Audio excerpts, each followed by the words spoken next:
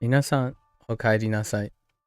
今日は200、260、60日目です。Welcome back, folks. It is day 260. We started our new unit 66. It does say shop for groceries, but man, yesterday's unit was kind of weird. I'm gonna add in a few vocabulary here and there to work up a few kanji characters here and there, wherever I see fit. But the number of vocabulary, like kanji characters and whatnot, is kind of on the lower side. And we have a bunch of grammar points here and there, so pay more attention to how many different grammar points we can make a note of. Alright, so we're gonna get into our recall, right? Alright, hajimemashou, right? Okay.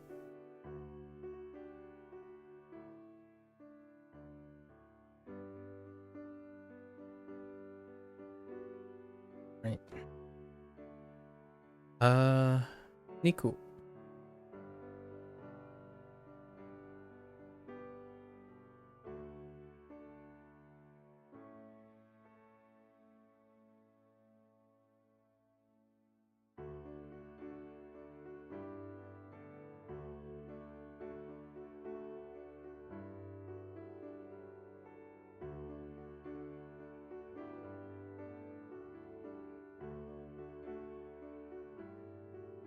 Tori, right? Tori niku.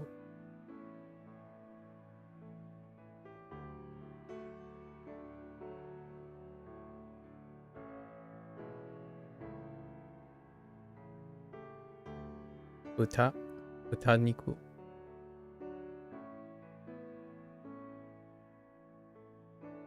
Yu, yu niku.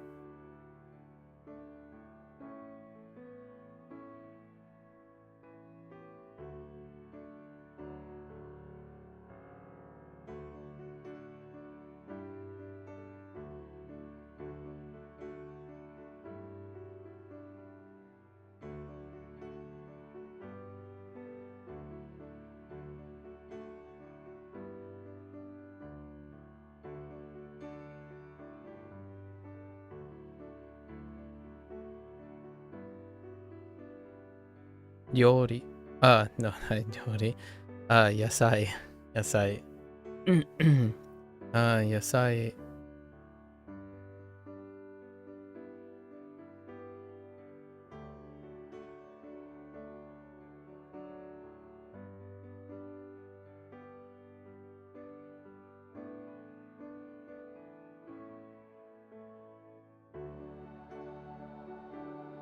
果物。果物。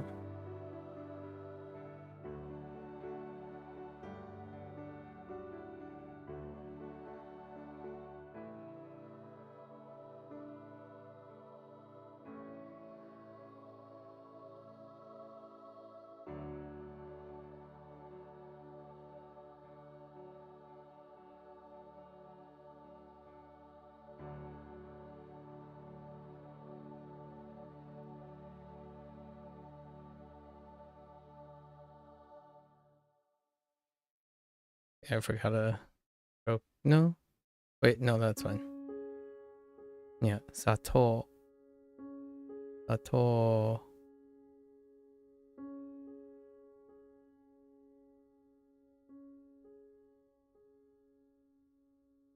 Shio.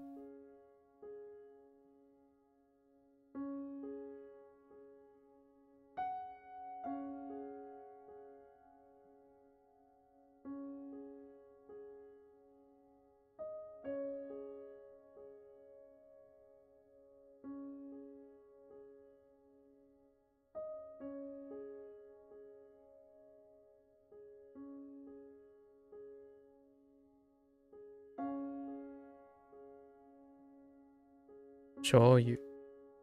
Shoyu.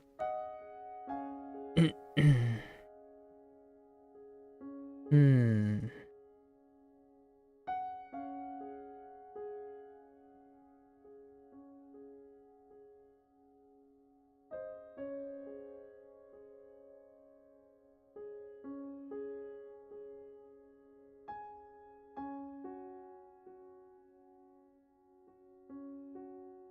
Kosho.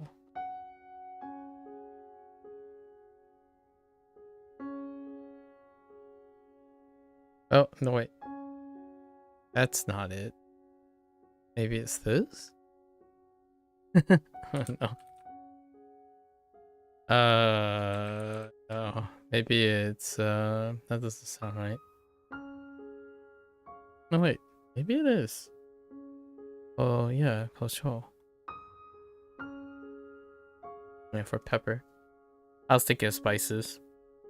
So we have like meats, right? Vegetables, fruit. Threw in some spices, sugar, salt, pepper, and then soy sauce. Although kosho probably has a kanji. However, I think it's more commonly written as kana. We'll see. Maybe even katakana. No. I've written in hirakana for now. Didn't see it come up again yet. That's a pretty rounded shopping list. Now it kind of goes in a weird direction. So for groceries, so we're like at a really special grocery. Actually, that would be our segue, right? So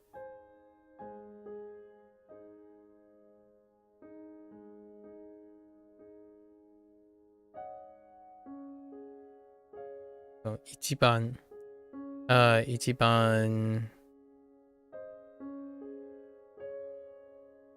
gai closest grocery store. Gai maybe even cheapest. Yasui. Yasui. And we know Yasui, we have Takai. Takai. Have I been doing anything besides Duolingo to learn languages? Well, interesting that you asked. It seems like I get that question every day. You said, have I been doing anything besides Duolingo? Yes. If that's the question. I do many things. I am Asian American, so I do use different languages in the household. So, yes. However, you said to learn languages. The answer is, a quick answer to that is 90% of time, no. And 10% of time, yes. So, learning is exposure and acquiring new knowledge, right? Knowledge that I'm unaware of. So most of the time, I restrict that to when I'm streaming. And when I'm streaming, I'm using Duolingo, among other things. However, if I don't have time for other things, Duolingo is a minimum. So 80 to 90% of the time, I'm learning a language with this. All the rest of the time, I'm practicing a language. So the answer is yes and no. When I'm not using Duolingo, I'm not learning a language, I'm practicing. So, yes, I practice my Japanese and Chinese outside of Duolingo. So, if that helps, it clarifies some things. Very, very common question. Something that I find that is a little bit odd with that question is the idea that people learn and study languages where the social norm is to only do something as opposed to doing many things. So I like to believe that the vast majority of language learners don't only do one thing. Hopefully. And in my case, that still holds true. That you don't only do one thing. Hopefully that answers that question. So the answer is probably a resounding no. I don't... Wait. Have you been... Yes. The answer is a resounding yes. I do a lot of things besides Duolingo. I stream Duolingo because it's available, it's convenient, and it's allowed.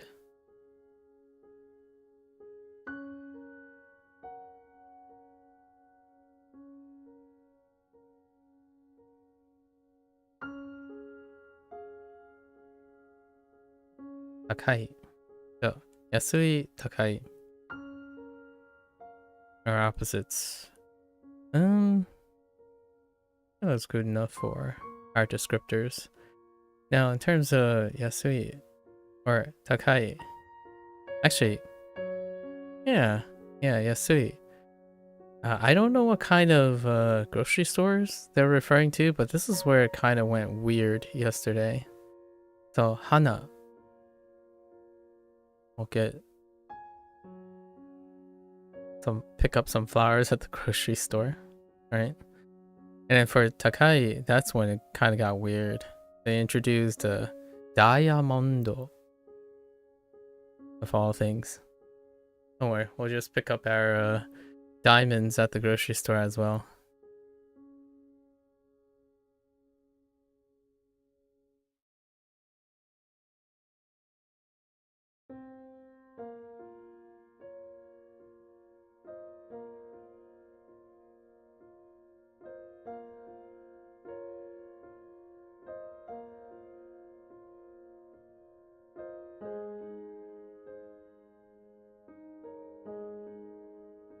There's something from left field. Oh, I forgot to add a few things. We can add ame to the list.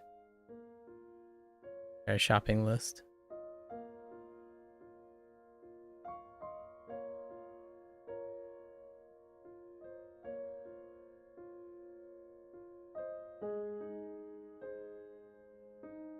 Oh, that's a terrible.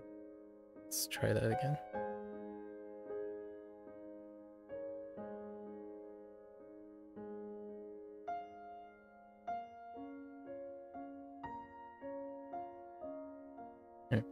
Ame. Might as well add okashi.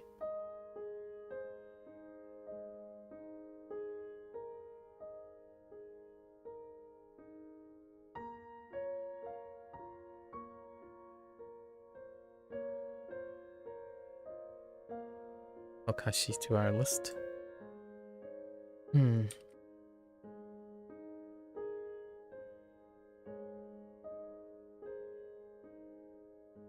All right. We only had 4 new kanji characters yesterday, technically. So when we think about yasui, takai, we can pivot to arau.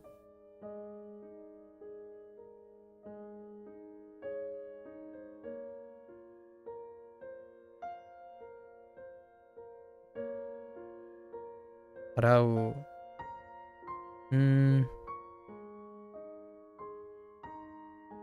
And kau and uru.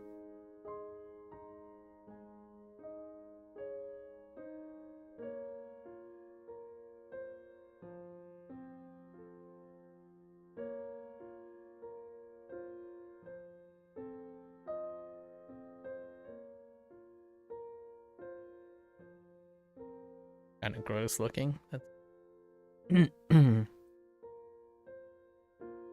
Outside of these, we had a few grammar points. No. Ya. Right. No. Ya.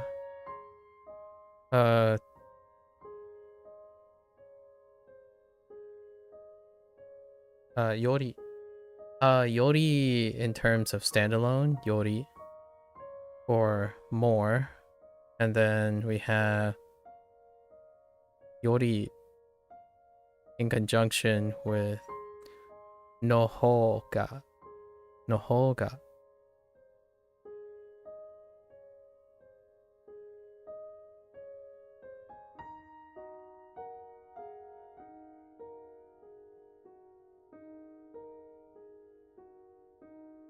Oh, it's actually the wrong stroke order.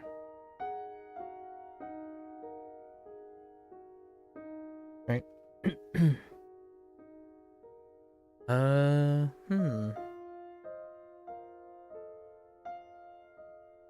Yeah, those are the major grammar things. Mo chotto was something. Let's throw that in.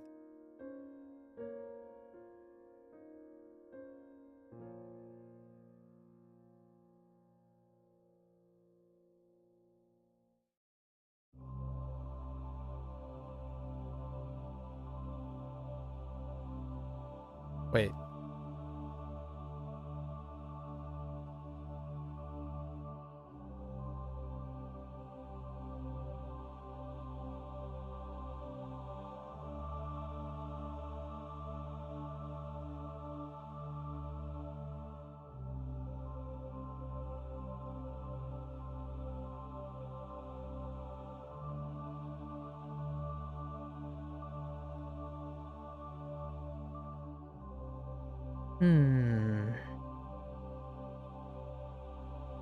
Yeah, I think that's pretty good. Things we compared was like articles of clothing at a grocery store.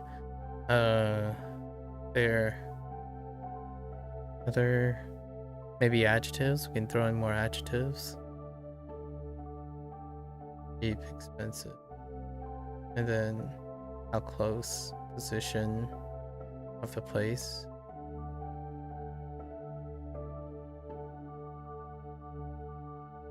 Now we'll pick up more along the way.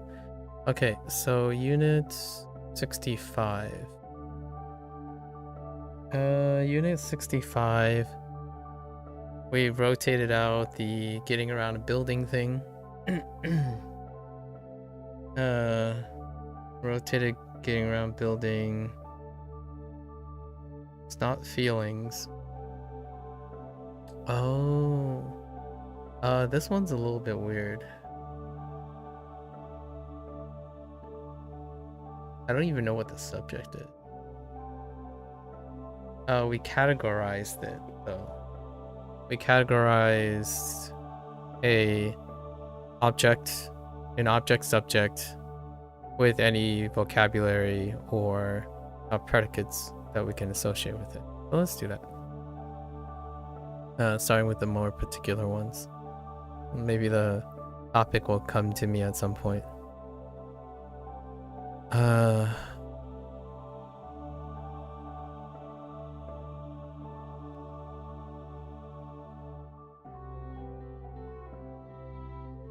Tobacco. Su.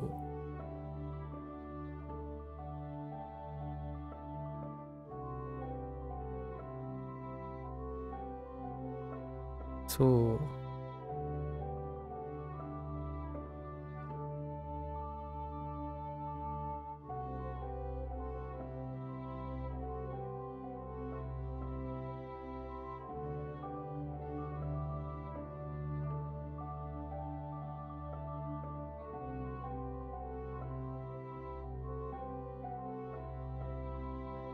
Botan.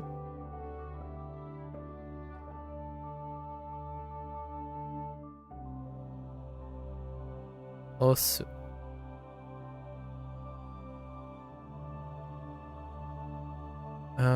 Marui.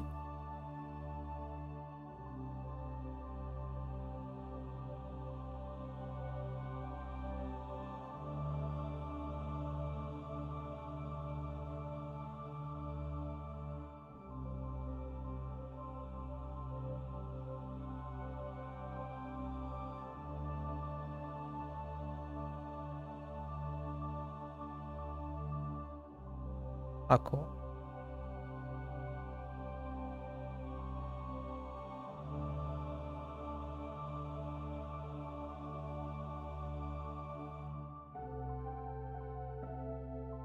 奥。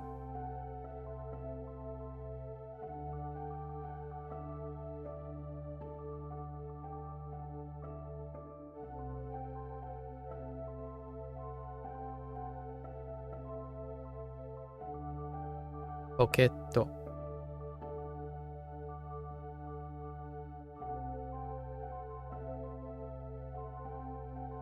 入れる。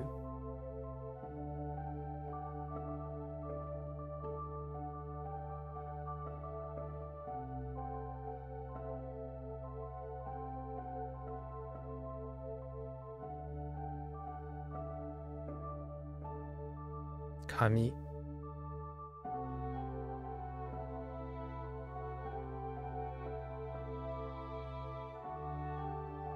Oof, that was a little far.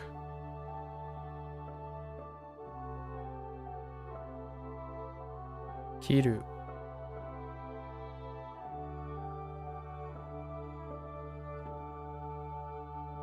Yeah, 二つに or つ with に cutting into smaller portions, right?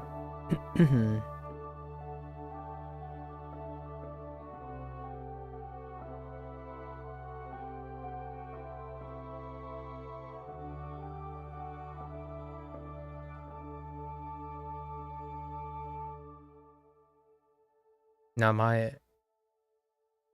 名前。うん。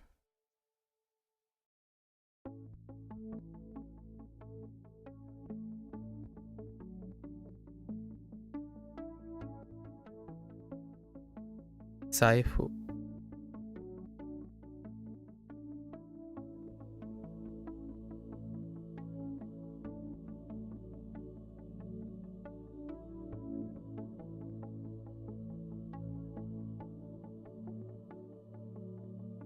鍵。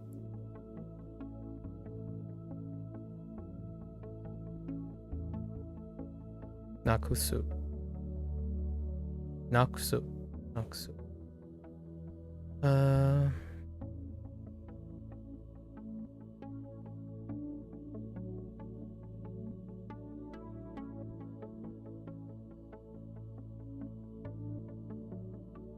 忘れる。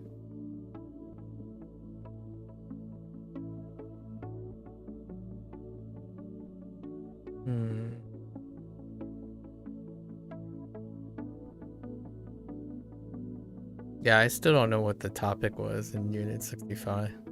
It was a smattering of things.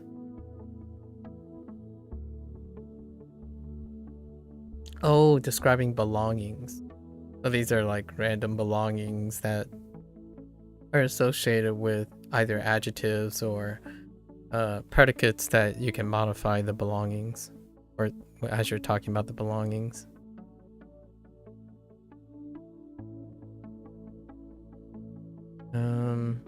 And other things, among other things.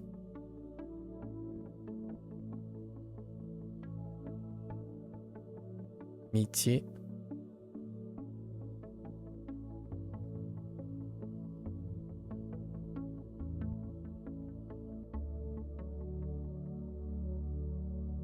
Hashi.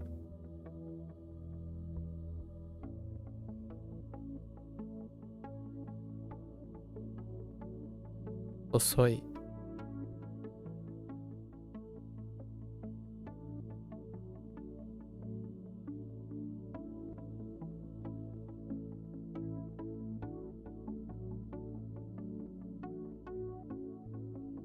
Ku.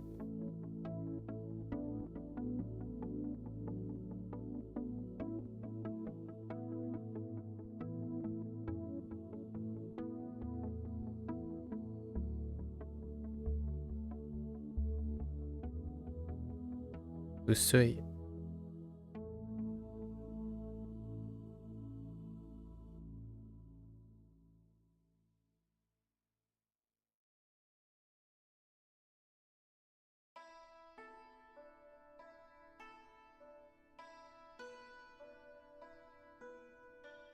Isho.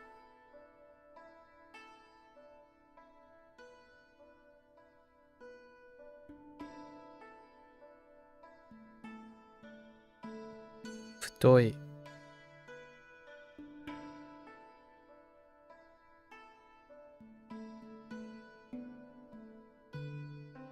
Oops. That's a little aggressive.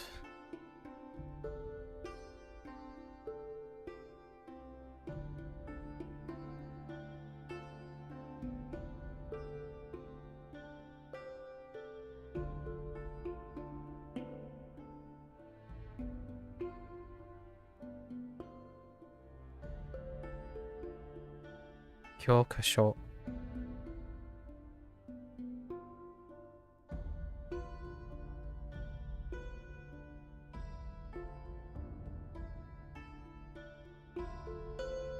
Atsui.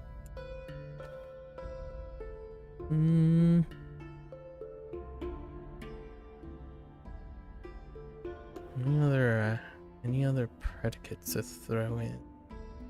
I think this is pretty good.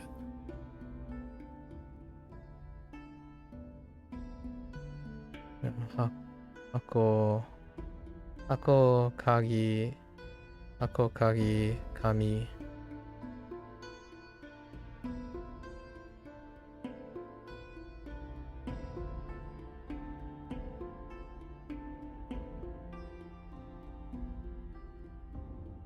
And then the 4 adjectives, right? Toi,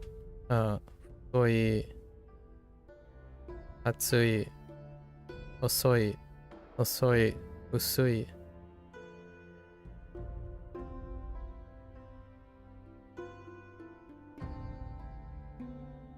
Yeah, I think that's good. Pretty good review.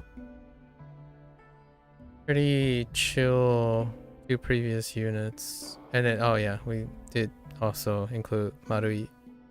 Oh, we forgot one. Sekken. Sekken. So we have Sekken. What were we using for that? Skau and Arau. Okay. Sekken. Alright. Fair enough. And then we add a bunch here because there aren't any new things, not too many new things. Alright, let's see if we can pick up more grammar points from the grammar points that I rehearsed and that I recalled. Gram. Gramu. Oh, right. Kilo. Kilogramu. To describe how much eat. Kilogramu. We'll add that too. Gram. 売りました。売りました。売りました。バターを冷蔵庫から出しました。バター。Oh, we can冷蔵庫。Okay. バターバター。バターを冷蔵庫から出しました。バターを冷蔵庫から出しました。or 出しました。バターを冷蔵庫から出しました。出しまた。I guess we can do dasu. We can think about the groceries in the sense of where they're stored to add more things. 冷蔵庫。なんか冷蔵庫。Why not?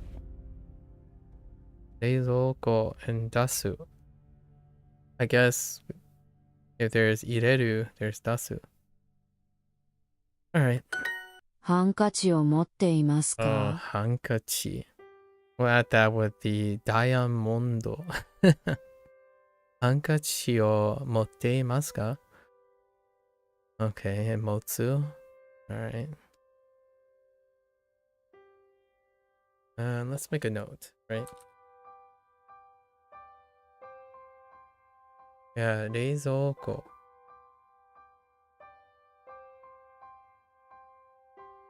Butter and hankachi.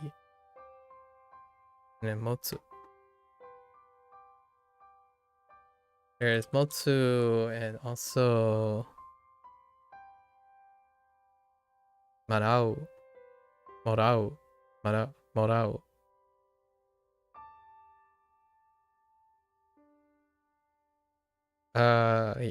Yeah. Morau was one. for gifting. Or giving. We're receiving, sorry. Receiving. No ageru though. 母は可愛いハンカチを買いました。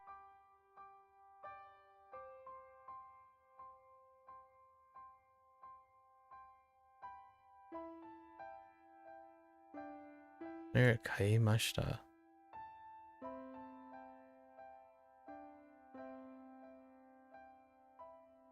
母は可愛いハンカチを買いました。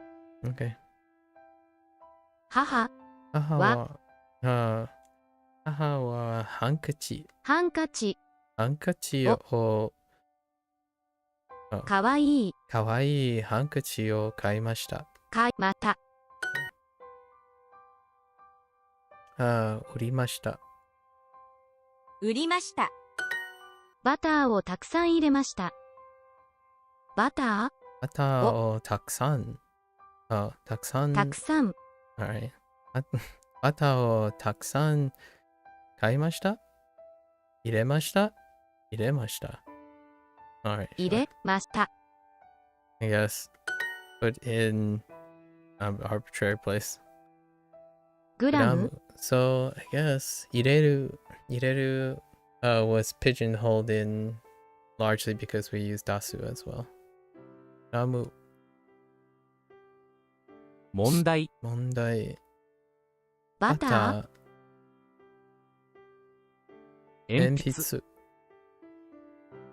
運転手このハンカチは誰のものですか？このハンカチは誰のものですか？誰のものですか？ Interesting.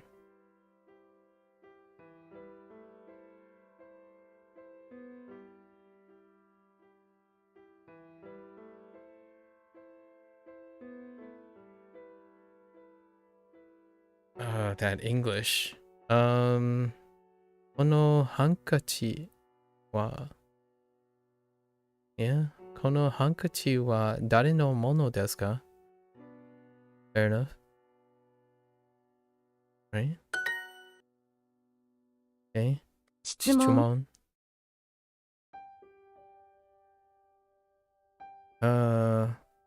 答え図書館鉛筆バター私の犬 Oh yeah, this is a weird one. This is a weird sentence. 私の犬は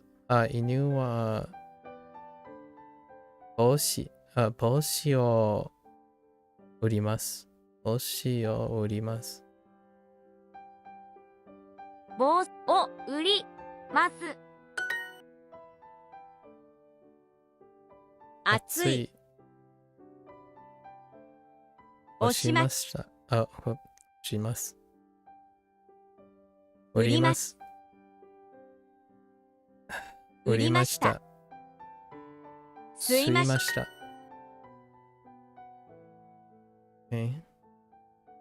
ハンカチ。このハンカチは誰のものですか？誰のものでか？彼女は安いお土産を売ります。彼女は安いお土産を売ります。Guess we can throw in お土産 as well, right?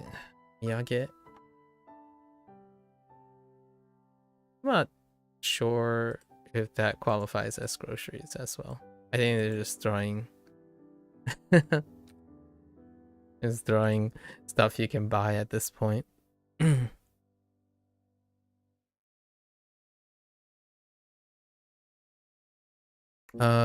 安い。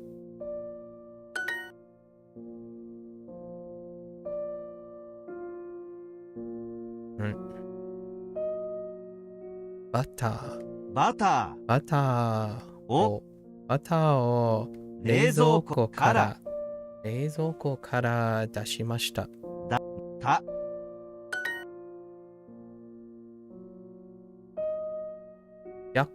100グラム。100グラムは全然重くないです。重くないです。100 100グラム。グラムは100グラムは100グラムは全然重くないです。重くなです。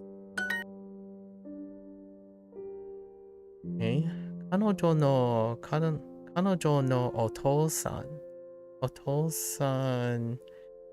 コンビニで弁当を売ります。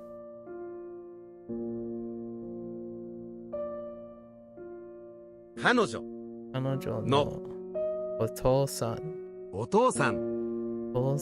はコンビニで弁当を売ります。売りますお弁当Okay. Nice. Okay. この方が好きです。この方が好きです。Oh, okay. 好きです。Okay, so I wasn't quite sure if I could use whole as a standalone as well. So whole and yori has standalone uses. So whole in this case is still more. There's no entry for it. Can I find, whoops. Is there an entry for it? Okay, whole. Okay, whole, direction, side, field, indicate, no, that's not the whole I'm looking for. Whole information, whole. There's quite a lot. Oh no. Counter for package.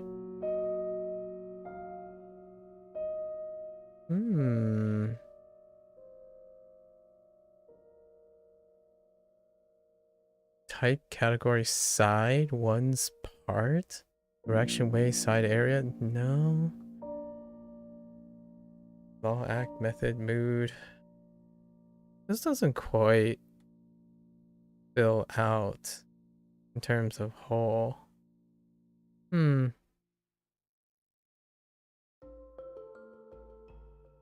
Indicates one side of a comparison. Yeah, that's the closest we can get to whole. Indicate one side of the comparison. However, this seems to default to more, which I thought they use yori for. この方が好きです。Right, I like this one more. So kono for this or implicit one. I'll make a note of that. ダイヤモンドは安くありません。ダイヤモンドは安くありません。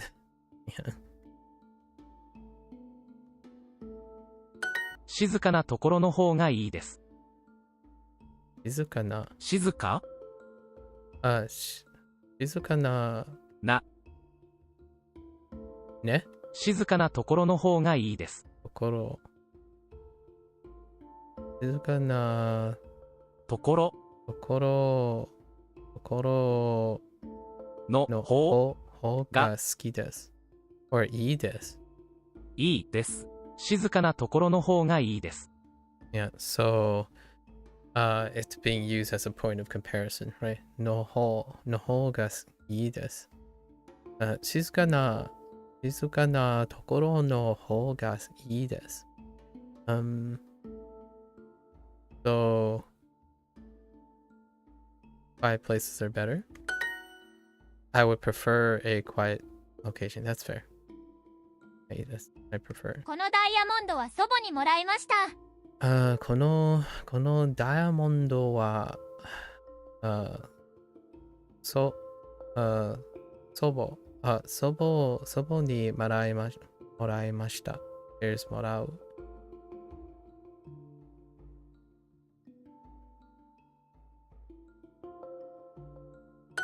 カートよりズボンの方が好きです。ズボン。スカート。スカー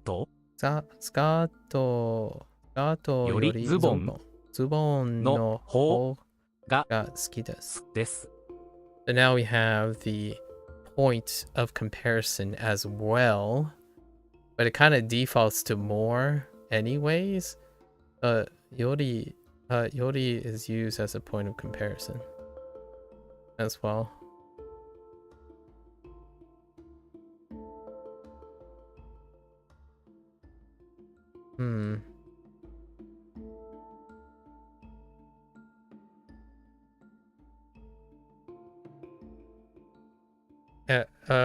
In this case, now we have than, right? We have than.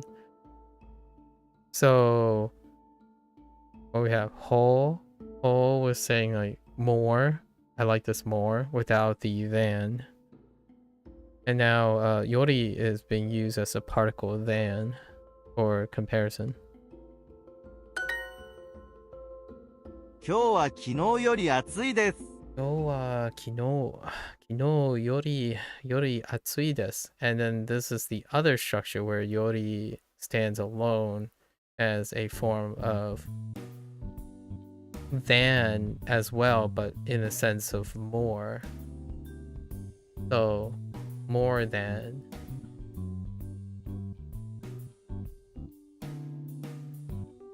In this case, though, the comparison order is reversed. The subject is more than the object. So, 今日は is the topic, I suppose. The topic is more than the subject or object, as opposed to the other form where you use yori to use as a form of comparison. The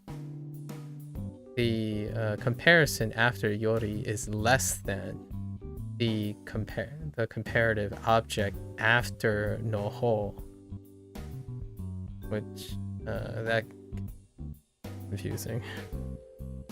But we're keeping it straight. Oh, good. Right. 今日は昨日より寒いです。今日は昨日。Wait. 今日は昨日より寒いです。より寒いです。寒いです。彼は僕より4つ上です。彼は僕より4つ。Oh yeah, this weird thing. It's like a one-time use. I'm still not so sure about this one. 4つ上です。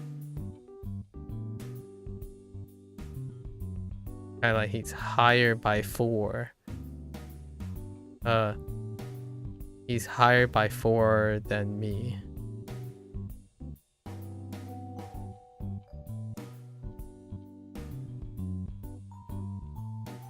これが一番高いダイヤモンドです」。これ近いダイヤモンド。これ高い。これが一番高いダイヤモンドです。これが一番高いダイヤモンドです。これが一番高いダイヤモンドです。これが一番高いダイヤモンドです。一番高いダイヤモンドです。いつも教室で一番前に座ります。いつも教室で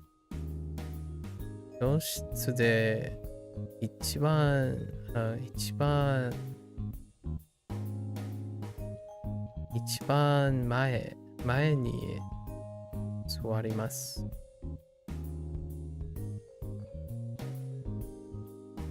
Oh, this is the very front.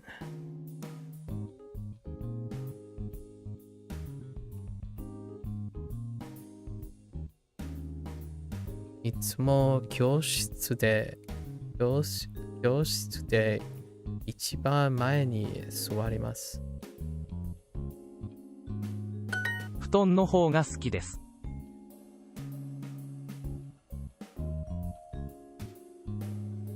or 布団。ね。布団の方が好きです。布団の方が好きです。がです。Alright. So yeah. So using it as more or comparison. I like futons more. Okay.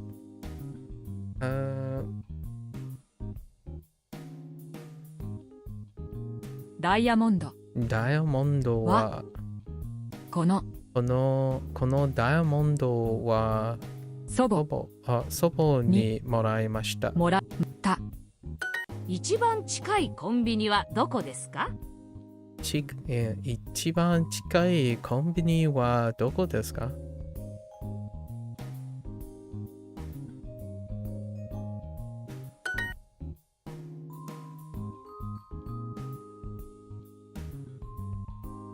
これが一番ダイヤモンド。高い。一番高いダイヤモンドです。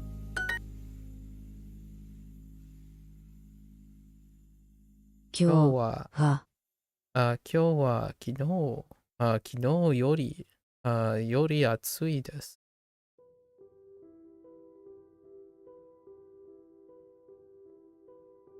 昨日より暑です。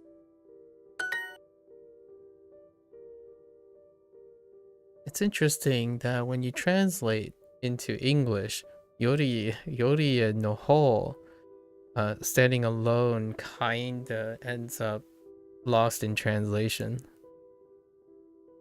What is the cheapest? どれが一番安いですか？でか。OK。ベッ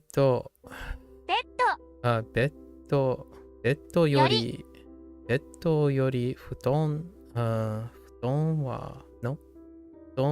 の方が好きです。布団の方が好きです。私は sure. Gotta make sure you cite yourself. Sure. Fair enough. 豚肉。Okay. 豚肉。鶏肉。おっとい。はい。豚肉。牛肉を 1kg ください。牛肉を 1g。キロ。1kg. Imagine ordering 1 gram. 1 gram of beef, please. Sorry. ください。牛肉を 1kg ください。牛肉を 1kg ください。鶏肉を 1kg ください。鶏肉を 1kg ください。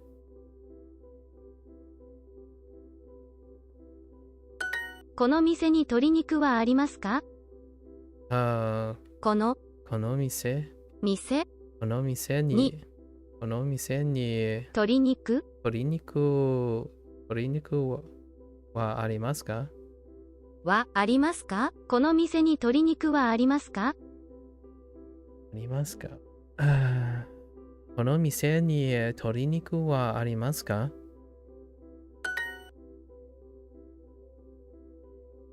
鶏肉を 1kg キロください。豚肉と牛肉、どちらが好きですか？ Oh yeah, どちら。You know? Yeah, we should contrast that with どちら. Using like which is better as a response, as a question response associated with using よりの方が。So what did they say first? 豚肉ね。牛肉と豚肉。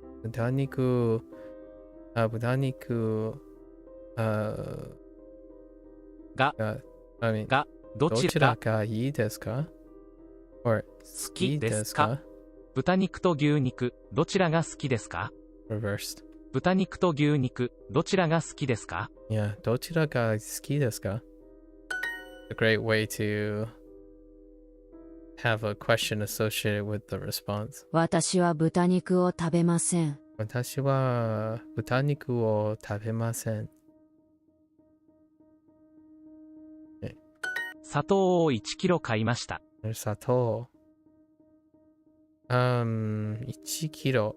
砂糖砂糖を1 1キキロロ。1キロ買いました。買いました。砂糖を1キロ買いました。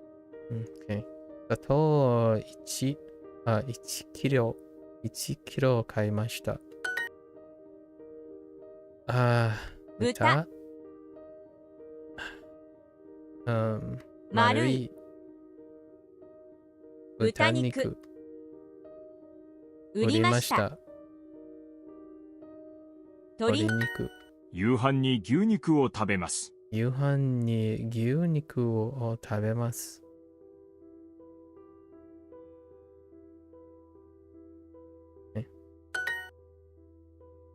鶏肉売りました。厚い細い豚肉。村。豚肉。鉛鉛筆。筆。メメートル。ートル。図書館。館。Oh, there's Seth. 牛肉牛肉を1 1キロ、キログラム、キログラムキログラムください。ください。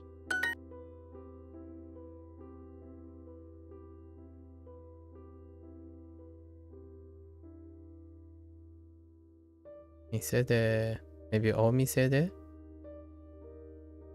にお店にお店に豚肉豚肉はありますか？ Oh no. そのお maybe we still put その店で、店に perhaps? Yes. I certainly like honorizing so many things. Okay. このこの店で、店この店に、鶏肉ありますか？鶏肉はありますか？鳥はありますか？ Okay. 鶏肉とより牛肉の方が好きです。Where are you? 鶏肉より鶏肉より牛肉の方が好きです。好きです。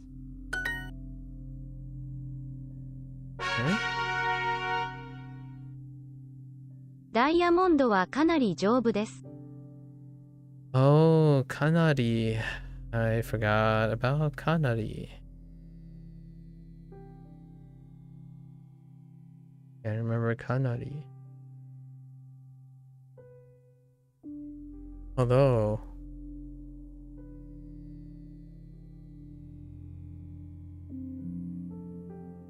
what do we use for かなり？結構。結構。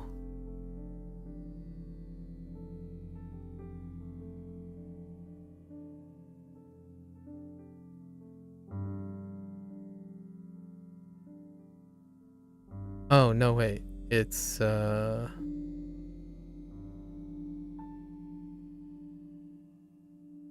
yeah.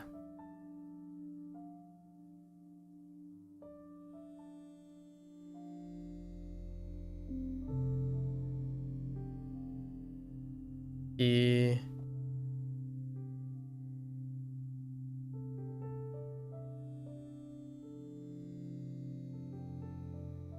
he and die. He die.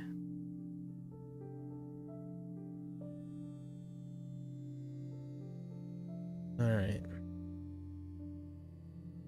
Kanari. Alright. ダイヤモンドはかなり丈夫です。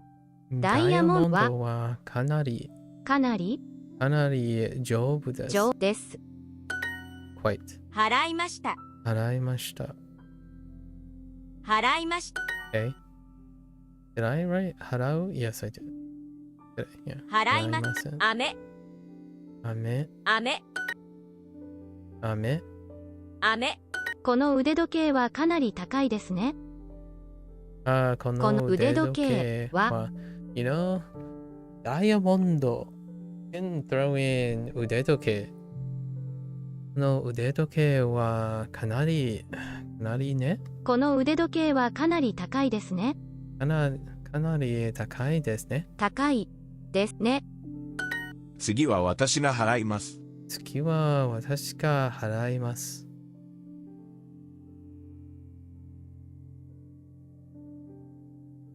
入り口でお金を払ってください。入り口、oh, right. We placed 入り口 and 出口 next to 払う。Hey, hello there, Mark. Nice to see you again. Thanks. I see you're on Twitch too. 入り口入り口を。入り口でお金を払ってください。入り口でお花。お金入り口でお金を払ってください。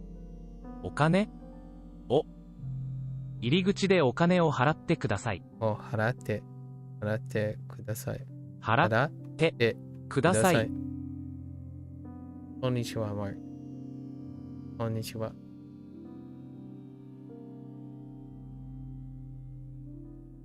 入り口でお金を払ってください。Okay. I guess I could write お金 next to like 安い高い and 払う and then where to pay 入り口 and 出口 to expand the vocab practice of this unit.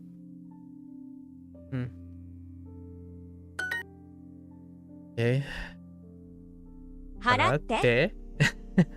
they always do an uptone for the te form. Kind of funny. I don't think it's funny. 鶏肉、豚肉。売りました。雨。出口でお金を払ってください。出口で払ってのお金を払ってください。出口でお金を払ってください。Yeah, I guess shopping for groceries,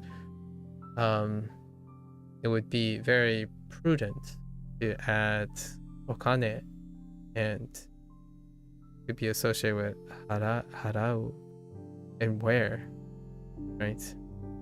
I'm imagining a grocery store. So the grocery store where you pay, it's near the entrance and the exit.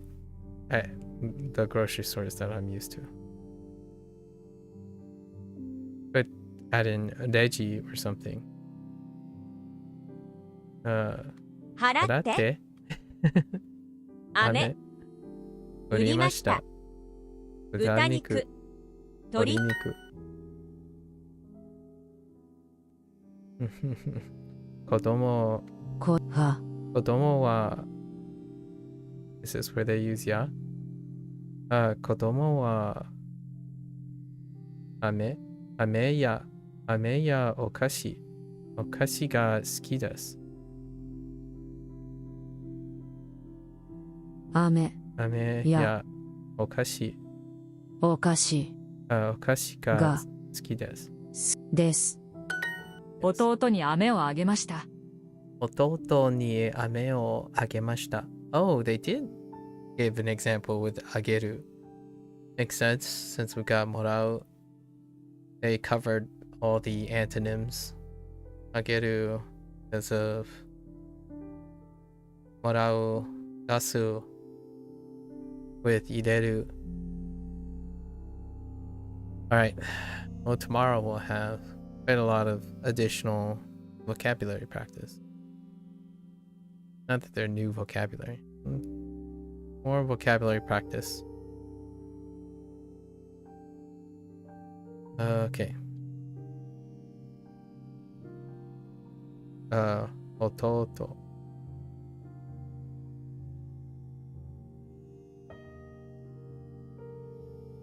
Ame.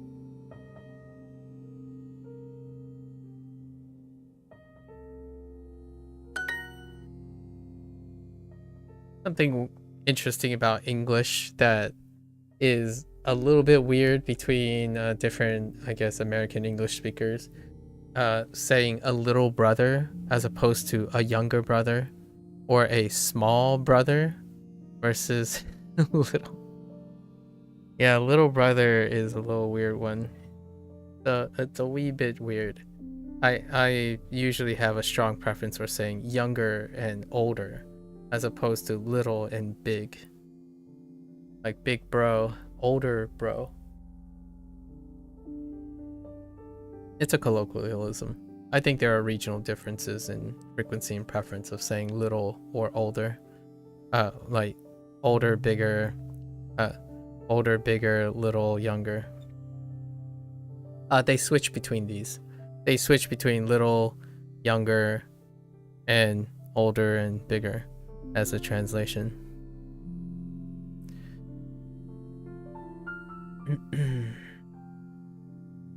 I put in my interdimensional bag chicken and vegetables. Yes. 鶏肉鶏肉や野菜。野菜野菜を入れます。います。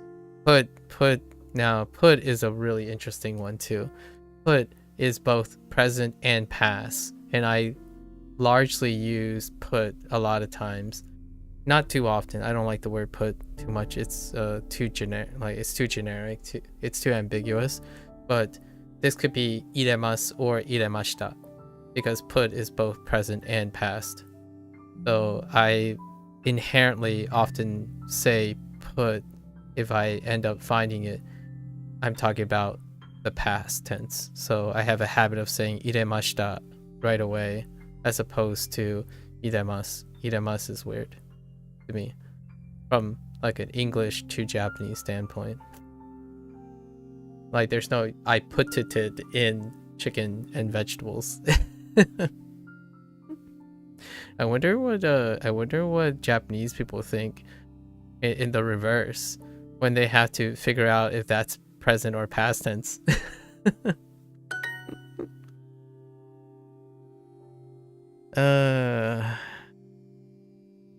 Small ones. 小さいの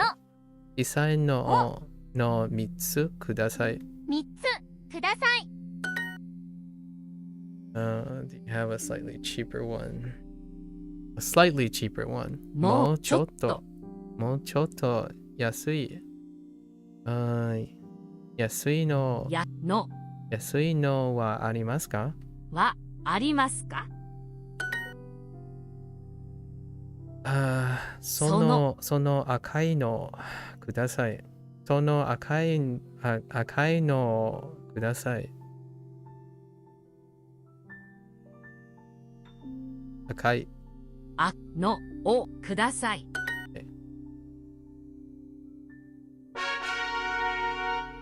Fun times. Chill, relaxed, fun times. It's nice to have an occasional chill unit. Although I think I have too many chill units in a row. I think the last one and this one is a bit too chill. Slightly too chill. So we're strapped for adding more and more vocabulary into the unit. When the unit volume goes down, I increase the unit volume myself. So to meet like a certain amount, because this unit had like 5 vocabulary words. The average unit has about 15 to 20. And usually we boost that up after 3 days, about 30 to 35 different points. So that includes grammar points, turn of phrases, and vocabulary words, and or kanji characters. And this unit is really, really low. It's like on the super low side. On the Chinese front, it's kind of similar. We boosted up to like 30, practicing 30 to... We're going to try most of the time for 35 to 40 elements every unit. So if we make up the difference. So if there's like 20 units, we add 20 to it to boost it up if stamina permits. Otherwise, bare minimum is whatever they introduce in the unit. Because we're in the process of doing building blocks now. So every singular block can be built upon. So we don't remember things in isolation anymore. It's okay to remember things in isolation every now and then in the current place where we are at. However, now I'm thinking of things in phrases as opposed to vocabulary, like single standing vocabulary. And sure enough, another 6 months of this, we'll start thinking everything in complete concepts, right? We'll build up with our sentence phrases into our sentences, and our sentences can then be associated into paragraphs and conceptual arrangement. We're kind of doing that here and there a little bit, right? It's kind of like a pyramid shape. The fundamentals are slowly going away, and then the building blocks are starting to shift. We start stretching, keep doing our stretching goals. 彼は僕より4つ上です。彼は僕より4つ上です。This one is kind of weird. I'm not sure if I'm going to make a note of this or not. It's so particular. I hope they bring back Sai. I was expecting a prompt with Sai to contrast with expressing age. This is the only... It's like contextless. It's outside the... It's way outside. This is probably the most outside of all the prompts. With grocery in mind.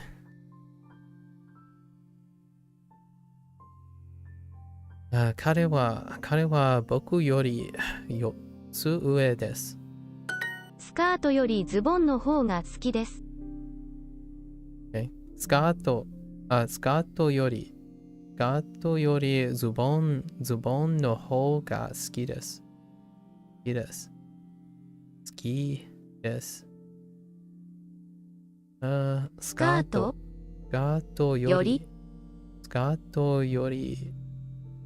よりズボンの方が好きです。好きです。もうちょっと安いのはありますか？もうちょっと安いのはありますか？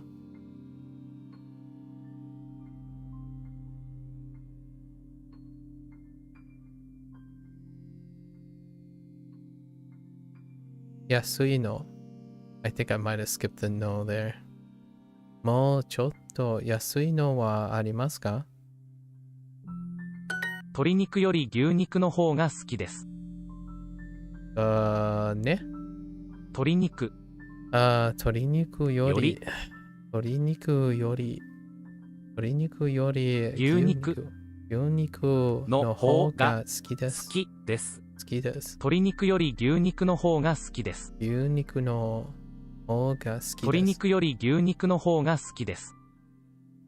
今日は昨日より暑いです。今日は昨日より暑いです。今日は私が払います。今日は私ね。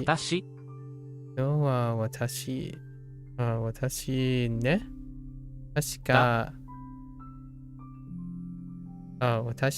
払いです。払います。払います。今日は私が払います。布団の方が好きです。I was thinking of convert. I think I habitually nominalize paying. Like it's my payment. Like I accidentally convert like harau into like harai or something out of I don't know where I was going with that. 布団の方が好きです。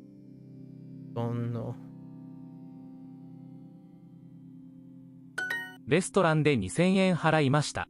Yeah, so I feel yeah, that's definitely defaulting to more as opposed to willy-nilly stating a form of comparison. Like comparison to what? Kind of like Niku defaulting to pork, as Hideyoshi mentioned yesterday. レストランで2000円払いました。レストランレストランで2000円。に円。2000 Oh, missing.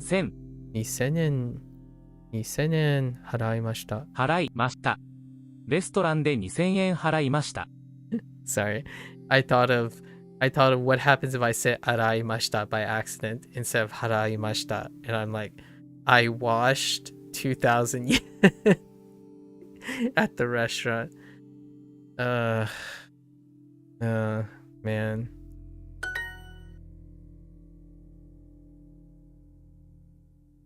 Oh, this was neat too. This is using kanari. So kanari taksan no. So 彼女はかなりたくさんの本を買いました。彼女はかなりたくさんの本を買いました。I did not pay at the dinner yesterday. Okay. Wait a minute. Don't you dare yesterday's dinner me, okay? Duolingo, we gotta be fair here. Don't you yesterday's dinner me. Alright? Alright. So. 夕飯 Wait. 夕飯 Kino. 昨日 Oh no, they did do. Wait, no, wait, let's see. Right?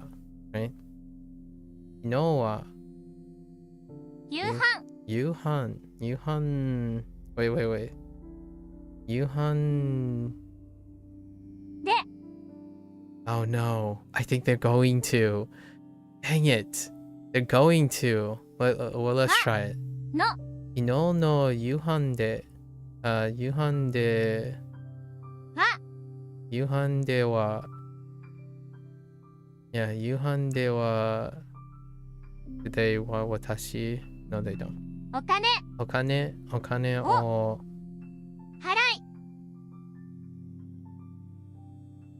払いませんでした。Yeah, they totally did. They totally yesterday's dinner me.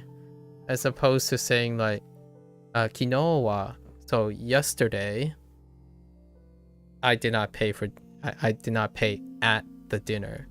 Not, I did not pay at yesterday's dinner. Like, this can be said that way. However, this can be said, I did not pay at dinner yesterday.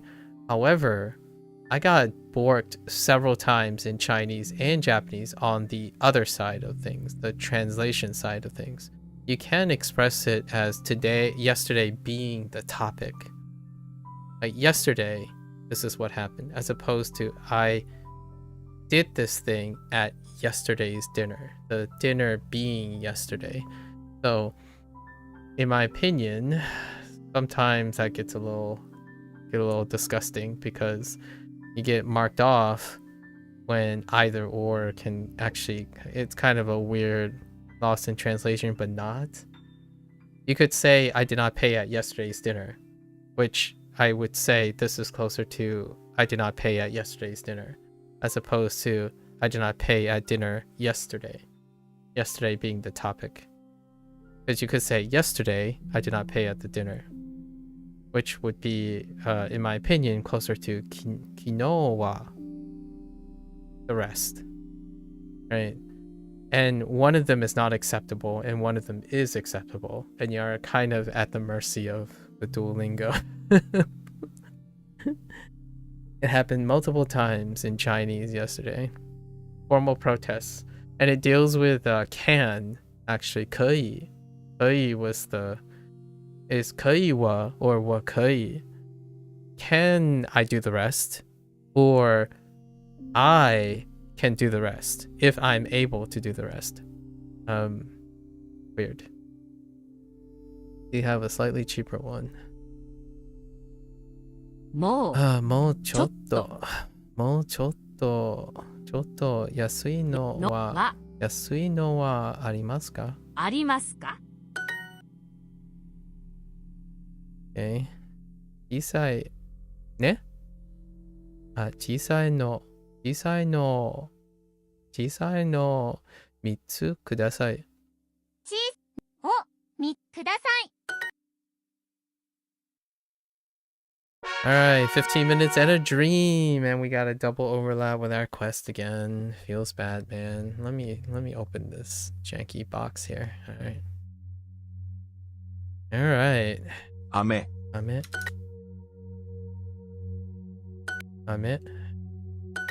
Oops. Okay, we didn't turn on our stuff yet. 雨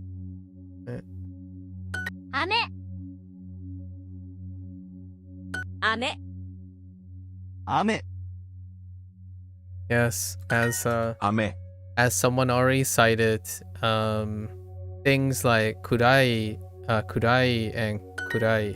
雨 Kurai and kurai are interchangeable 雨 in Duolingo's synthetic voices because, well, it's not pitch accent 雨 trained, I suppose, so to speak. So this is, according to Hideyoshi, this is ame as opposed to ame. Ame being rain. This is ame. However, the pool of synthetic voices will have ame and ame in the same. So, yep. That's something to know, I suppose.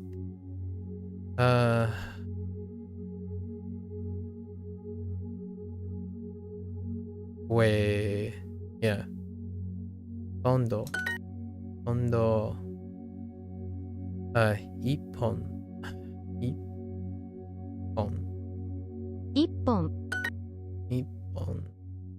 Kondo. 立派 Oh, just kidding. 今度 This might be from a previous unit, 2 units ago. 今度 Because we didn't complete the exercises in like a lot of them. Oops. 今度 Ah! 今度 Kondo.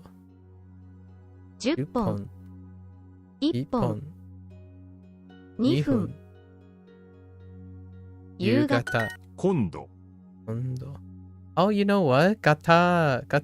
I think gata, like yugata. Gata is the same kanji for kanari. Although kanari is typically written in kanji, I think. I saw that somewhere, maybe. ど I could be making it up. 1本今度 Kondo. Ko- Okay. 3分 3分. 3分. Oh, it's pun. My bad. 3分. Okay. 今度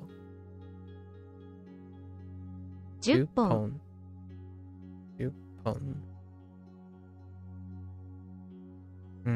夕方1本1本1本1分 I like this because that's how I'm associating the changes, with a few exceptions. There's one exception that I know between hun and hon as counters. 今度 Kondo. And that's hachi. Hachi are different between the two. 4時 Yoji. Otherwise, I use them as guides for each other.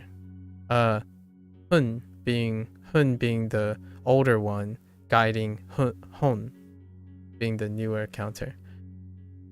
5本 Okay. Turn on my IME actually. Kondo.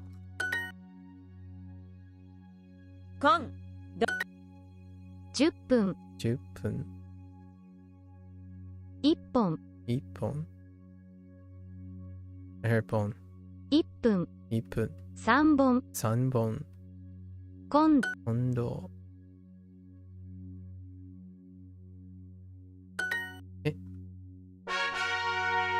Ba-bam. Okay. Whenever there are numbers in a unit, be ready for counters. Ahoy. 雨 Ame. Ame. Ame. 雨 So there's ame. There, that one is the one we're listening for. 雨 Ame. That's rain, right? So 雨 that's ame. 雨 That's ame. 雨 That's a little in between. 雨 Okay, most of them are fine, actually. 雨 Though the ones that will stick out are Oscar's voice. 雨 No, that's fine. 雨 Oh, actually, Oscar's voice sound fine. Huh. 雨 Okay, that's not. Oh, it's Vikram's. It's Vikram's synthetic voice. That sounds more like Ame instead of Ame. 雨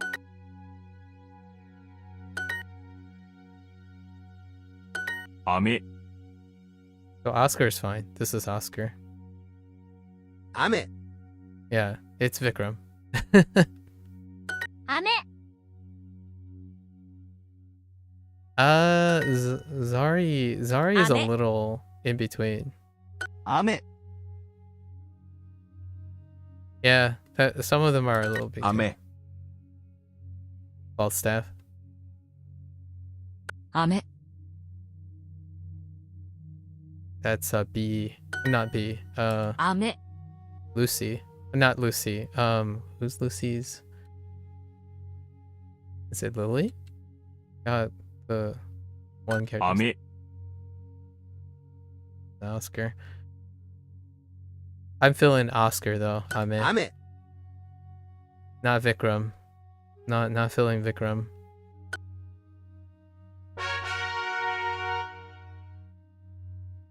Ever want to hear pitch accent differences? Go to the kanji section of Duolingo and ask yourself, which one are you listening for? Most of them though tend to be uniform. Some of these don't. Like some of these aren't. Murasaki iro. Nidai. Nidai. Dai. Huh. 2台 Nidai. Right. Nidai. Murasaki iro. Murasaki iro. 紫色 Nidai. Yeah, large objects. Okay. 5台 And Dai, the memory tool for Dai is Mai. Mai is the first prototypic thing. So largely Mai and Dai ends up being very similar. I didn't find any exceptions yet. So, and Mai pretty much keeps all the numbers the same. So no obvious euphonic changes. 5台 Godai, right? Godai. Godai.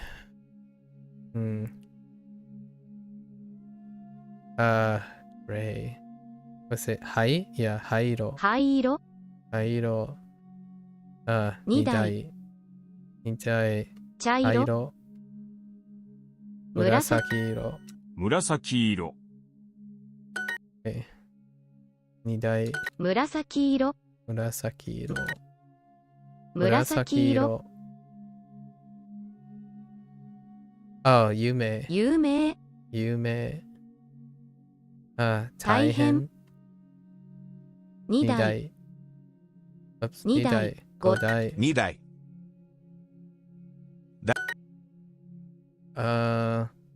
Oh, Kekko. I was gonna try to remember Kekko to relate to Kanari. Kanari is the new one, but Kekko can actually end up replacing where Kanari is. Yeah, in some uses. 結構 So Kekko was what I was trying to remember. Which they have it here anyways. Kekko. 有名2台 5台 Murasaki iro.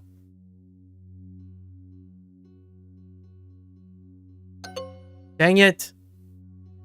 Oh, I tied to me.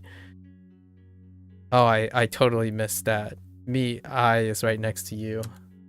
Okay. 紫 Murasaki iro. 茶色 Airo. 紫色 Murasaki 有 iro. 名 Yume. 3台 Andai. 2 Nidai.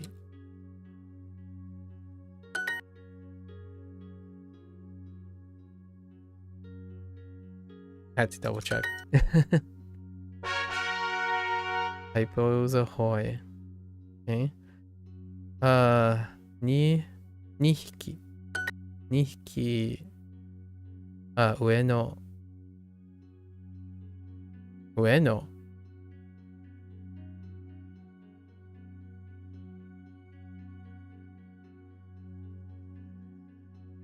上の Oh, ueno as in the place. The place, yes. 2匹 Nihiki. Yeah, we got lots of counters. 2匹 Oh, there you. Ueno. 10 10匹匹。10匹。 2 2匹匹。出口。上の。1 1匹匹。 2匹 Who did I vote for? Well, that's classified. Yeah. That's something we voters do not share. 2匹 2匹。 2匹上の。 2匹2匹。出口出口。 2 2匹匹。8 8匹 匹。You can use your imagination. You know? Use your imagination. 10匹10匹。上の。上の You're not American, by the way. It shows. Like, it shows because you asked the voter who they voted for. Yeah, so very, very understandable. That checks out.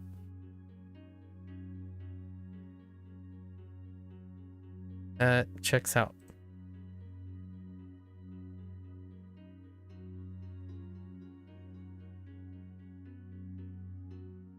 It's a secret. Oh, that's how you say it's a secret.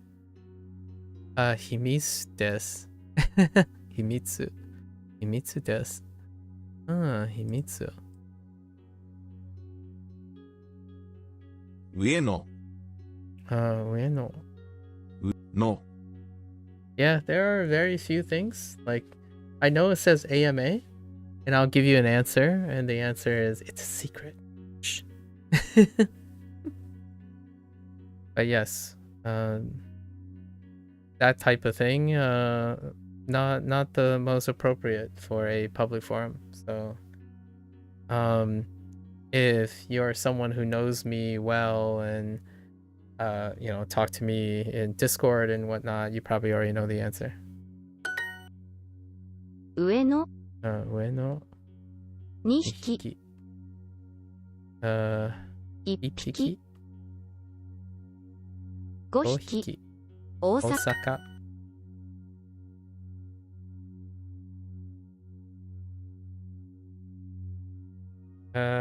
2匹。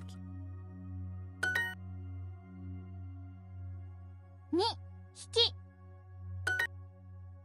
I was beginning to wonder when I was gonna get a question like that at some point. You are the first. You. 上の上の2匹上の2匹2匹。5匹5匹。出口出口。8 8匹匹。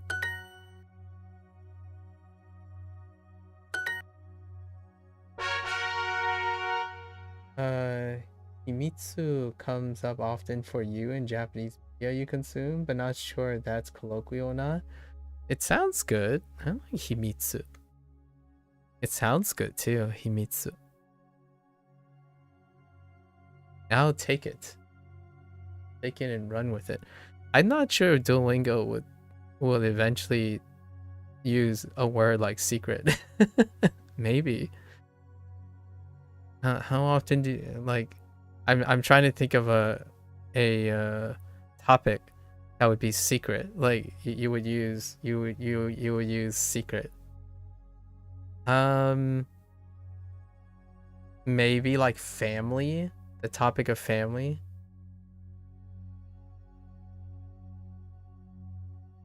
Shimon 2度2度 And honestly, here's an interesting thought. Let's channel Japanese culture here, because we are interested in Japanese culture. Asking openly in a public place, asking people like what are their political alignments, or insisting on answering that. Usually, I can't speak for Japanese culture directly, but I would say if it's anything like Chinese culture, most of the time publicly those people would decline to speak. It would be a very unusual question to ask someone in public. So hopefully you find people who are interested in a face culture like Japan and China will find it reasonable that they decline to comment on political alignments. We can talk about it though. The presidential election happened 3 days ago. Yes, 3 days ago. And you can vote for 2 candidates. It was Kamala Harris and Trump, right? Or Donald Trump. For a moment I forgot his first name.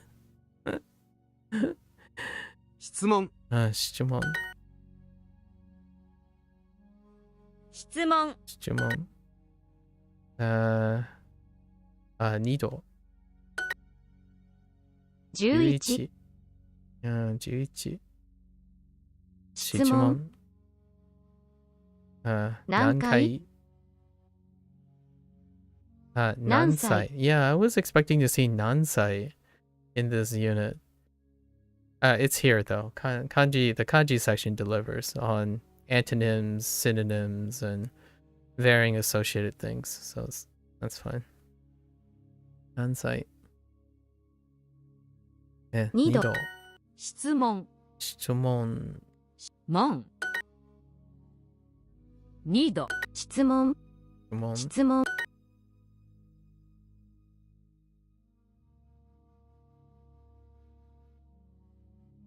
1人1人質問何度何時2度2度2度ど何歳何歳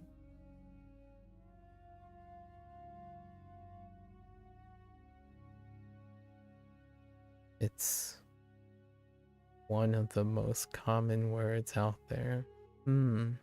I see. 何歳 Ansai. 質問 2度 Okay. Oh. 何枚 There's the my relation to not here. 12 Uni. I was looking for the thing that I was referring to earlier. Sumon. 門 何枚 Nanmai. 質問 Chumon. 何歳 Nansai. 2台 Nidai. 2度 Nido. Oh, there's Dai. Yeah, Nidai. Nido. Alright. So we're done with today's Japanese lesson. Yeah, so low key. So what are we adding to this anemic list? So we have one at the core of harau, right? So harau, we have location, which I forgot actually yesterday. I made a reminder yesterday and forgot. So deguchi, right? Deguchi and iriguchi. Iriguchi, kind of like at a shop or grocery store. It's usually the exit or the entrance. That's where the reji is.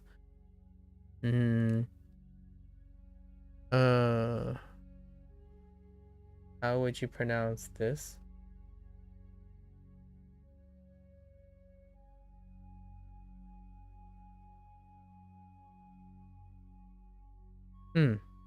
That's a good question. I don't know how I would pronounce that.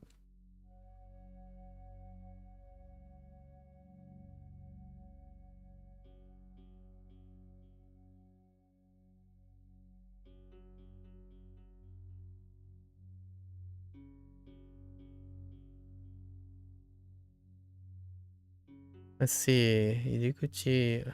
Okay, deguchi. So, let's see. Harau. What else we have?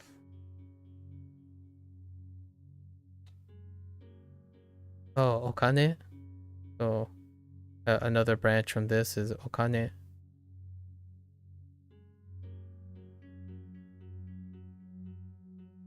Right. Oops. Okane.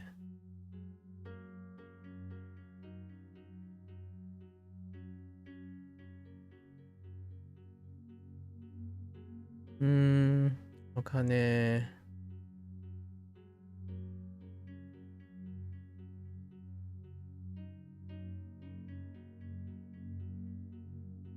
Yeah, more things.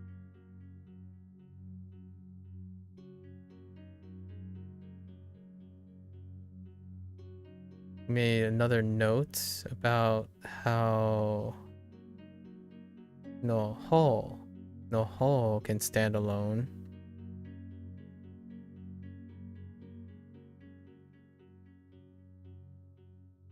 No hole. It kind of defaults, which may or may not be important next time. Also, the ue for combining to tsu. Specifically, they use the yotsu. Yotsu ue desu.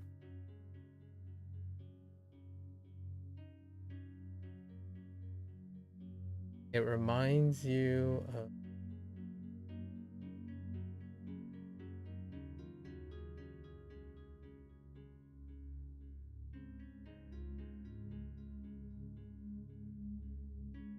sounds like kind of checks out. Yeah, sounds like it checks out.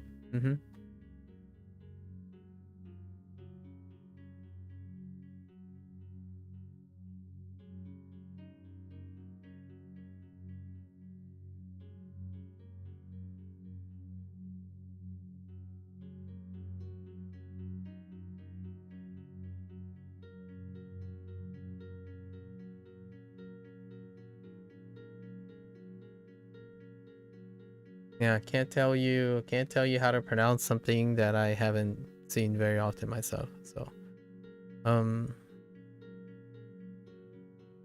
interesting questions. Interesting questions. Let's see.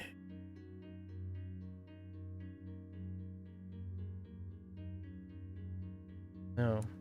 Oh, there, yes.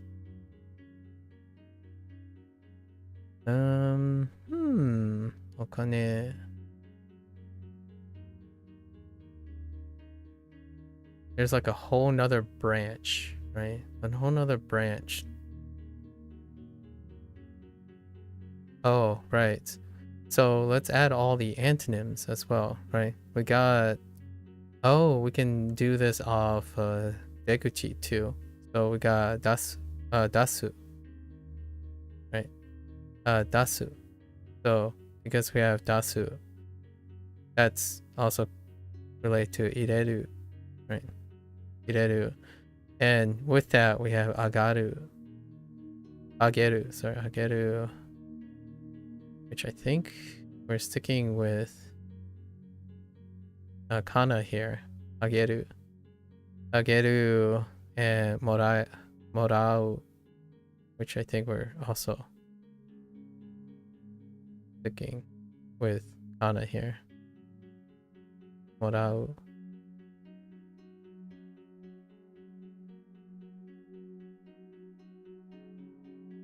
It's only used in linguistics? Well, that makes sense.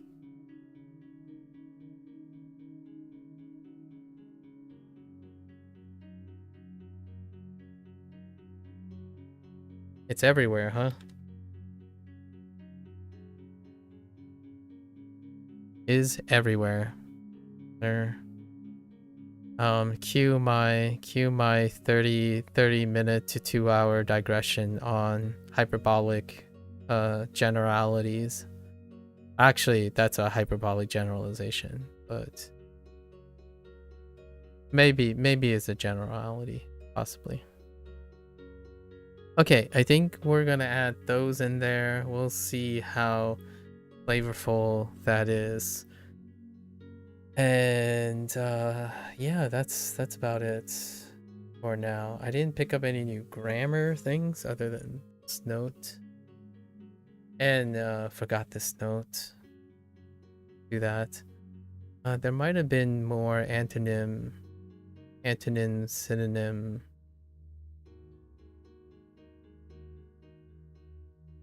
associations. All right.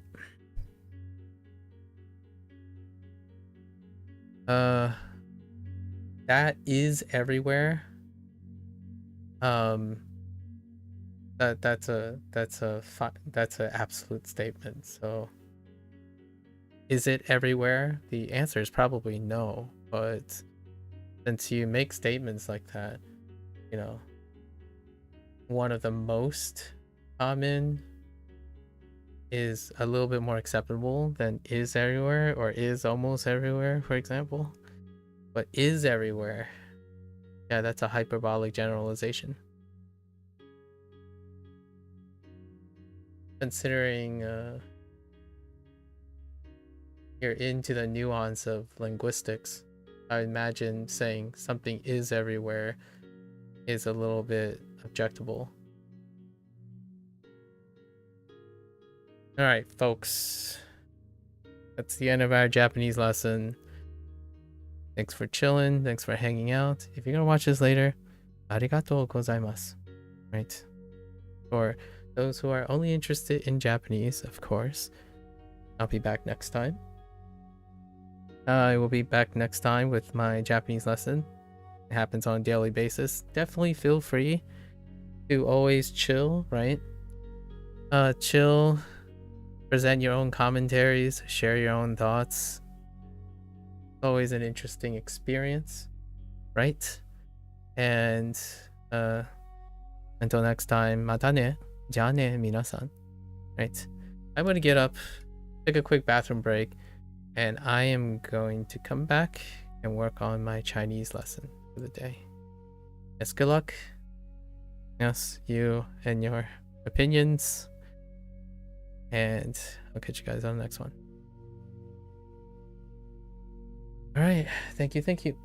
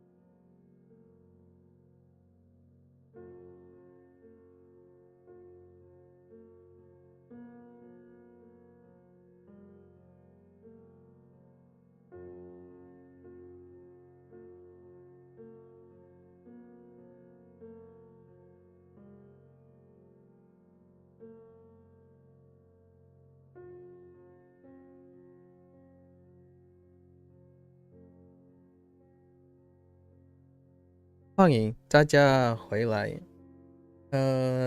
今天是第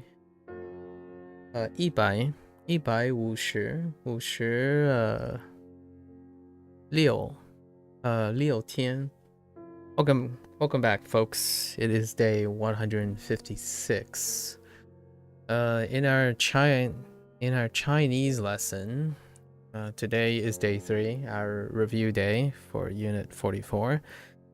I communicate at school. I think this one was relatively short, so we're kind of strapped to bolster some of the volume in it. And yeah, squeeze in as much vocabulary as we can, or whatever feels nice. It's gonna be a short lesson today. Day 3s are usually relatively quick. And then we'll try to get cutting into our backlog of Hanzi exercises. All right, yeah. 让我们开始吧. Right. Let's get started. Unit 44.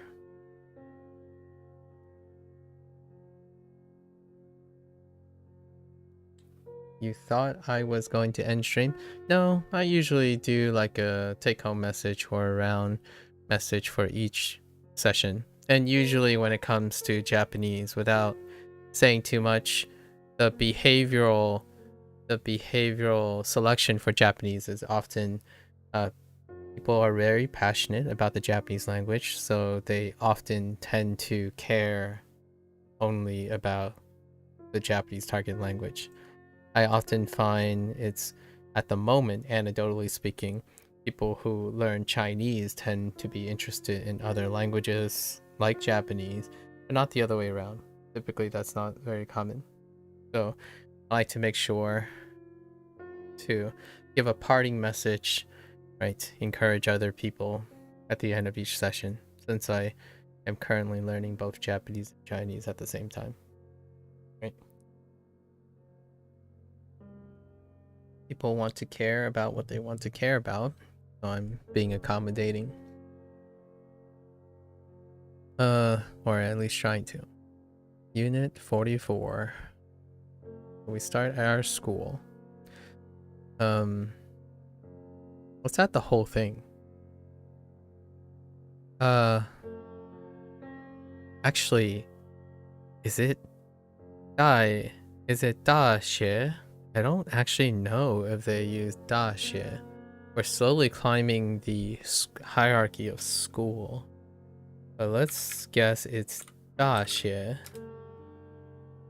Yes, da xie. So let's go with da xie. Bolster our vocabulary. Whoa, calm down. So, da xie.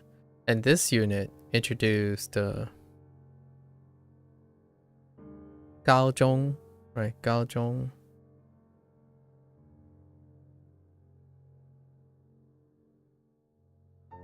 Gaozhong.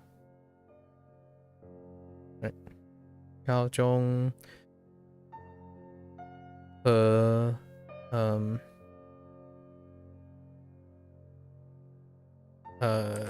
初中初中 wait, I'm not sure if there's a, that looks fine. 初中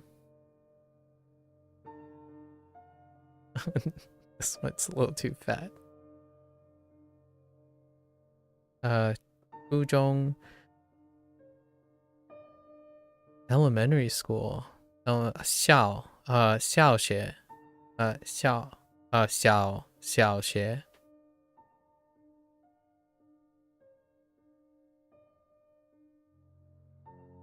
Oof.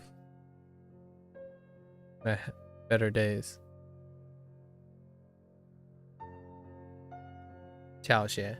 So now we have all of them, right? 小学 初中 初中 高中 whoops 高中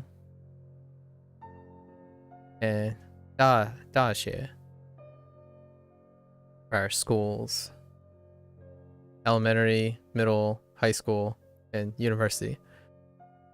Or 小学 小学 中学 高校 and 大学, right?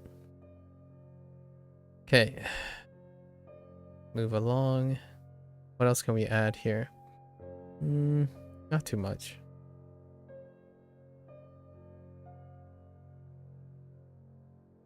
Right.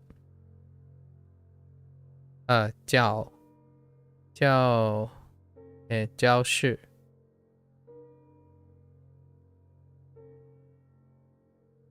教室 Kyoshitsu, right? Kyoshitsu. Or oshieru. Yeah, oshieru.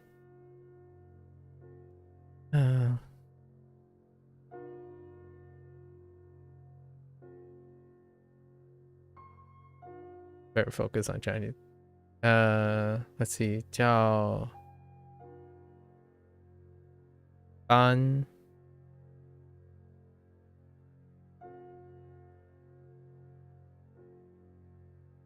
班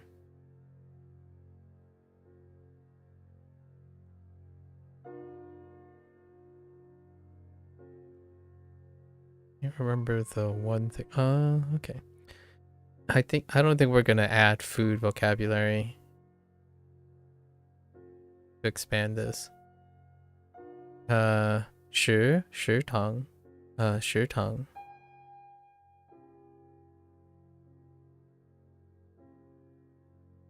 食堂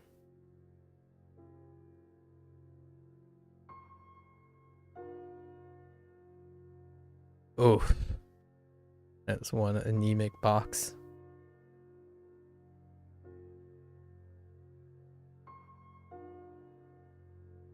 Right. 食堂 食堂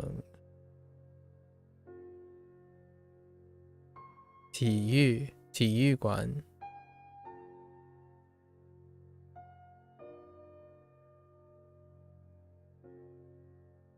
体育馆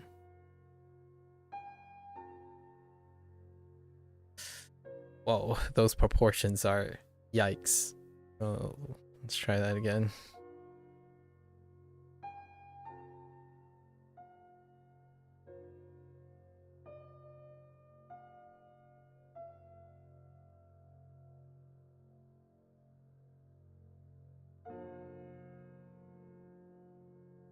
Yuguan. We're gonna expand to Yuguan. For classroom though. Class and classroom.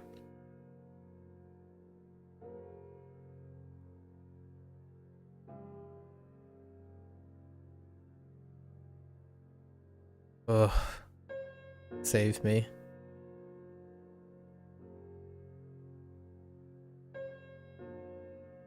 Ugh.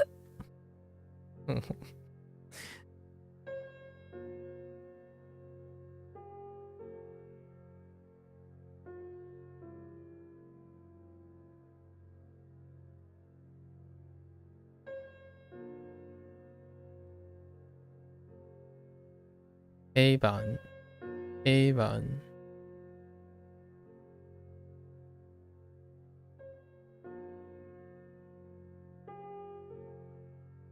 BG. 笔记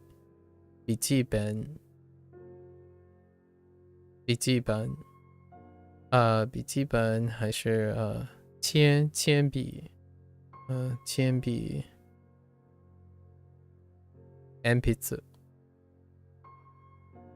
Oh, right. Simplified.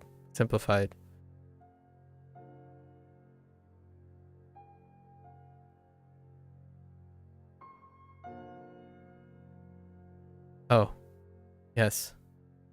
Simplified and changed. Right.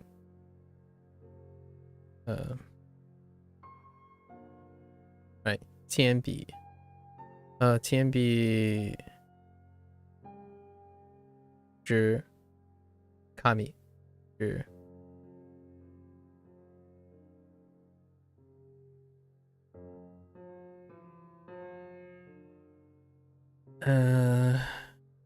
let's throw in a few others. Let's throw in... Oh, actually, do I even have the terms for that? Not really. No, I don't have the terms for that yet. So we'll stick with this. All right. Let's add some sports for the gymnasium.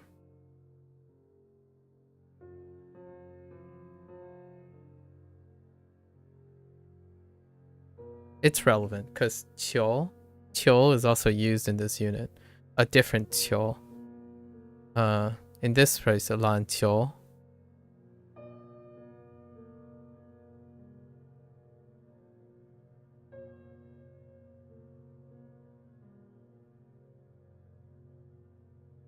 篮球. 网球.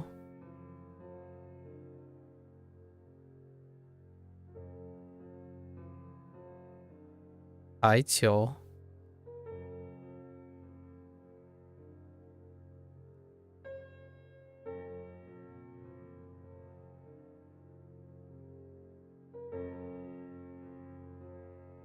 乒乓球. 球. 乒乓球. So basketball, tennis, volleyball, and table tennis. Add a few into the gymnasium. I was gonna add some food because of the cafeteria. 食堂. But that's a lot. We have a lot of things that could be in the cafeteria. Okay. And then let's go down school. Oh, you know what? I wrote 学校. 学校 is relevant. 学. Right, 学校. And I made an error yesterday, so we're correcting that now. I used the wrong 校. This 校. So 学校有校长, right? 校长.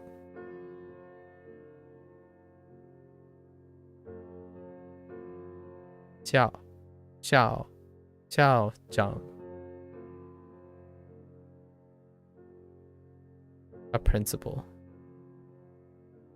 And 要求, right? 要求. This is where the 求 comes in. A different 求. Or requirements. 要求. 要求. 要求. Sorry. I keep doing fourth tone for 要, but it's actually 1. It's 1, 2. 要求. 要求. Not 要求. 要求. 要求. 要求.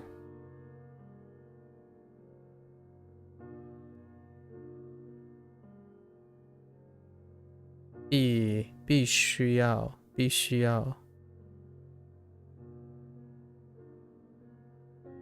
Oof. Yikes.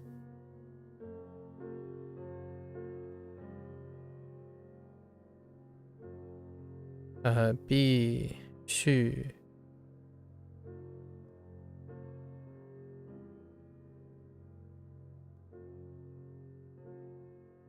必须要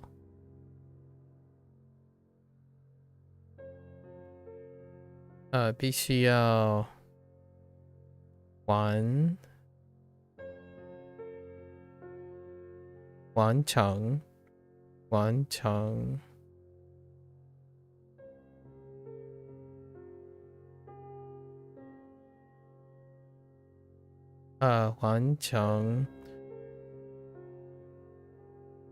完成作业 作业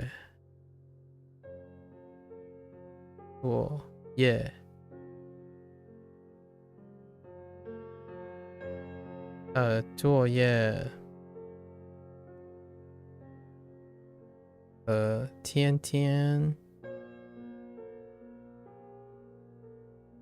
天天 向上 向 向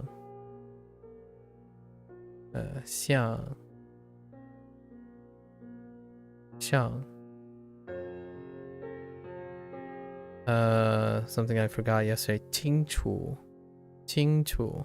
看清楚 看不看清楚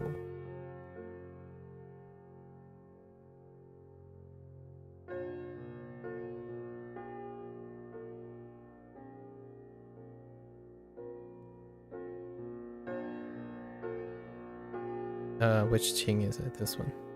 Qing.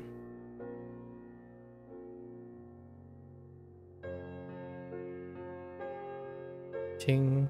Ooh.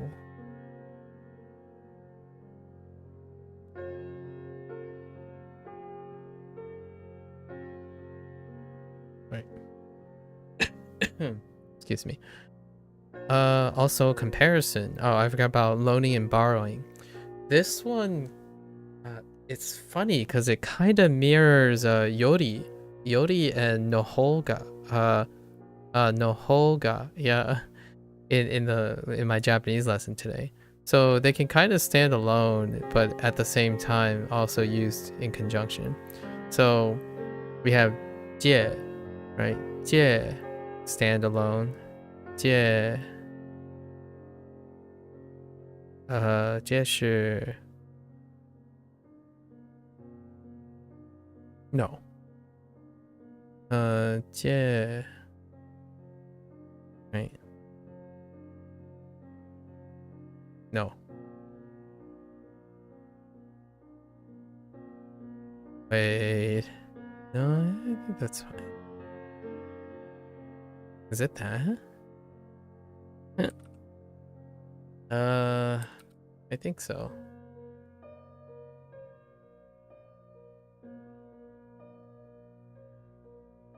So, 借 to borrow. However, yesterday there was a little bit of a confusion because it's a loss in translation, right? Borrow and lend are both this. Now, you can ask someone to lend you something. So that is still you borrowing something from that person. So when you say 借, like 我可以我 something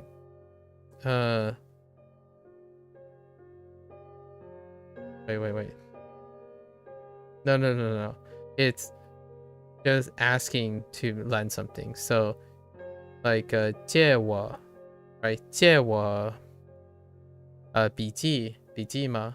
So can you lend me notes, right? Can you lend me notes?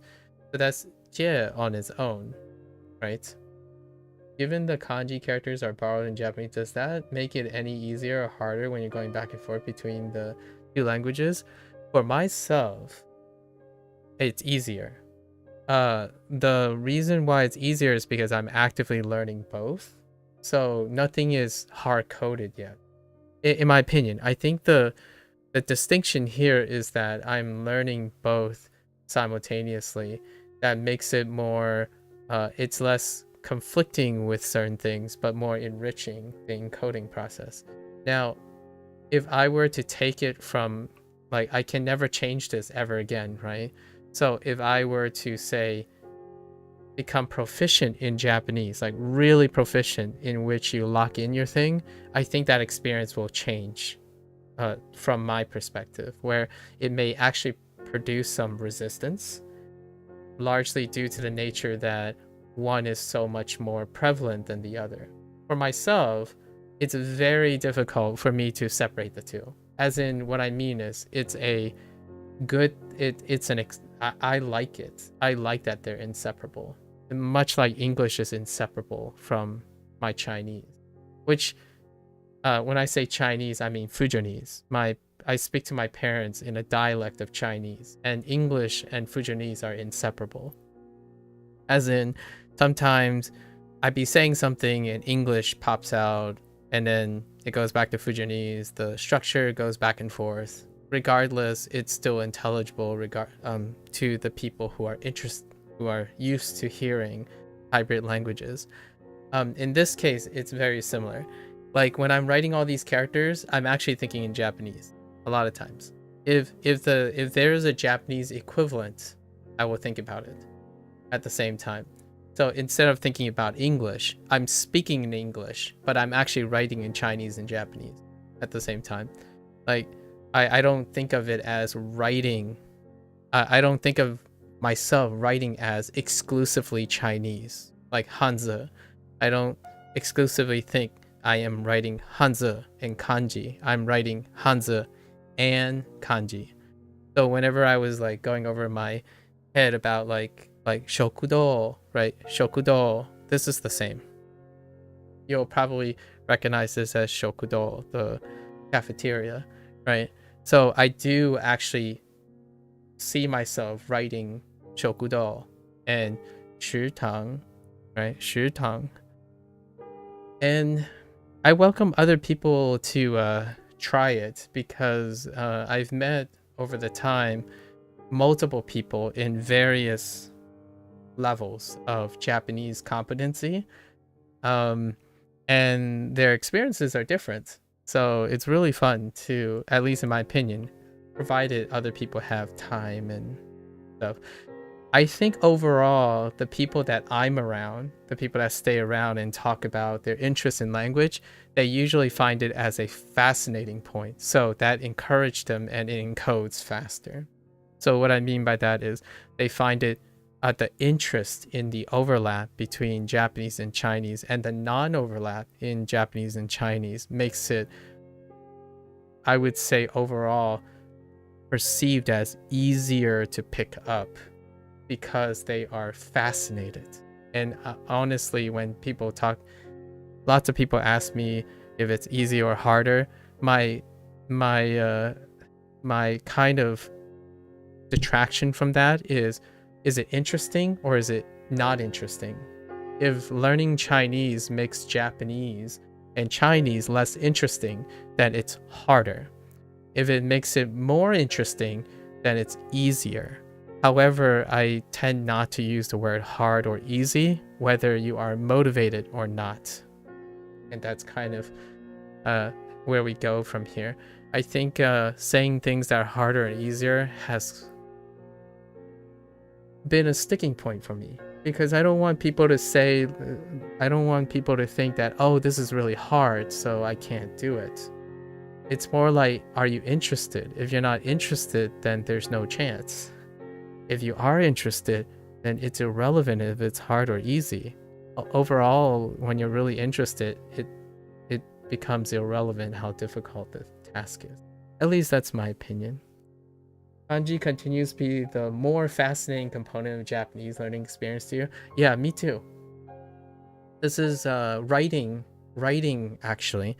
The literal writing and depiction is without too generalizing too much, it is the end game for both Chinese and Japanese. Like, it's part of the end game, and it's my favorite part. So I choose to write a lot.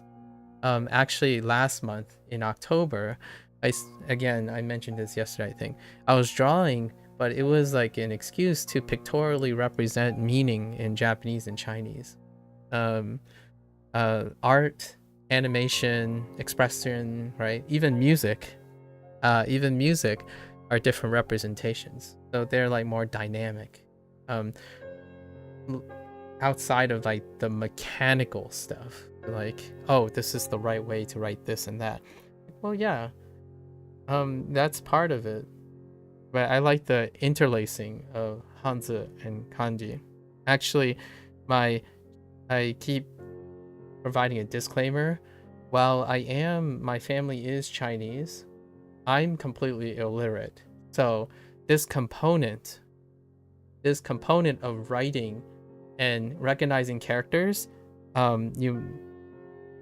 anyone who has started Chinese, though, when I started there, I started in the same place. I'm completely illiterate. I had no way of representing any of the words that I hear all the time, like constantly. It might as well be anime in Japanese. So now it's super interesting. Yeah, now this is a coincidence here. Since you were here for my Japanese lesson, where I am in my Chinese lesson and where I am in my Japanese lesson, they overlap within 2 or 3 units of each other. So things that come up in Chinese tend to come up in Japanese, and something that comes up in Japanese tend to come up in Chinese. So they're almost inseparable at this point. Like, it's very difficult. Like, you might be thinking like hey, for example, hey looks like something else. Hey looks like kuroi, only it's modified, right? So this is hey, by the way. And then you have hey ban. Usually ban, like things like that, ends up changing. However, one of the characters often is familiar and the other character isn't, whether it's a slight change or it's the exact character. So this is blackboard. So you can, if you're a Japanese speaker, you can probably squint your eyes and see kuroi in it. And then you're like, okay, so it's something that's a black object, right? And if you're thinking about ban, maybe there's a character that's kind of like board. And that's kind of where the fun gets in. Like, what are the daigaku? Daigaku stays the same. And zhong, they ended up using zhong to replace gaku instead of ko. Ko is the other term in, so ko as, so they ended up using this one, xiao. So you're gonna find that Japanese, and I think that's one of the daunting, like, harder things that people think it's hard, where like, oh, what if you get it confused? Like, for example, hashiru is run, but this is joel, which is walk. Okay, and you have and then you have this aruku is walk. I'm pretty sure you know where I'm going with this. Aruku is walk, but paobu, which has this character in it, is run. How is the run? Sometimes, so Chinese has two characters associated with the activity, and it becomes one character often when it becomes the verb. So pao bu, this is bu, and if you add a character, pao, it has this like signifier in it, right? The pao. Then it's run. So how do you remember it? I remember it exactly like that. So it does have a character that signifies like some sort of path. So pao bu is run. Aruku is walk. It's the same character that designates opposite things. And then hashiru and zhou is the same too. And in Chinese, when you're thinking about the activity, you add a second one, and it's lu. So I think it's this, lu. So it's to walk a path. You're walking a path. You're running a path, sort of, right? So they end up dropping these when they're using certain things. But yeah, this stuff happens a lot. And you might, lots of times it may seem confusing. However, if you're interested in association, I think it makes it easier to remember, because if you remember one, you remember all the other ones. In my opinion, I don't think I've gotten that mixed up yet. And then there are a lot of things where they're backwards. They're the same. Some of them are the same order. Some of them are backwards.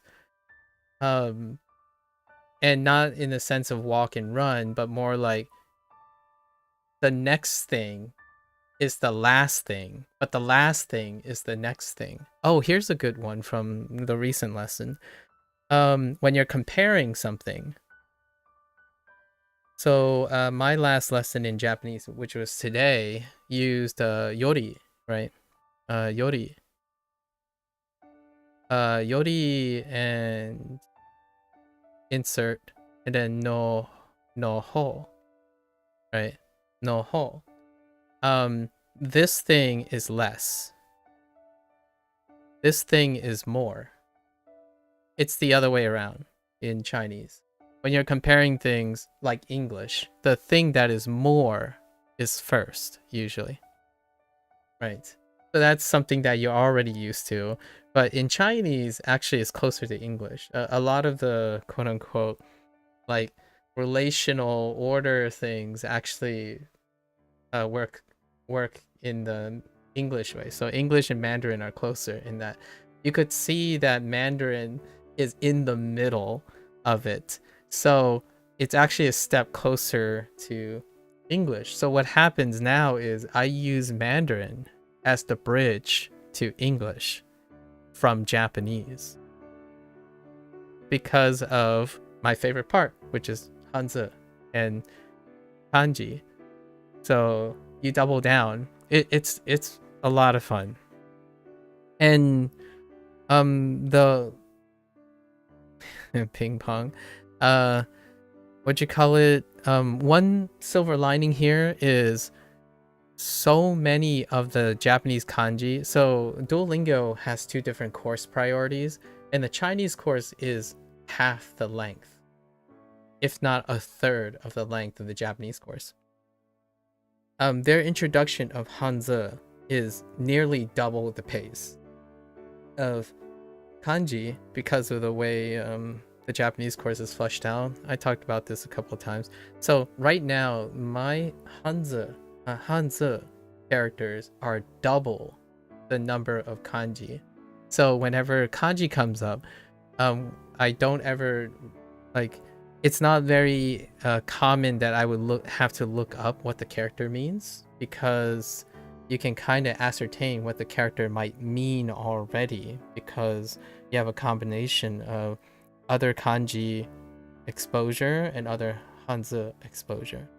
Sometimes, you know, it's fun to encounter a character that is way out of left field, but generally speaking, after writing and combining all these things, it becomes like intuitive to some extent. And it's really, really fun whenever I encounter a new... I think the weirdest one recently was Ame. Ame was the weirdest one.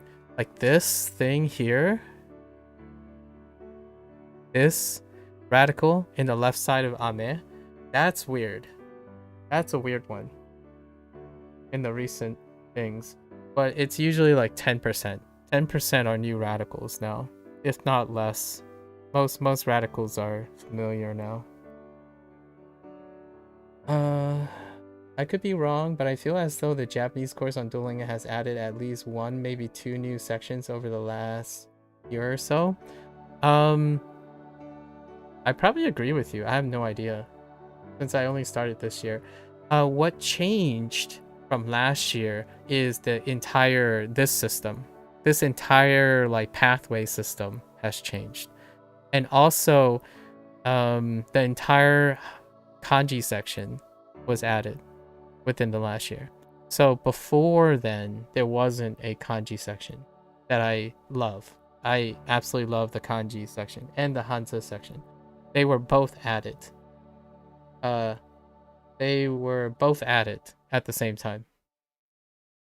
At the beginning of 2024, basically at the beginning of 2024. It's actually the last week of 2023. So that section is my favorite section. That's what makes me remember all these characters and associate all these characters. How much time have you spent learning Chinese? Well, I mean, today is day 156, and I average about 2 hours a day. With the exception of like 4 hours. Like if it goes more than 2 hours, usually it's like we're talking about Chinese. So maybe 300, maybe like 300 hours, probably. If you want like a ballpark synth. That really threw you off. Oh yeah, the kanji section. It's my favorite part. I think it's completely underrated. The kanji section literally forces you to know all the associations, and their only trick up their sleeve is to trick you based on sound, writing, meaning relations, and unit. So if you didn't realize that if you're not familiar with your onyomi and your kunyomi yet, that goes into all of this. So, and in Hanzi is the same thing. Hanzi is the same thing. So, as opposed to onyomi and kunyomi, Hanzi has many homonyms.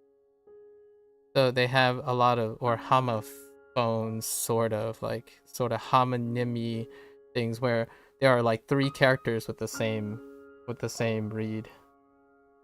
So that's how they get you to.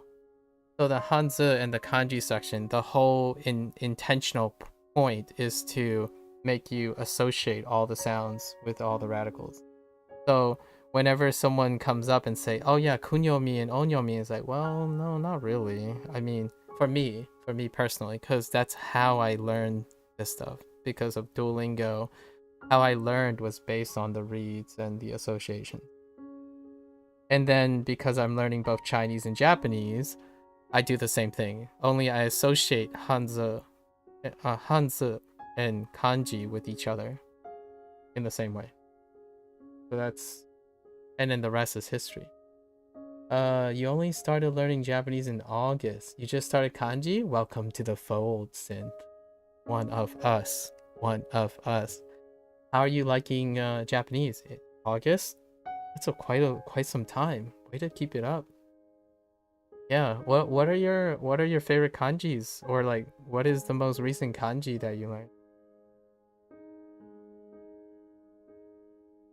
I always like talking about kanji.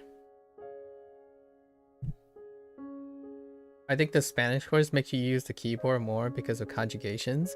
I think so. I would expect that. Hideyoshi, yeah. And I'm looking forward to it.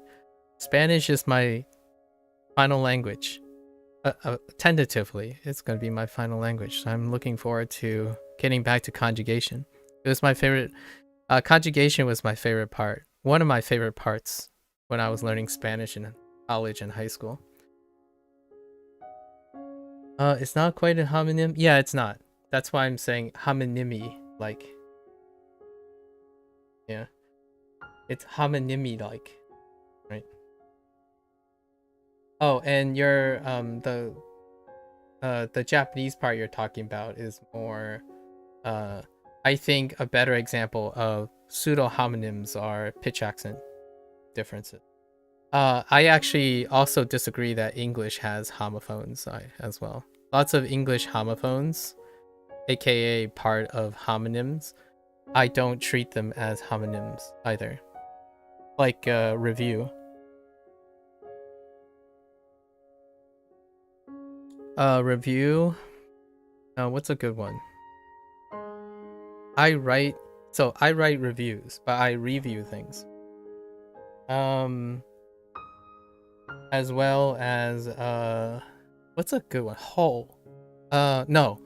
Wait. Bill. No. Build and build. So, build and build. That's not the best example, is it? I'm trying to think of good examples. These are bad examples.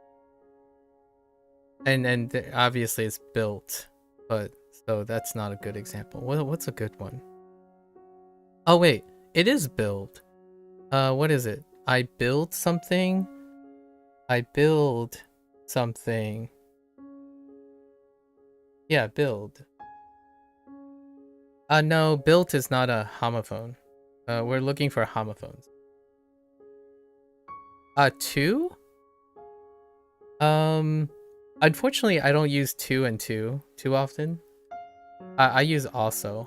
So I actually avoid using the word two.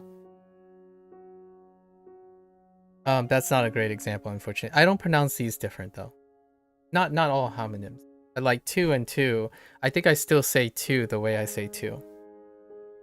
However, I replaced 2 with also. I avoid homonyms, actually. Like homophones. I avoid homophones. Like there. Here's an example. Like there and there. So I say there and there. So for Japanese, the mora is different.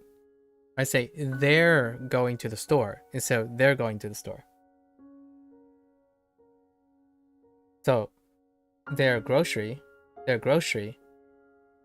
going to the grocery store. So I change up the mora for these two, even though most people say there and there. They're both theirs, right? Or there. There. So if I'm going there, I'm not going to, like, if I'm going there, which is their house, they're coming to my house. It might sound all the same. You might end up auto-correcting it, but I say there. Longer emphasis. So that's kind of, in my opinion, a mix of pitch accent and a mix of tonality. Because, I don't know, because I'm Chinese. I speak Fujianese, so I think there are a few people in my life that picked up on how I pronounce homophones in English. And I consistently say there versus there. So things like that. And I agree with you though. Actually, Chinese do have quote unquote homonyms, and I don't like internalize that they're homonyms. And Japanese, not so much, because a lot of them are pseudo homonyms because of pitch accent, right? And then nuance things and lots of nuance things. I think English is incredibly nuanced. Most the base level, the average colloquial level. I mean, come on. One of the most used words is bro. Right? And bro can be spoken in 6 different ways that I've heard. That's most common. Bro. You know, bro. Bro. Bro.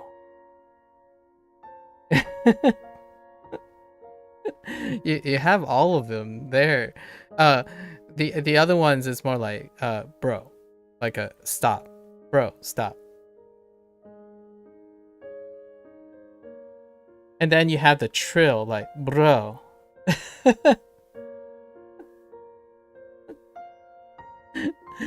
Okay. I don't know how you represent them. I'm not a linguist, so I won't be able to draw these things. I'm sure linguists will be able to, like, oh, it's like this, and it's like a guttural stop and a trill, and I don't know. I actually don't know how to describe those things. So it's really fun so far. It's your first foreign language. Well, welcome to secondary language acquisition, Synth. Welcome. The most recent kanji you learned was chichi and haha. Nice. I have a dad joke with chichi and haha, but I don't think it will land right now. Not yet. Yeah, keep it up, Synth. Welcome. Yeah. 2 and 2, yeah, 2 and 2. Yeah, we made a comment. A duck walks into a bar, orders a drink, and says, "Put it on my bill." Oh no. Ah, a duckbill. Huh. I think bill and a duck bill and a payment bill, I say the same thing. These are the same words. These are bill. Yeah. Although they are defined under the same thing though. They are defined under the same thing. Homophones have to be spelled differently. Right? Have to be at least in the English version, they have to be spelled differently.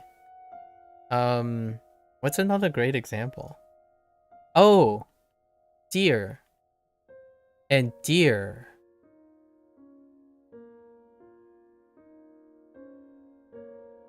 Deer and deer. Sorry, that's D. So, I see a deer. Dear you.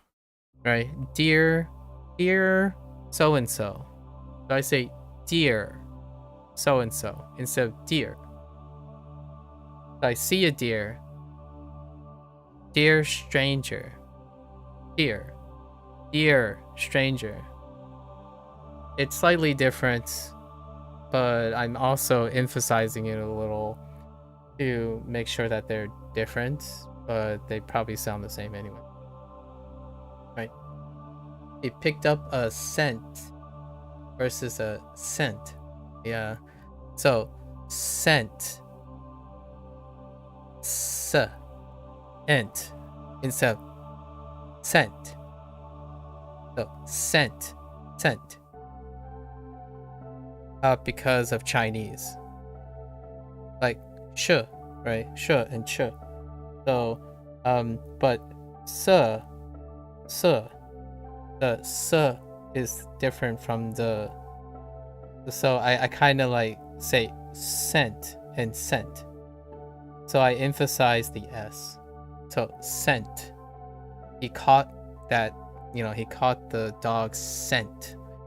And then I have scent. Or like 5 cents. Right. I switch up the motto for that. I linger on my S's more than I linger on C's. C's are shorter.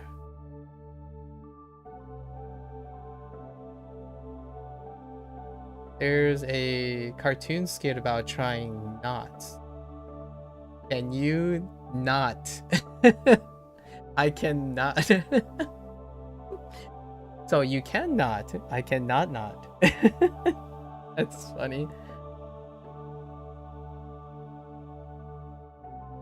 As Popeye say, I ain't a doctor, but I'm losing me patience. I like the knot thing. I don't think I distinguish between knots. It's not true for everything, Mark. Because I don't say certain things a lot. Like I don't say not, as in like this knot. I don't say not too often.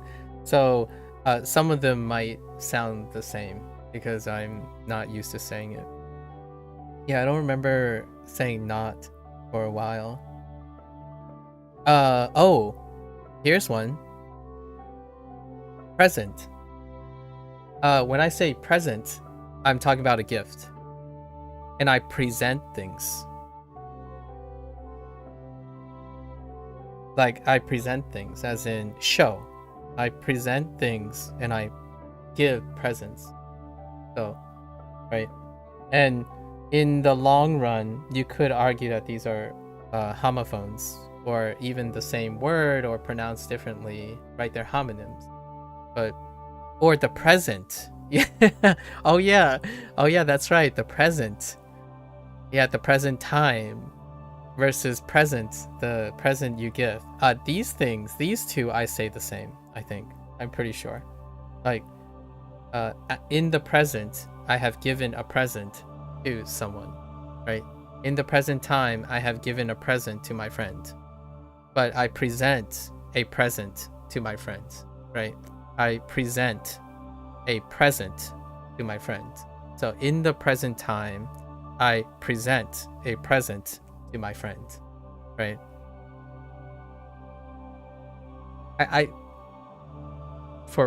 At present, yes. At present, a present presented itself. Yes. That's so good. So, for the record, I know we're using English and we're talking English as an example. However, when that ever comes up in Japanese and Chinese, it's fun. It's like a lot of fun.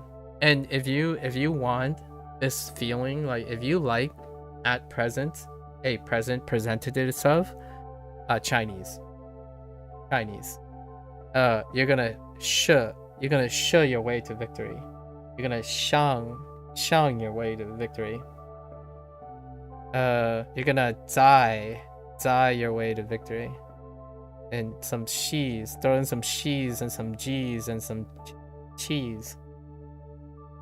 Especially sh. You're gonna be shushing all over the place. At least in my opinion. I think Japanese is a little bit tamer and very resounding. I think that's largely why I kind of fell in love with music, like Japanese music. It's so sharp and resonating.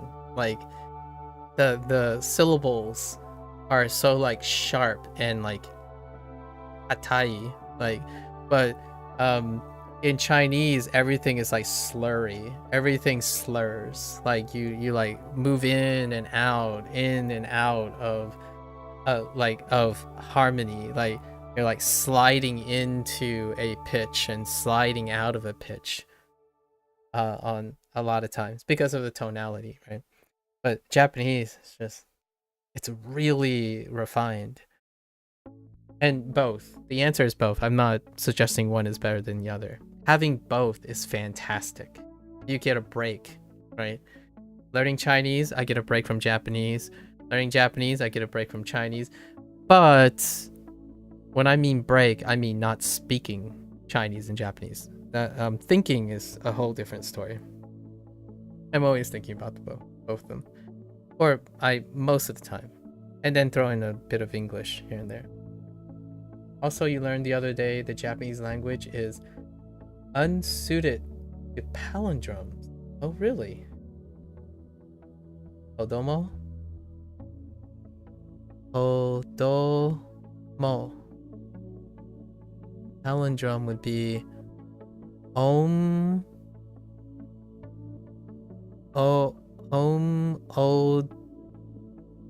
oak.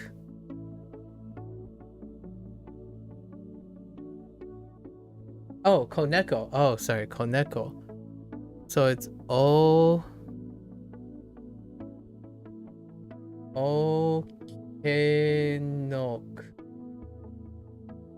Oh, are you talking about like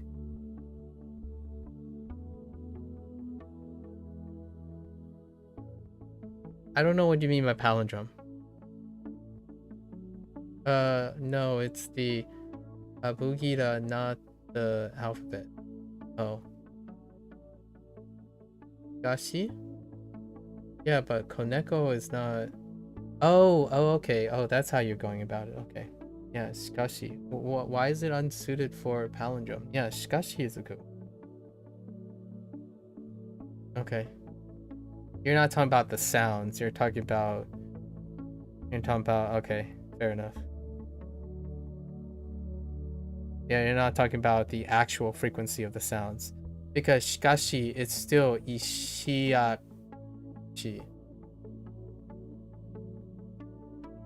To me. Like, what I mean is, the frequency is not the same forward as it is backwards. But actually, now that I think about it, maybe that's why palindromes sound weird to me too. Because it's not the same forward and backwards, actually. It wasn't ever the same forwards and backwards. Oh, now you're getting me to think. Now I realize that I define palindromes not based on what I think palindromes are. Yeah. So, like, for example, race car, right? It's not... If you rewind race car, you don't hear race car. You know what I mean? And a man, a pan, a canal, Panama, yeah, that's your typical palindrome. Well, palindromes in English are more of a written puzzle. Koneko and Goshi are phonetic, which maybe even they're not phonetic. That's what I'm saying. Or at least to me, they're not phonetic. If you say shikashi and you reverse it, it's not going to sound like shikashi. So I realized that I have been thinking about palindrome conceptually the same as other people, but I wasn't thinking, or I wasn't imagining, like hearing palindrome the same way. Like if you reverse, if you say a man, a pan, a plan, a canal, Panama, and you record yourself and you reverse it, it's not going to sound a man, a plan, a canal, Panama. It's gonna sound like Amanam Planaka Nan Nalam I don't know. You know what I mean? So like our palindromes, our definition of palindromes are not phonetic. Like none of them are phonetic. Skashi backwards is not shikashi.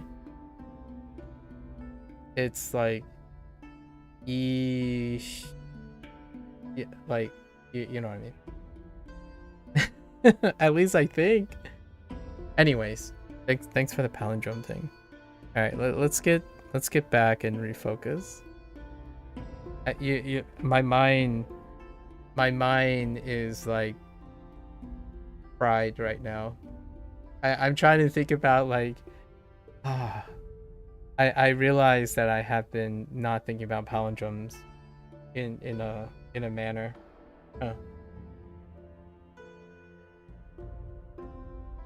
You have to sign off. Yeah, take care, Mark. Have a good one.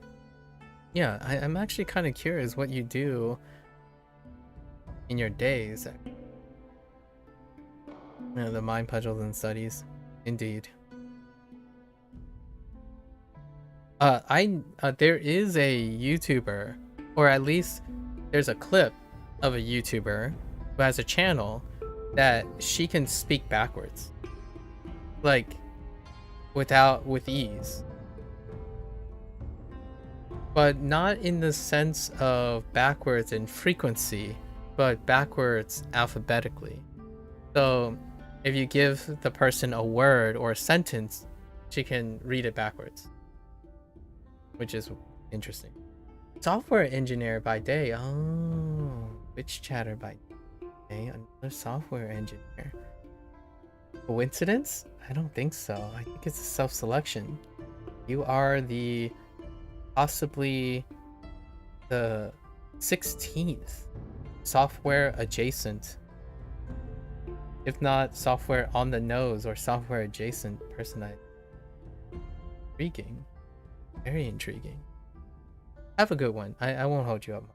Yeah, we gotta get on task. Although I am early today. I'm early by 3 hours. Or this is actually the normal time. I'm finally back on the normal time. Alright. 加油. Alright. 加油. 頑張ってください. 加油.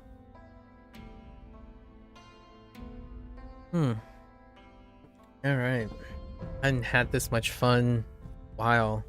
Nah, I'm kidding. Every day is fun. Now I gotta think about palindromes all over again. Now, I'm so tempted now to say something forward and reverse the audio just to see. Like, are there words in which when you say it in the forward direction and you play it backwards, it's the same word? Does that exist? Like, is sis? There's no way, right? Is sis? If you say sis as in like sister, you say sis and you play it backwards, does it give you sis? It can't, right? Because of how like accents work, right? Because you would have to go up again. Like all the accents, all the like the pitches are going to be asymmetrical, so you can't possibly have... Oh man. Huh. Anyways, sorry. Alright, I'm done. Go back to our unit. Yeah, palindrome. Shikashi. Actually, did you explain why Japanese is not suitable for palindromes? Yeah, koneko. I mean, koneko sounds fine. Koneko... sorry, I thought kodomo because again, reading text from a monitor that's half lit. Is it one of those days? Nah, we're done with one of those days. We do have a new Japanese language learner though. Started in August. Yeah.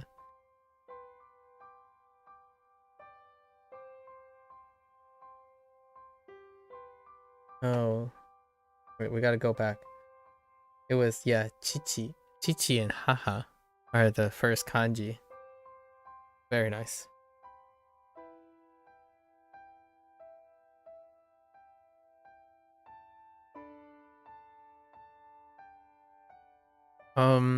Fumu. Fumu. Already know the Hanzi for fumu, right? Because if you got chichi and haha, right? Chichi and haha. If you put them together, you got fumu in Chinese, which means parents. Fumu. All right. What was unit 43?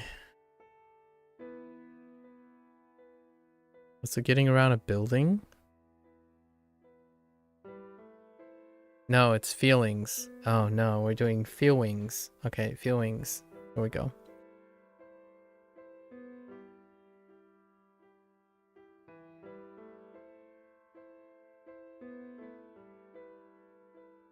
Re, 热情.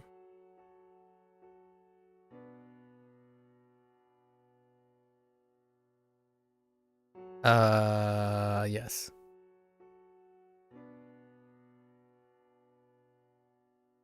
Re 情人.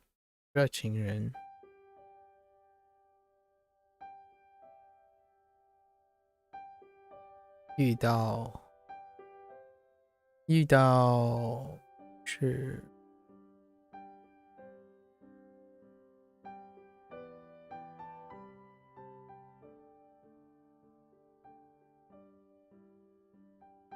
What the heck?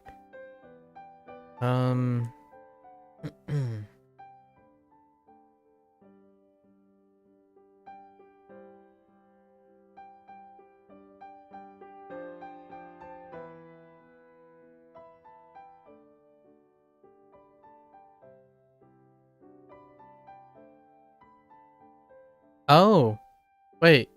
I thought today was the third day, right?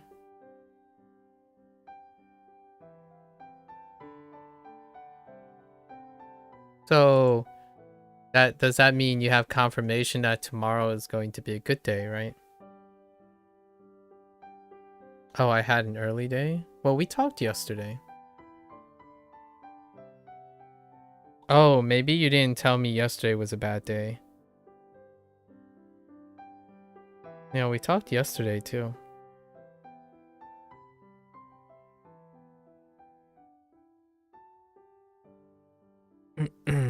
So 遇到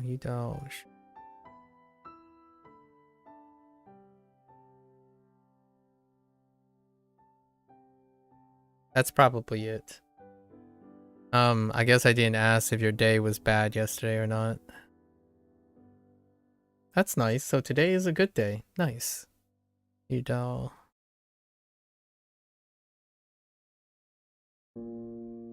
遇到 Glad to hear it.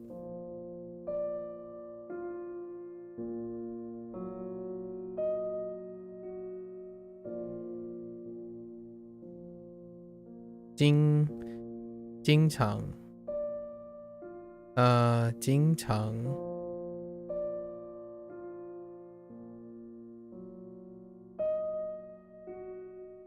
经常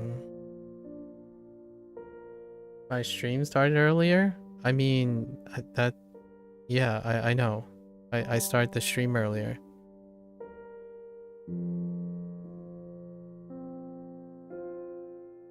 Or I started at the normal time. 经常 Which was earlier than the previous day. 经常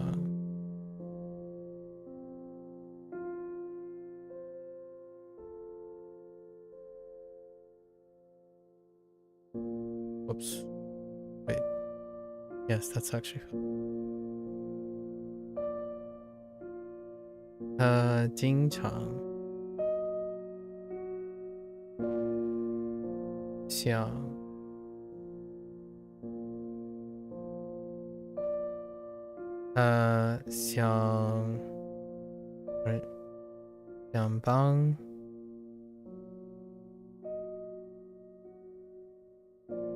想帮关心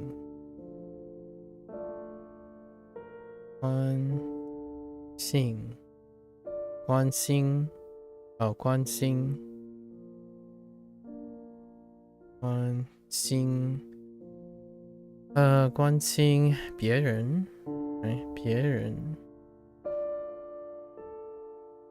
So what made today not a bad day, I suppose? Like, what are you doing to celebrate the end of bad days? For a while. Hopefully for a while. 别人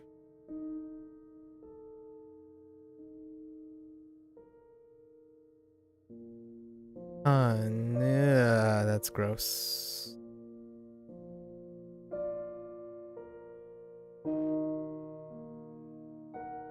Kan qilai.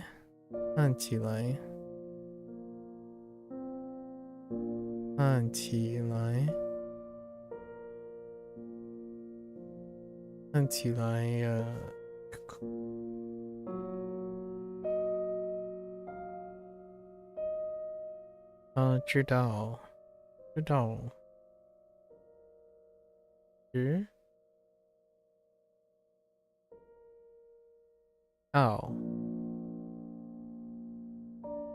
Not that 道不是那道是这道 Wait, did I just make a pun? I think I just made a pun. Oh no, I just made a pun in Chinese. Yeah, it's a pun on 知 Oh man, oh wow. That was unintentional.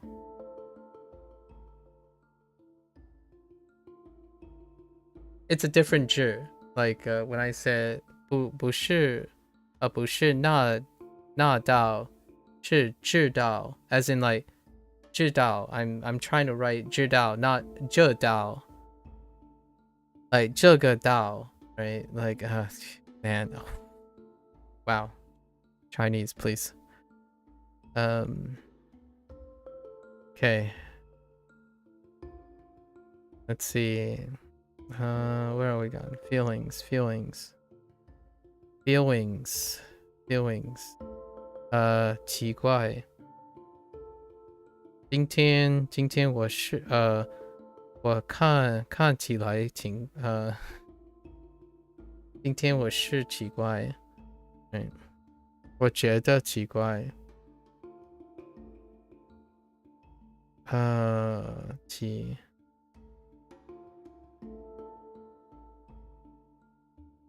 It's my special juice. No, I wasn't drinking anything. That was fruit juice I was drinking. 奇怪。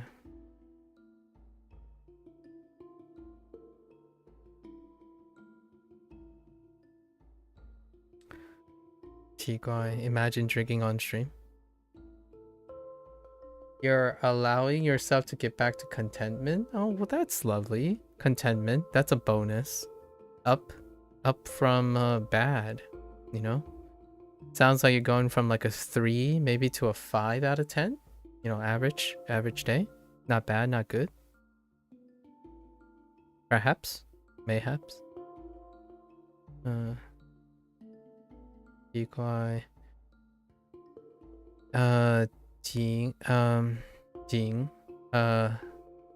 紧张。Yeah, 紧张。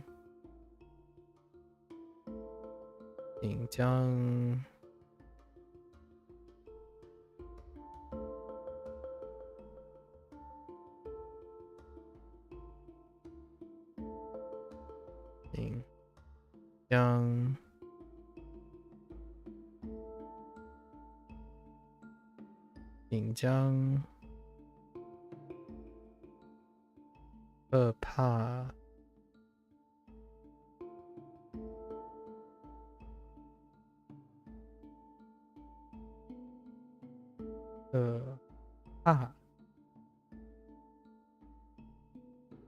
哭。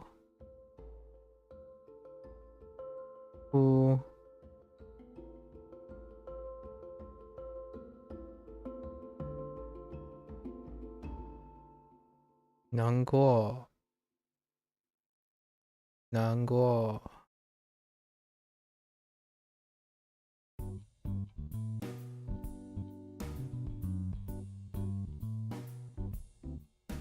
生气。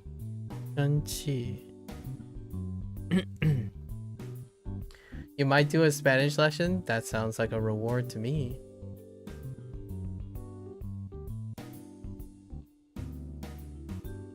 Go get those Spanish lessons.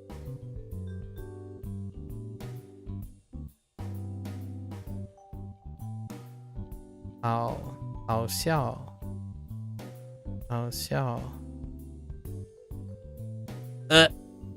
sorry, I put in an extra stroke. I don't know why. 好笑。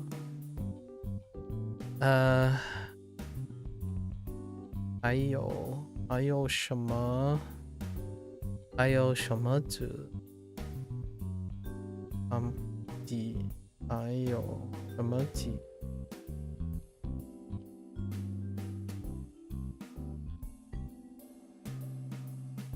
No, I think that's it. Yeah, the unit's not filled with a lot of stuff, huh? Yeah, we're good. We're good. We made some room for some nice conversations.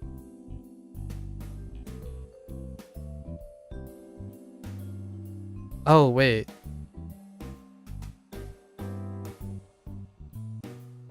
I'm missing grammar point.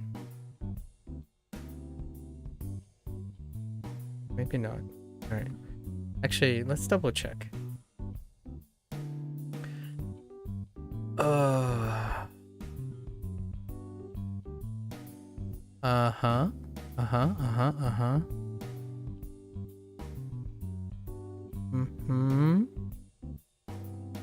Oh, duh. No, like not duh, but duh. We missed duh.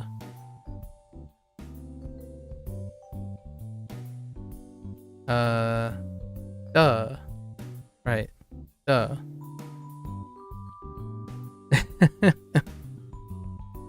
What a weird coincidence. I missed duh. Okay. That's fine. That was fun. I think we're good with this. This one's good. We've been bolstering it quite a bit now. Bolstering. 请看一下。请看一下。请看一下。电脑在桌子上。电脑在桌子下。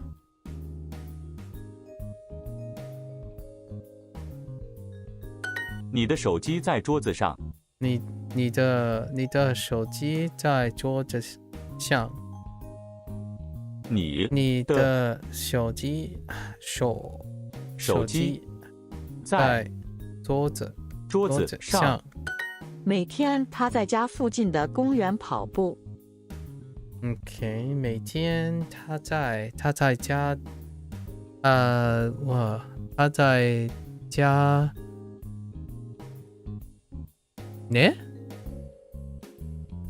附近的公园跑步。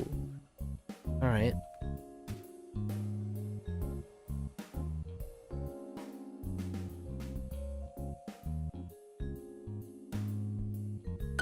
7点差10分。7点差10分。10分 not 10分10分。7点差7点差10分。7点差10分。10 minutes to 7。站在你们中间的人是谁？站在你们中间的人是谁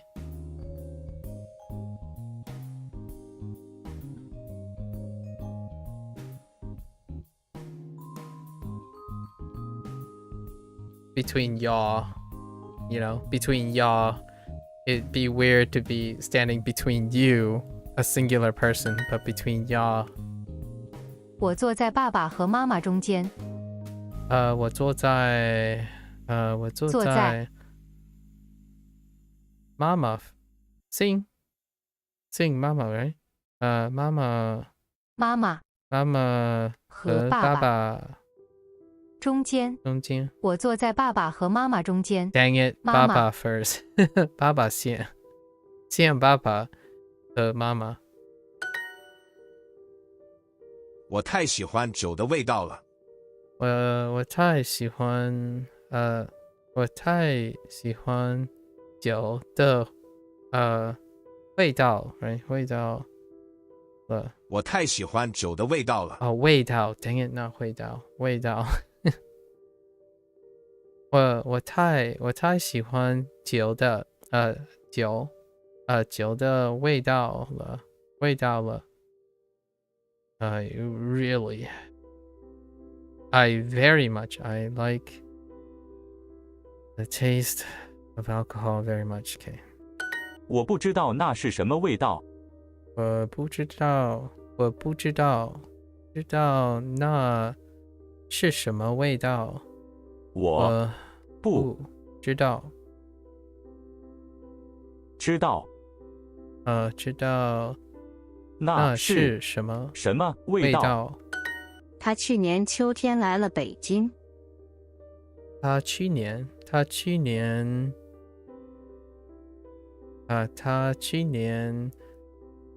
Oh no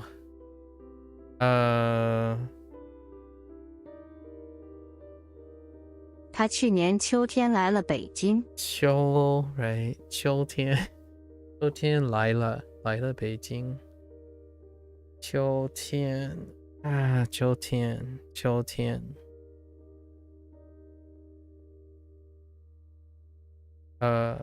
去年秋天。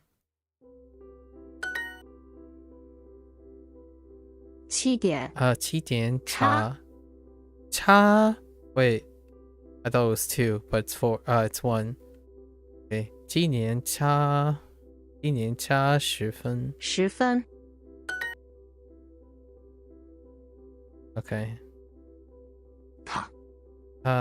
他去年秋天来北京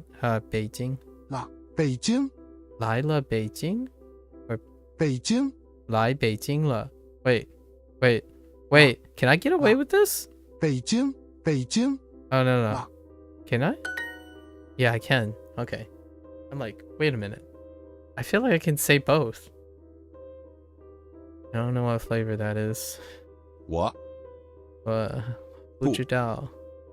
味道知道。 They got me. 我不知道那是什么味道。Okay. It's a good day. I'm very energetic today. 谁在洗手间里？ it does help that we had another invigorating conversation. That extra pep in the brain area. Extra pep in the brain area. 谁在洗手间里? Oh. 你最喜欢的甜点是什么？你最喜欢的甜点是什么? Okay.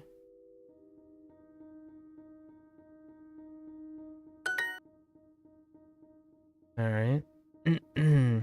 告诉 Oh, dang it. I thought I immediately went to soy.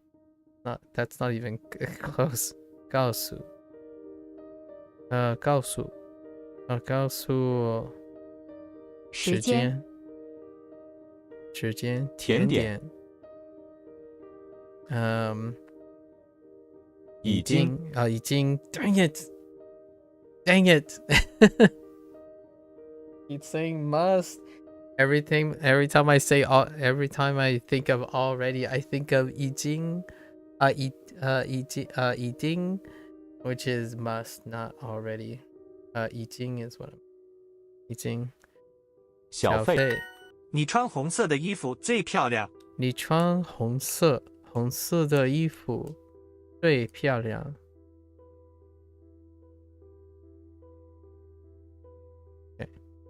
我要穿什么去这个派对 ？OK， 我要穿什么去这个派对？呢？我要Where's 穿啊？我要穿。Gotta take this in.我要穿什么衣服？发烧 What the? Wait, maybe it's not 衣服。我要穿什么去这个派对 Oh, we're not even looking. 我要穿什么去这个派对？虽然那条裤子很便宜，但是不舒服。虽然那条裤子很便宜，但是不舒服。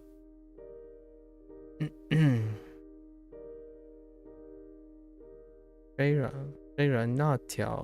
那条裤子很便宜，但是不舒服。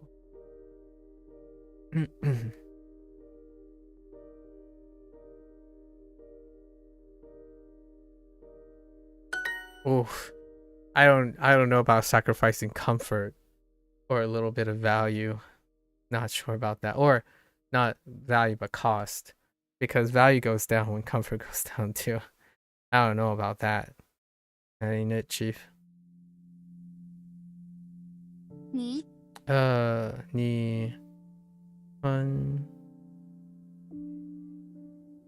穿红色的衣服最漂亮。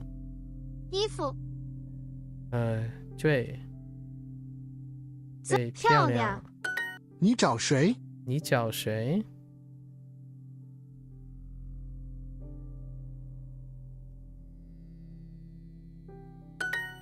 我在找我的手机。我在找我的手机。你每天用几个小时电脑？你每天用几个小时电脑？Okay.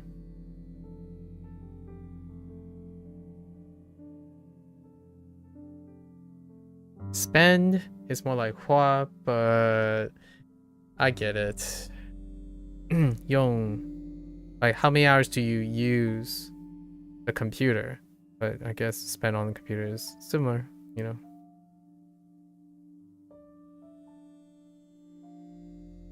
每天健康。健康 Sorry, I was thinking of something on the side. 小时。出租车。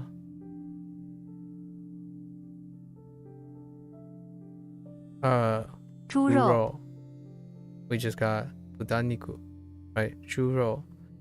猪肉。面条。水在冰箱上。水在冰箱上。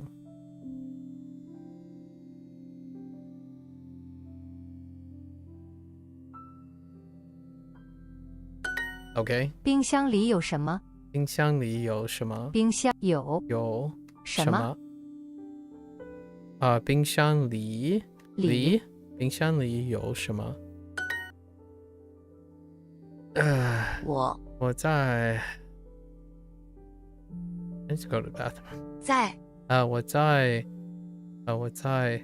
找我的手机。找我的手机。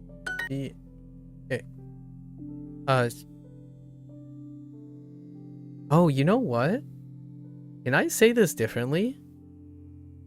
洗手间里在谁 No, there's no way that works.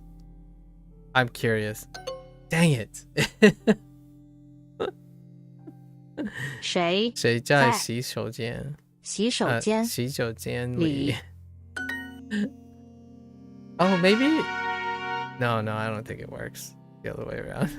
我公司附近有一个公园。我公司附近有一个公园。Okay. 你在写什么？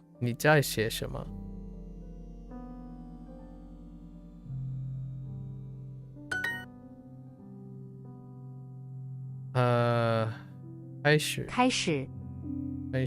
写面条。地铁。分钟。请看一下菜单。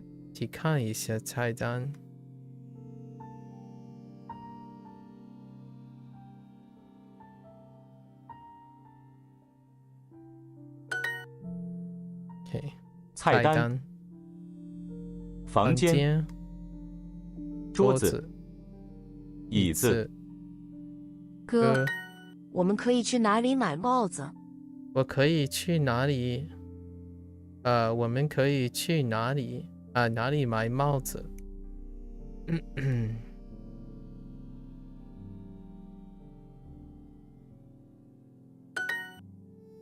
？Okay. 帽子。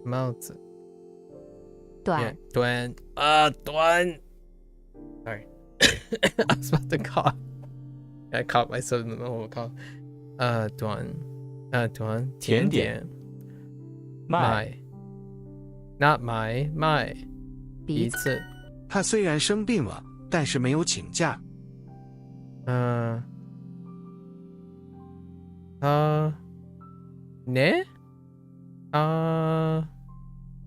？Oh no. 他虽然生病了，但是没有请假。他虽然生病了，但是没有请假。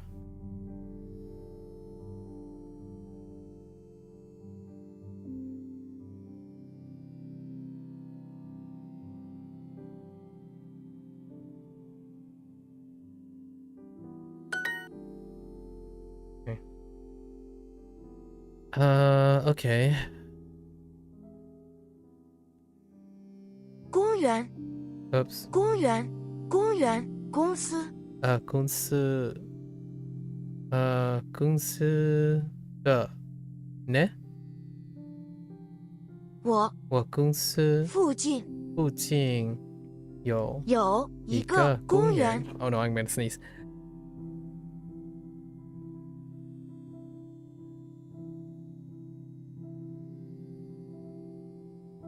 Sorry, my bad. 我的姐姐最近花太多钱了。There's 花。我的姐姐最近花太多钱了。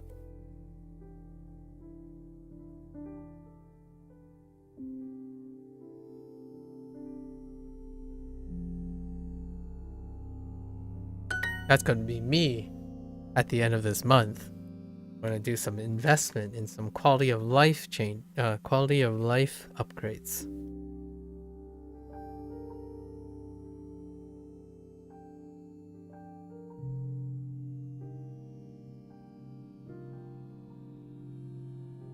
Hopefully, anyways. Hopefully. 我花了太多时间做这个事情。我花了太多事情。太多时间。事情。太多时间做这个事情。做这个事情，我花了太多时间做这个事情。现在2点整。现在2点整。OK。4点整我要到医院。4点。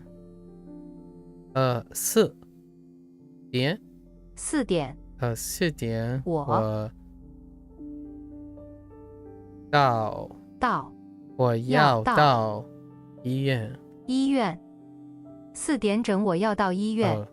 4点整我要到医院。医院。现在2点整。OK。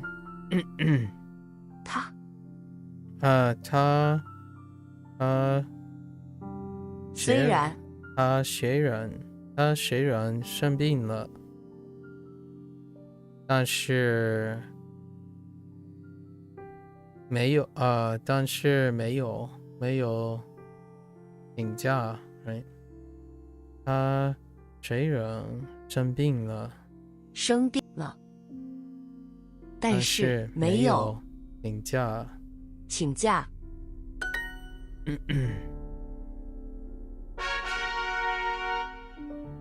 Okay, go back to our unit. Okay. 求一会儿在食堂见。一会儿在食堂见。食堂见。Yeah, oh, actually that's fine. 一会儿在食堂见。A little bit wonky. I was thinking of 2 different words at the same time.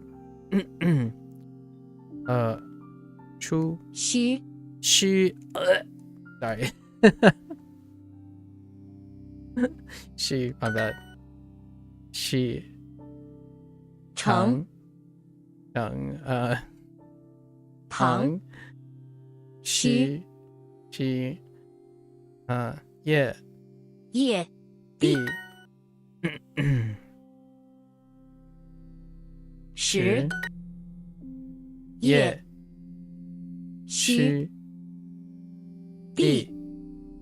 糖时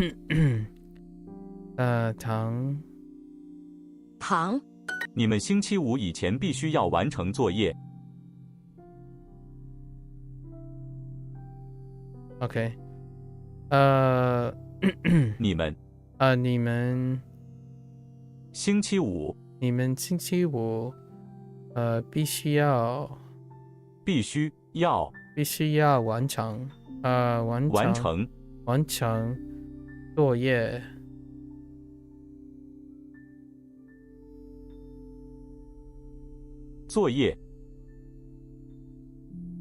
下午你们星期五以前必须要完成作业。对，你们星期五以前必须要完成作业。以前。Yeah, 以前。Before them. Yeah. B. Where are you, B? B. 他现在要去见校长。他现在他现在要去他现在要去见校长。见校长。校长。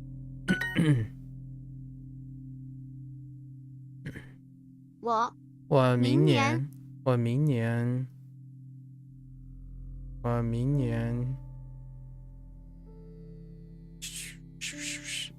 go I guess 上 yeah 上我明年上高中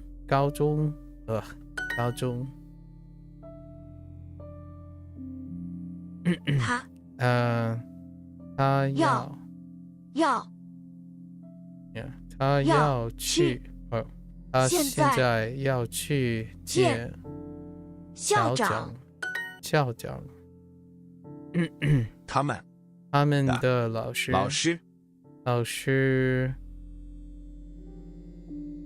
要求很高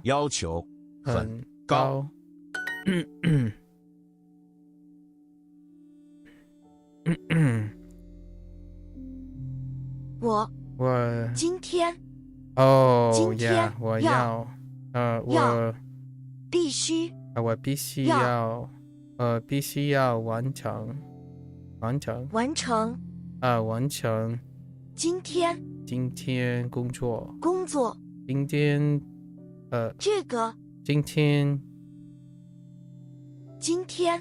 我今天必须要完成这个工作。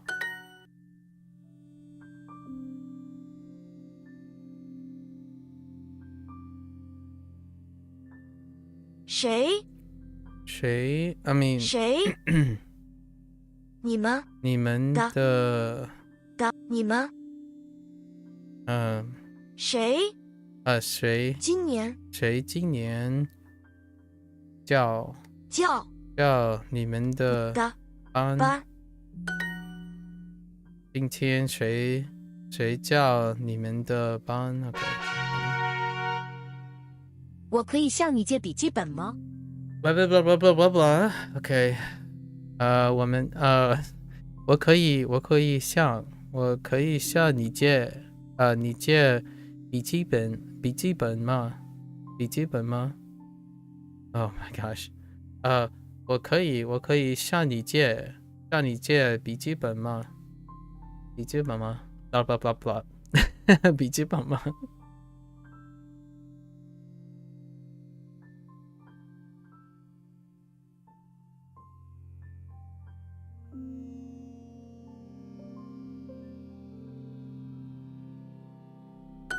我忘记带铅笔了。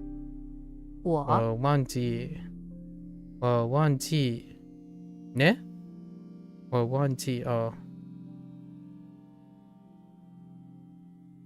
我忘记带我忘记带 What did you forget to bring?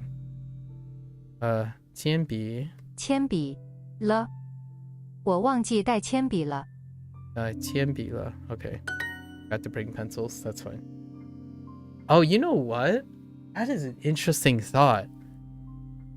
Oh, I still remember that. I wonder what it's like now.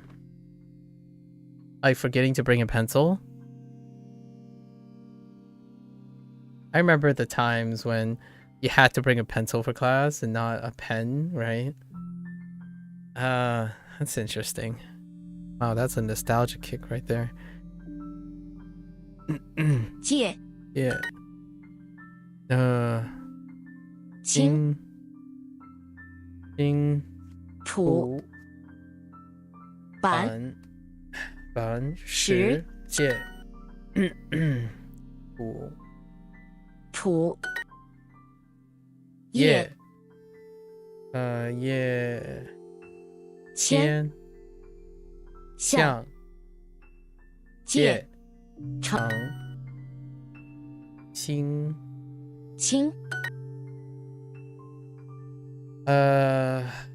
what was this 体育馆so 我们在我们在体育馆打排球，打排球。我们在体育馆打排球。像黑板上的字太小了。黑板像呢？黑板上字太小了。太小了的。黑板上的字太小了。黑板上的字太小了。Oh no, here we go. 我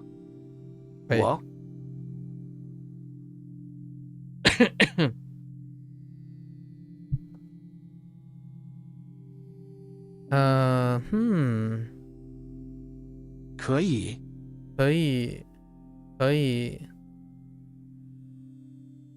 给我可以给我。I almost want to say you, but 可以 wait, 你 is 你 anywhere? No. 可以给我一张纸吗？纸吗？对不起，我可以向你借笔记吗？对不起。对不起。对不起。我可以向你借笔记吗？对不起，我可以向你借笔记吗？对 I didn't hear it clearly. 我没有我没有听清楚。清楚。She writes with a pencil. Who would have thought? 他用铅笔写字。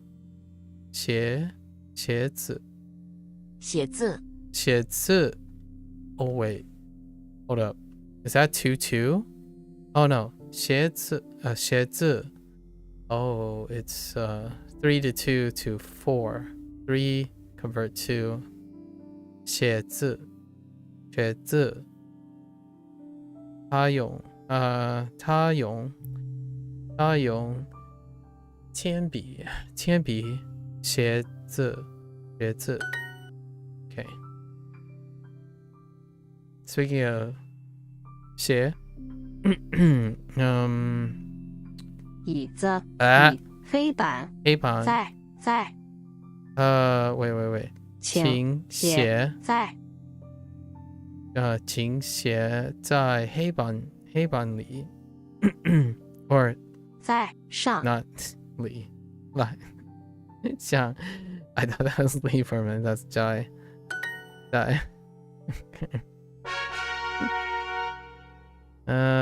Yes. Everything is going to the house. 像 needs to leave now. 他现在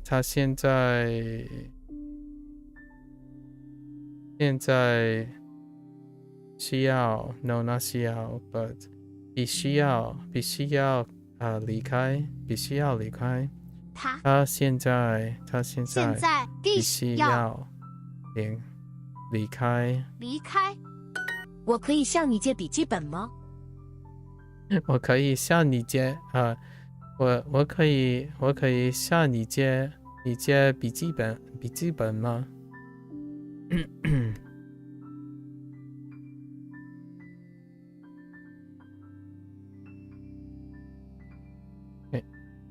你知道新校长是谁吗？比如呢？你知道新校长是谁吗？你知道你知道新校长是谁吗？吗 OK 谁谁叫你们的班？哦，谁今年谁今年叫你们的班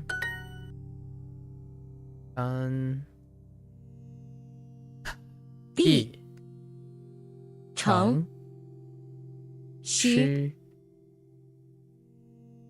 行业城像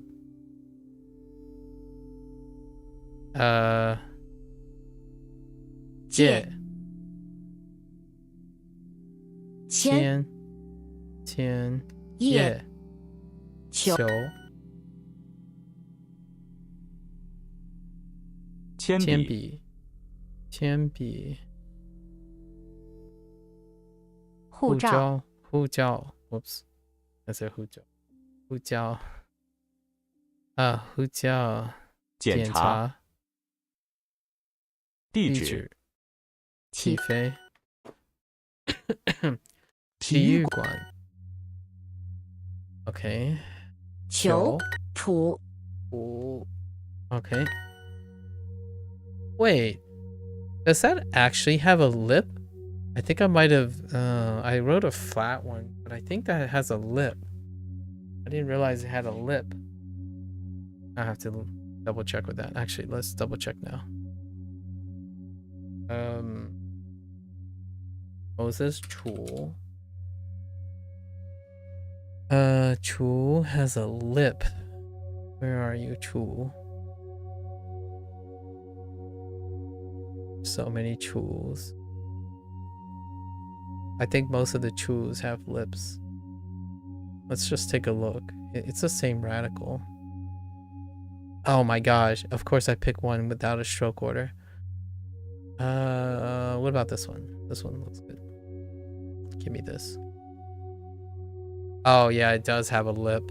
Oh, does that mean all the other ones have a lip too and I haven't been writing a lip? Alright. I'll make a note of that next time. I've been writing this character like this, right? I haven't been adding this, so I don't know. Like for example, does this one have a lip? No, because that's part of... No, that's because that's part of this. Okay. I'll keep an eye out. Might be the first instance of it. Yeah. 我还没有完成作业。我还没有完成作业。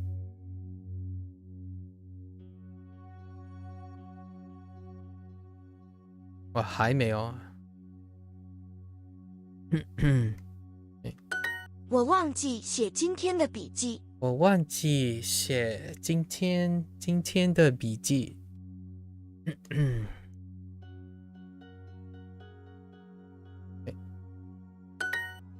All right, short lessons. Although now we have to do all of this. So before I do this, I really need to. So, be right back. This will take a while. It'll take like an hour and a half at least.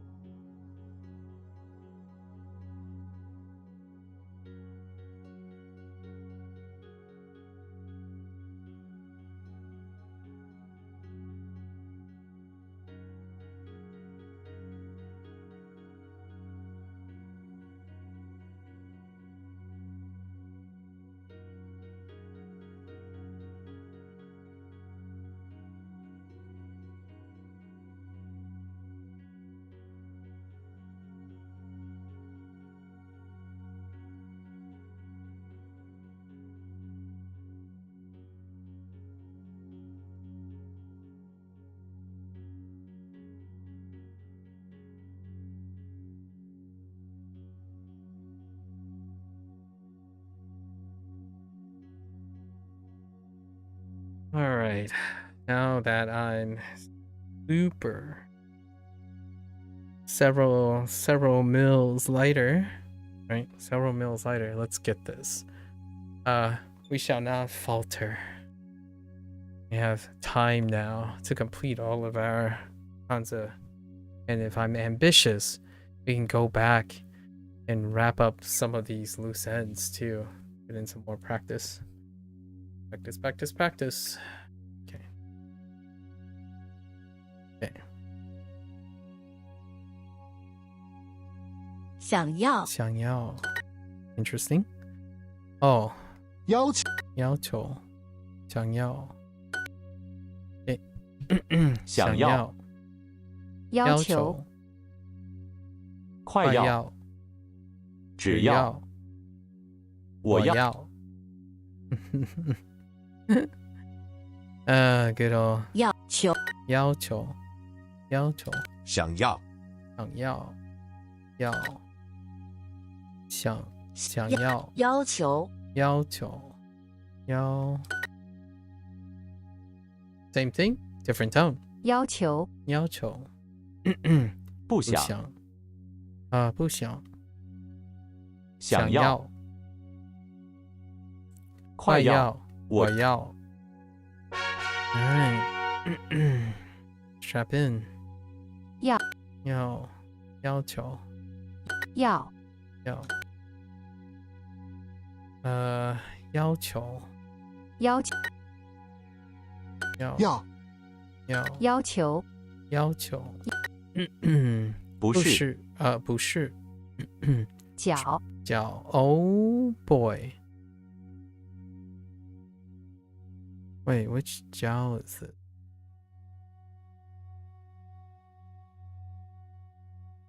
I think we'll find out in a bit. 要求疼要求要眼镜筷子眼镜筷子要求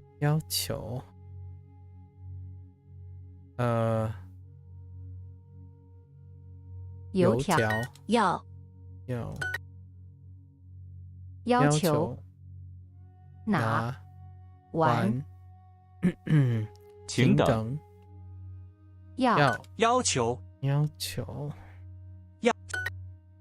求请进要嘴巴 Oh boy. Forgot about that one. 嘴巴七嘴巴Okay. 我要求想要要求我要快要我家要求我要我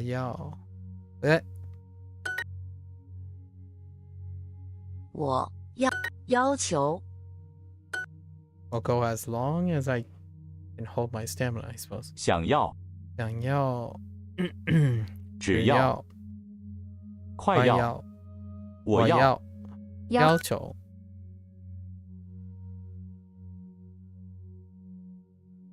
You can do it. Come on. You can do it. There we go. 作业 All right. 作业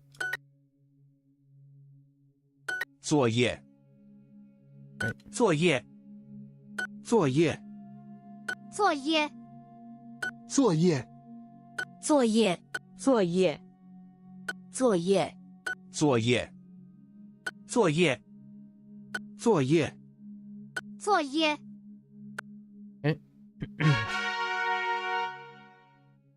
必须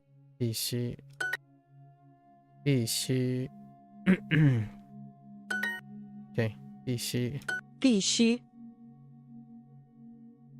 必须必须必须必须必须必须必须必须必须必须必须必须 All right. Dun, da, da, da, dun, da, dun, da, da. 作业 Oh yeah. 作业作业作业作业作业作业作业作业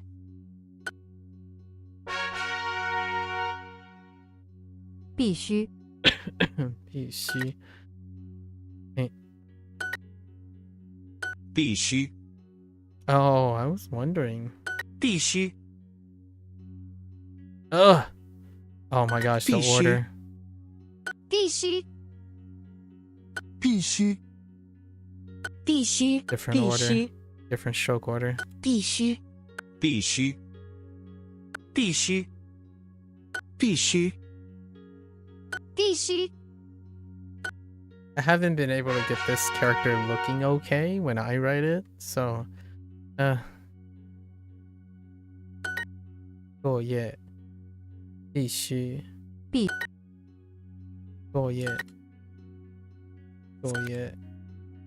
必须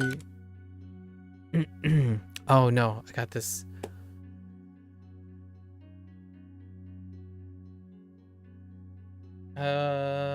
希望 right? 希望希望希望 okay.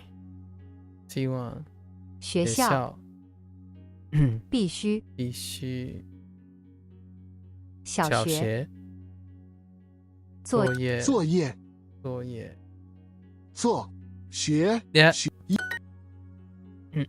必须作业作业作业作业必须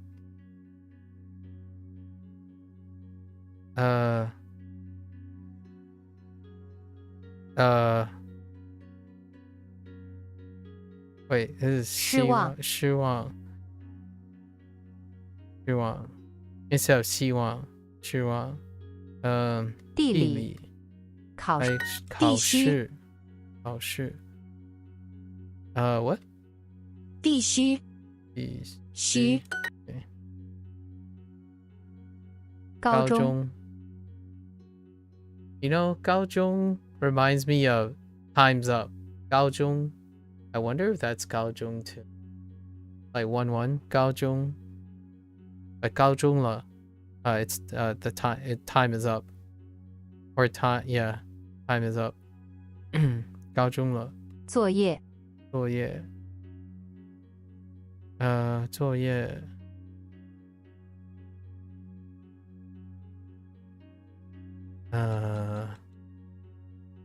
往右往右必须科学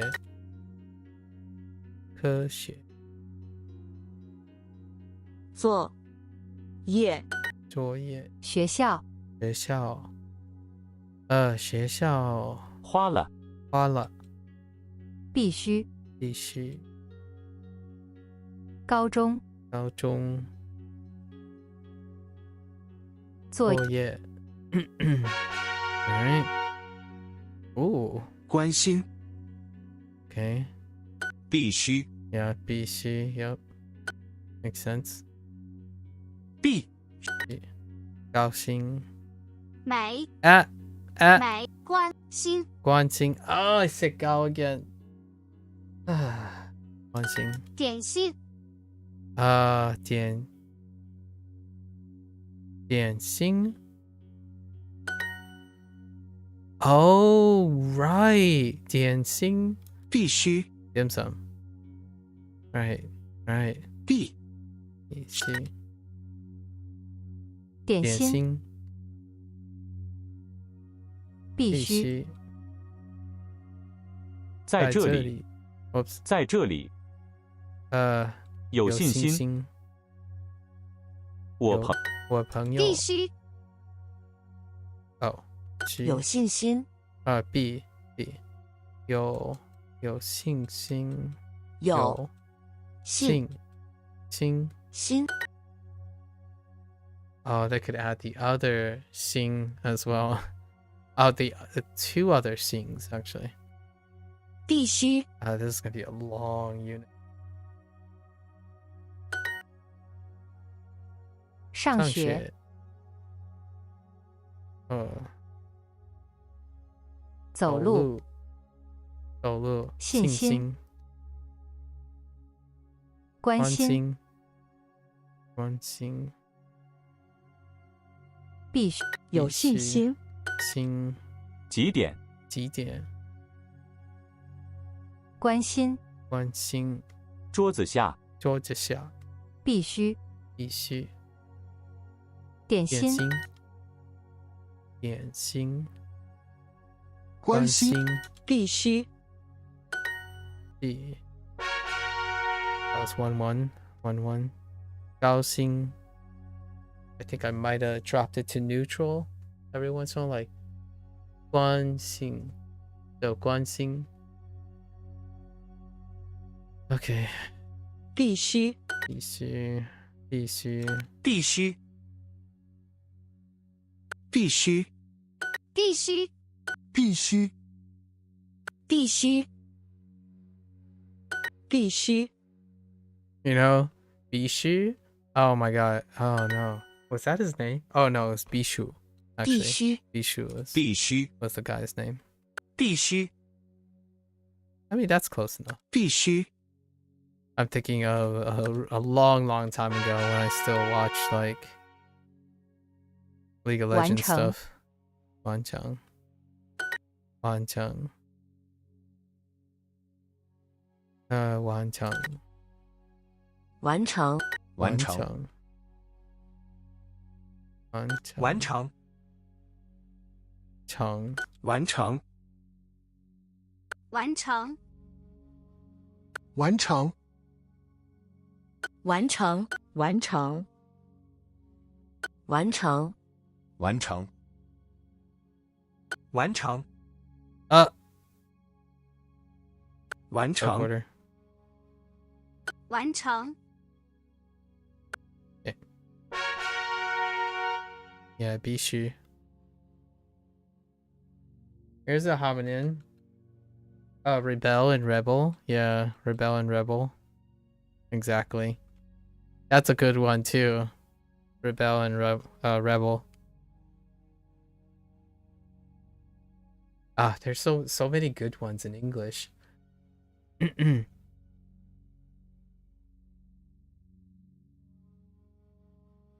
两个 what am I doing? Oh. 打作业作业作业 Oh, sell and sale. Sell and sell. Sell. So I sell something and sale something. But if you look at it, if you listen to it very closely, a lot of people just say sell. Like sell twice. Even though they're not like, this isn't like a actual one. But I don't think it's distinguishable for most people. When you go selling, it's still selling something, right? I sell something, but I go sailing. So if I'm selling something, I'm not sailing something. I'm selling something, but I'm not sailing. Like sailing a boat, selling a boat. So if I'm selling a boat, I'm sailing a boat. However, I think these have become almost interchangeable for most people. So any of this like ale, like ale versus ale, it become less pronounced now. So you have plenty of them, like hail versus hail, like to hail someone, or raining hail. Or like a bell versus bail. to bail someone out of jail, to ring a bell. So bail and bail, so ale and ill are very not distinguishable. And this comes up a lot. These two come up a lot in many things. Like even the weird like this thing, like the EL and the LE, also comes up quite a lot too.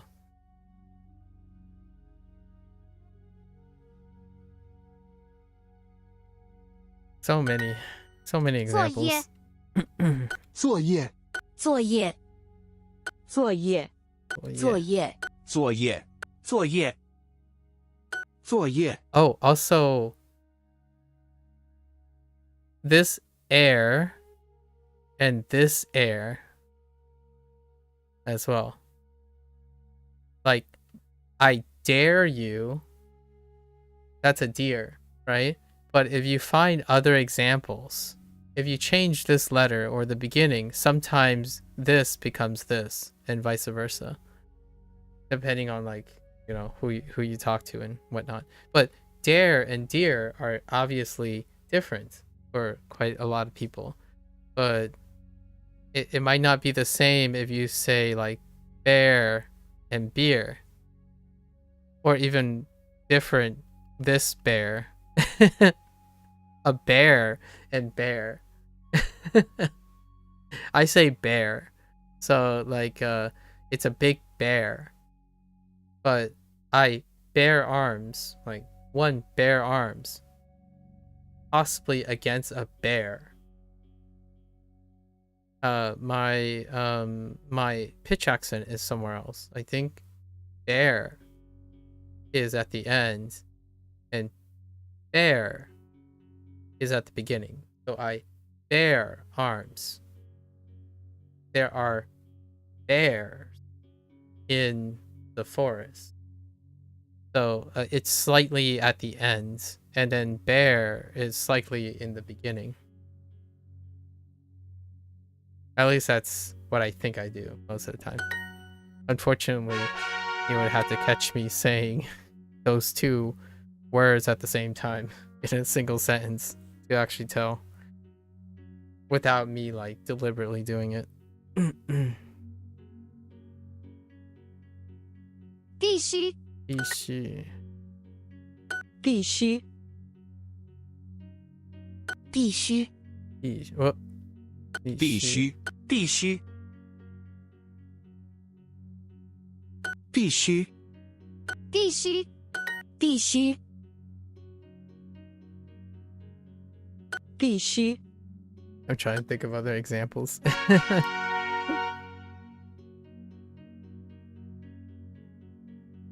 Oh, here's one that I just don't know what to do about. Lure or lure. Some people use lure in order to distinguish from lure, but you can lure something. But then there's lore, as in like this lore. So depending on where you are regionally, this can still sound like lure. You lure someone in, not you lure someone in. That's something too. I say lore and lore. Lore and lore. So when I speak of lore, like the, I don't know, the Elden Ring lore, and then I lure or lore, like it can sound like this. So I don't know, that I don't know what to do about. And this luring, like luring someone in, like luring, right, luring someone in is often in like fantasy games, so you might have lore in the conversation at the same time. So there's that too. 必须必须必须必须必须必须必须必须必须必须必须必须必须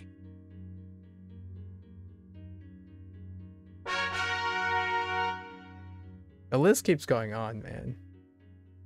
Yeah, it just keeps going on. 完成 I feel like learning Chinese makes me feel this way at the same time, and I think it's fun. I think that the reason like English, all the words that we're talking about, makes me it's the same reason why I'm kind of enthusiastic about Chinese as well, because Chinese does that. It does that quite naturally, at least to my ears. It often elicits the same fun overlaps. 完成 完成 完成 完成 Okay. 完成 完成 Whoops. Recorder. 完成 完成完成 完成 Which Chang are we talking about? This Chang. 这个 Chang. 不是那个 Chang. 作业作业作业 Okay. 作业作业作业这个业作业不是那个业作业什么业你知道我是说我是说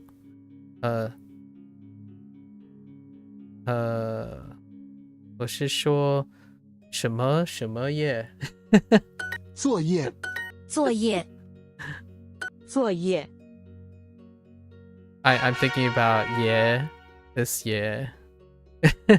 Whoops. I'm thinking about this year.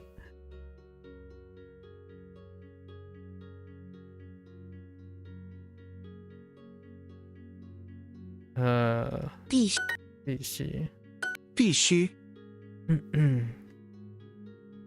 必须必须必须 Oh, and this one is weird because I did get an instance of this in Japanese. And in Japanese, it's like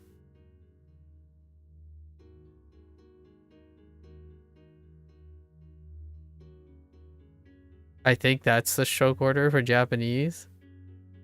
I gotta double check. Oh, well, I can't even double check because I don't even know what the read was for that. It's a different order. I know it's a different order. Maybe not exactly that order. 必须 I kind of like the Chinese order though. 必须 I think I lean towards going from left to right as opposed to center then left right. Like this way. Down center. Down the center, left right. Order. 必须必须 Okay. 必须必须必须必须 Dare, the right radical of like dare or shay, right? I think Japanese has. 必须 I also slightly tilt. Actually, I strongly tilt 必须 towards the 必须 Japanese stroke order. 必须 I like making that vertical stroke first. 必须 As of right now. Tentatively speaking. 完完成完成完成 So I'm not sure if this character it was vertical first, then horizontal. No, I think it's the same. for 完 both. 成完成完成完成完成 Hmm. 完成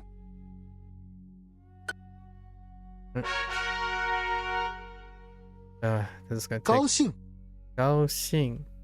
Oh no, they put Gao Xing. Oh no, are they putting Gao Xing next to Guan Xing? Oh, they're gonna do it. They're gonna do it. That the two that I mix up. 南方 Oh no, they aren't. Just kidding. Not yet, anyways. Wait, have I been? No, I haven't messed up. 南方 I'm just expecting them to do so. 高兴 高兴 next to 关心 okay. Oh my goodness. 很高兴认识你。很高高兴认识你。时认识你。你 You finished the lesson? Very nice. Cozy, how do you feel? 高兴 Even more content? 南方菜 I like to believe. Are you even more content now? 高南方菜南方菜南方菜 Okay. 太晚。这台湾不是台湾。很高兴认识你。很高兴认识你。高兴。Oh, that is 4. 高兴 Okay.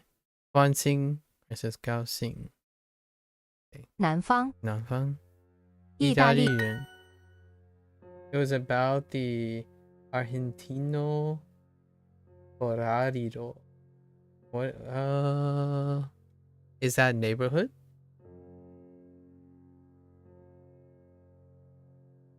I don't know what the second term is. Something to do with neighborhood maybe? Or like the region? I don't know. 南方菜 No. Tell me more. 高 Tell me more. 呢？高 Oh. 高 南菜 南方 Whoops. 南方蓝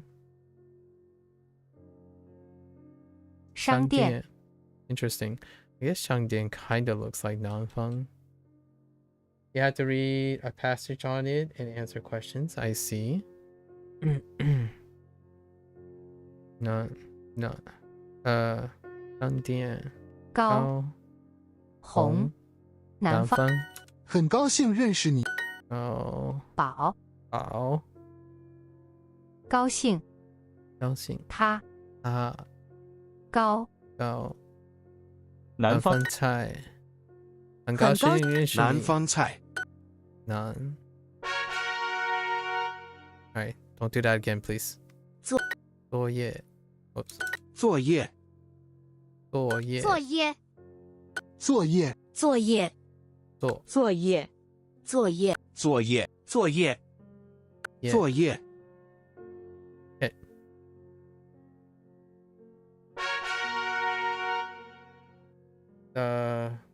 Argentino peso devalued earlier 2001. Oh yeah. Yeah, Argentina isn't doing very well when it comes to their economy. Yeah, actually quite a few adjacent countries as well, actually.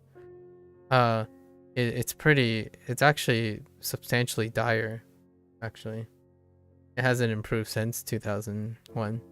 I read a lot about a few of them, especially like Venezuelan. Yeah, Venezuelan is tough. Yeah, immediately when you think about that region, Venezuela is in dire straits for sure. Yeah. Stream delay catches up. We both thought about Venezuelan immediately. Like Venezuelan's currency. I don't know what it's called actually. Yeah, we both thought about it. It's really tough down there. 必须 You can't avoid talking about economy without like I would say it kind of reminisces with like the Greece a bit ago. Has it been like more than 5 years since the whole Greece economic crises? 必须 On the Europe side. 必须 Tough. 必须必须必须必须必须必须必须 That came about because I 必须 was also following the Japanese economy. pretty regularly. Japan's economy isn't the hottest at the moment as well. 完成 完成 With that said, you know, the last couple years, economy in general all around. However, some places 完成 a lot more downtrending than others. 完成完成 It was basically who was declining less was the good news. 完成完成完成完成完成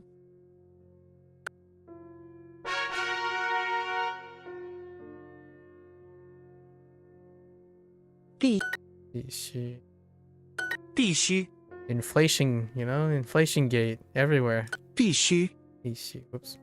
必须必须必须必须 Still ongoing. 必须必须必须必须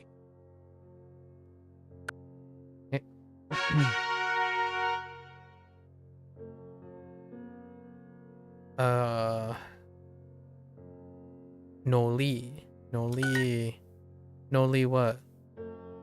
提高? Interesting. Oh, this is from a previous one. 提高 提高 Noli 努力 提高 You got a grammar review next? Get them grammars. 请看请看努力水平水平提高安全努力提高努力 But it's all in Spanish and it's C1, I see. 提高提高好看努力打了高兴提高提高这些提高等了等了水平努力努力 No English help? I mean, you got this. 可爱 You got this. 提高提高难吃难吃努力等等看等着必必须必须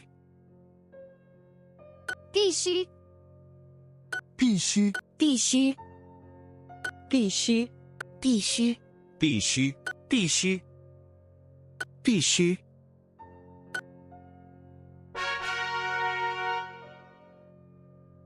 Alright, we're getting our pips. 完成完成完成完成完成完成完成完成 Oh. 完成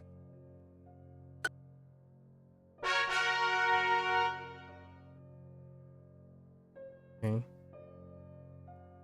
高中完成完高中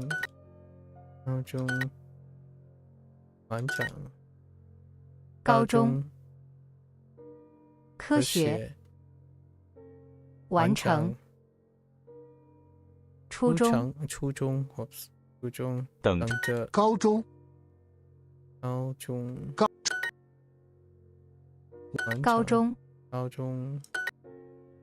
高中中国看完提高完成完成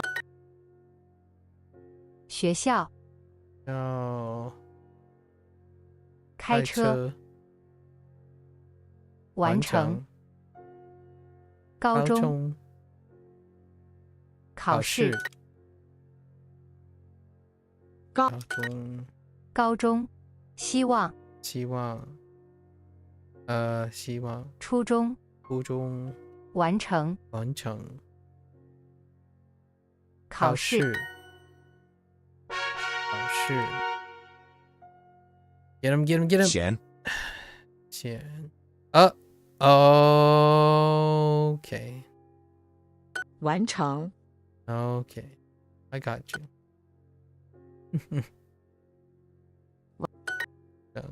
Xian. 闲 I'm gonna be real. I'm a 完成 little salty after that one. 完成甜黑咸完成我们完成 I caught up on my Hanzi. No, I wish. We didn't make up all the Inktober stuff. Nope.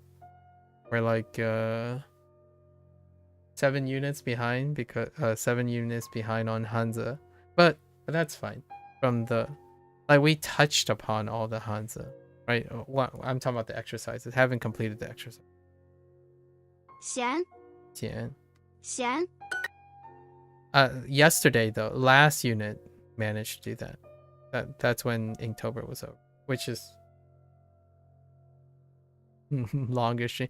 We'll go as long as I have stamina, right? 完成 Slowly we'll creep up. We're like 10 units behind in Japanese. 咸 But the Hanzi ones are the longest because they have a lot of these exercises, which it's good. It's good. Lots of review. Yeah. 咸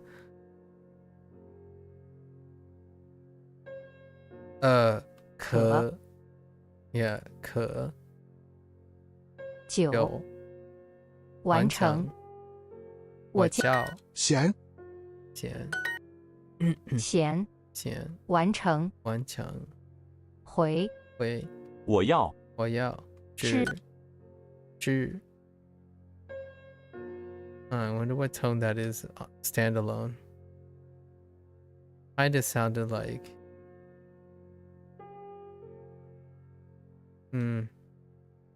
not close enough. 咸完成完成 okay.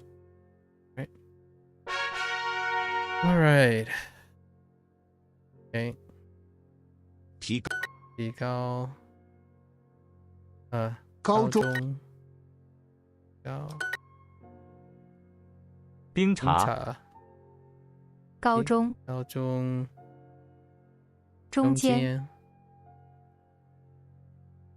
电话提高中提高提高高中初中中间快到提高高中铅笔铅笔铅笔铅笔铅铅笔铅笔鉛筆铅笔铅笔铅笔铅笔铅笔铅笔铅笔铅笔铅笔铅笔铅笔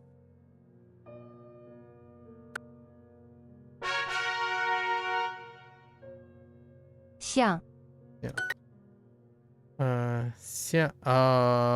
wait. 向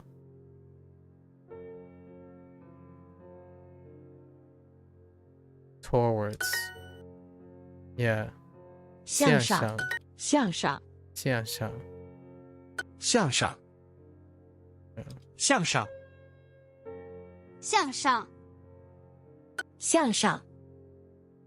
向上，向。 Oh, this is a lot flatter. It's a wide. 向上， This character is wider than I thought it was going to be. Oh, maybe that's a difference too. It being a wider. There might be wider and thinner versions. I don't know. 铅笔，铅笔， Huh.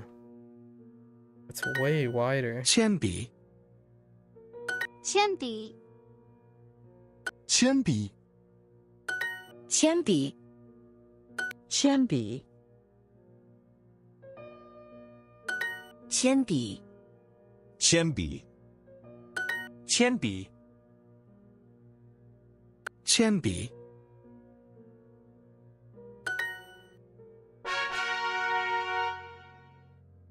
借，借，借，借。借， It's both borrow and lend. 借， 借， It's one of the 借， things with English, but not. 借， It's a thing with translating lend and borrow. 借， Using translating other languages with 借， lend and borrow. 借， 借， in Chinese you can say borrow you, 借， which is 借, so that becomes lend 借， in English, 借， but it's still borrow. 借，借， So in Chinese, 借 is consistent. It's like borrow you, borrow me. However, when you combine it with 相, then it's lend. But borrow you, borrow me. If you borrow me, that's still lend in English. So like you lend me something, you don't borrow me something. And that happens a lot. It even happened in what is it? In German. Someone was talking, "Oh yeah, can I borrow you, can I borrow you something?" Like, "Oh, okay." Yeah, you kind of get used to it. I don't know if there's another language that the transition between lend and borrow is like 1-to-1, but it's not Chinese. At least in my opinion. Like the whole lend and borrowing thing comes up a lot. 向， And it happened in this unit, so like, oh yeah. When you use 借我 versus 我借 or like 你借 借我 is lend me. 你借 means to borrow from you. So 借 becomes borrow and lend at the same time. It's not simply borrow. But 向 with 借 is typically borrow. But not lend. From the perspective of the person speaking. Good stuff. Upwards. 向上，向上，向上，向，向上，向，向，向上， I actually don't 向 mind either way. When someone says, can I borrow you something? 向， I actually that doesn't even make me double take anymore. Can I borrow you something? Can I borrow you a notebook? 上，医生， Whoops. 铅，铅笔，铅笔，铅笔，铅笔，铅笔，铅笔，铅笔，铅笔，铅笔，铅笔，铅笔，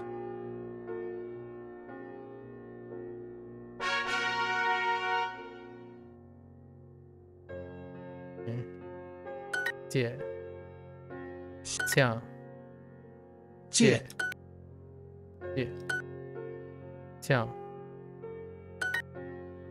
向向上上是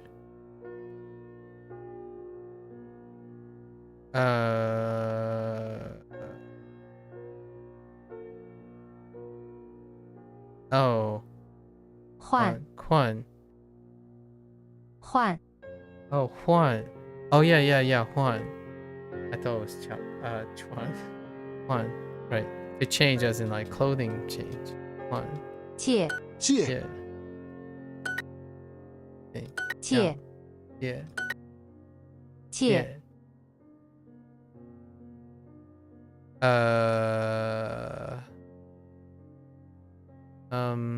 Oh, 先先 first. 先藤 tongue. Earth. I just realized tongue has winter in it. Dong has dong in it. Tongue. Being and dong. Huh. 向 Yeah. 开 I 向 yeah. Okay. 向上向上向向读 My读 oops.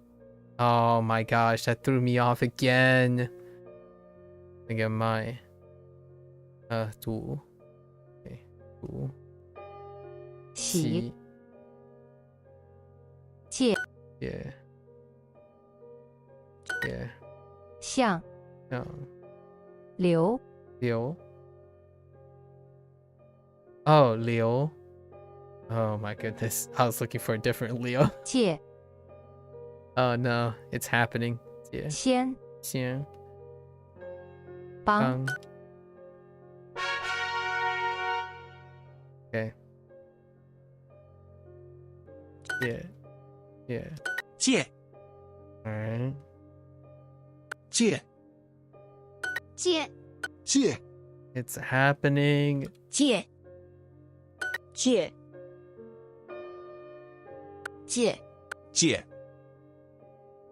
借 Or like the next Yeah. maybe 2 months left in this course, it's going to be the most redundant question I'm going to ask myself is which Jie? Which Ji? Which B? Oh, which one? Which one are they talking about? Ooh, which one is it going to be this time? You know, when they say something, like, oh, which one is it going to be this time?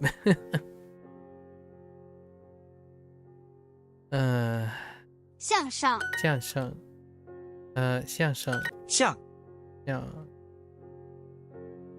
向上向向上 If you squint, if you 向 squeeze your ears 向 really, really 向 hard, it kind of sounds like Samsung. 向向向上向上 Although you can get closer. Definitely get closer. Like 先上 probably. Like 先上 Samsung is probably closer to Samsung. I don't know if you can get am. Yeah, you probably can't. Nah, am is pretty off. It's probably 先上 Samsung is probably the closest to Samsung. 先上 星期 I don't actually know. I should look that up. 铅笔 Probably close.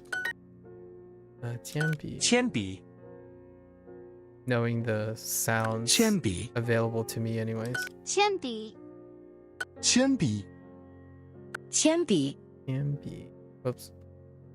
铅笔铅笔铅笔铅笔铅笔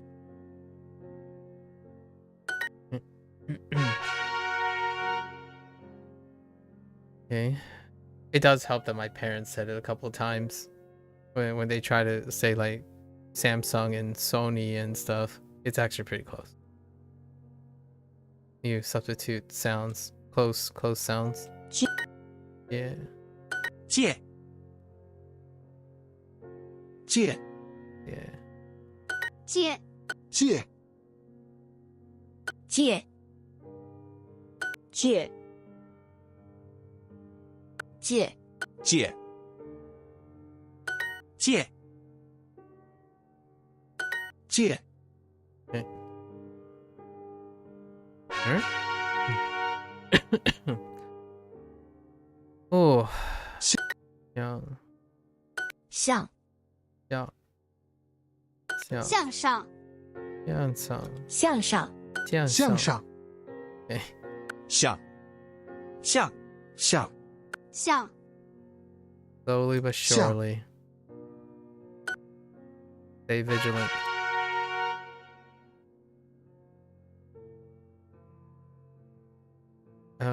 Oh. 笔记天天天天笔记笔记笔记天天天天小学小学小学小学笔记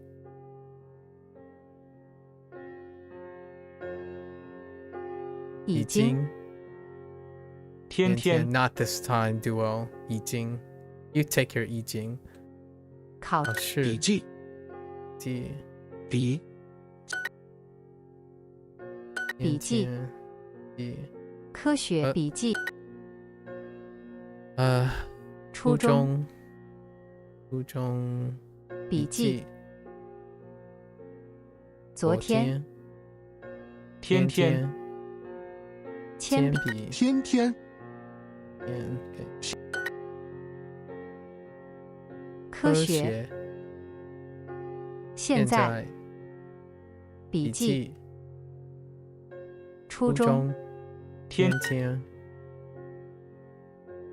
笔记科学科学每天天天笔记考试是 OK Oof OK 忘记 OK 笔记忘记 and 笔记 Fair enough 迟到请看忘记笔记希望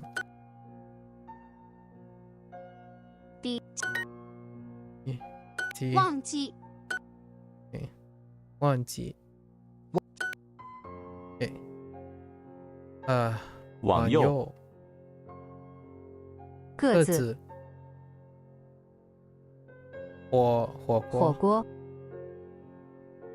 笔记忘记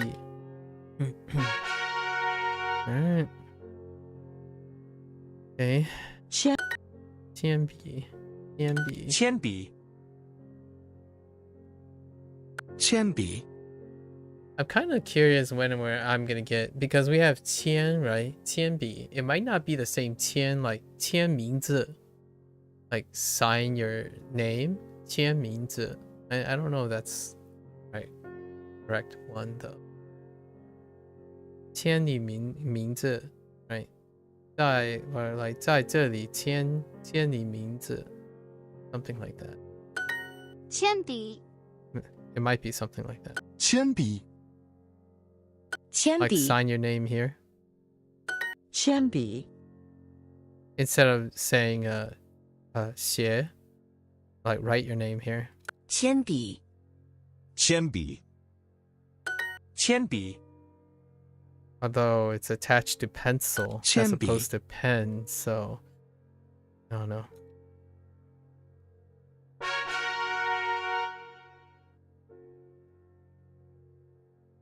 the mnemonic kind of falls a little 请 oh 借 yeah 借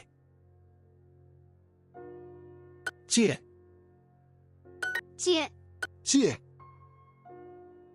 借借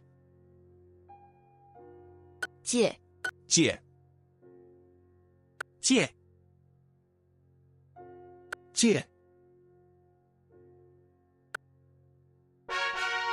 My glucose stores are diminishing. I can feel it in my head.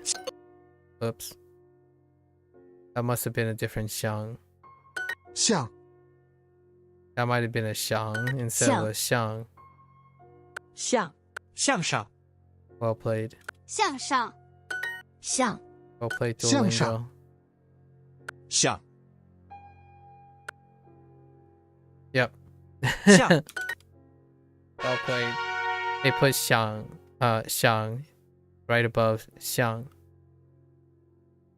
想 Sorry, I was still on my last 借 thought. 借借借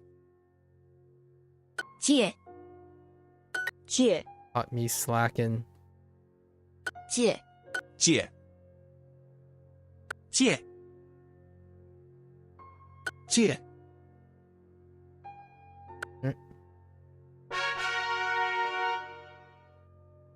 清楚清楚 Alright, 清楚看清楚看不清楚清楚清楚清楚清楚 The other Qing. 看不清楚，清楚 I think this might be our 清楚 fifth Qing. It might be our fifth 清 Qing. 楚， Oops. 清楚清楚清楚看不清楚看不清楚看不清楚清楚清楚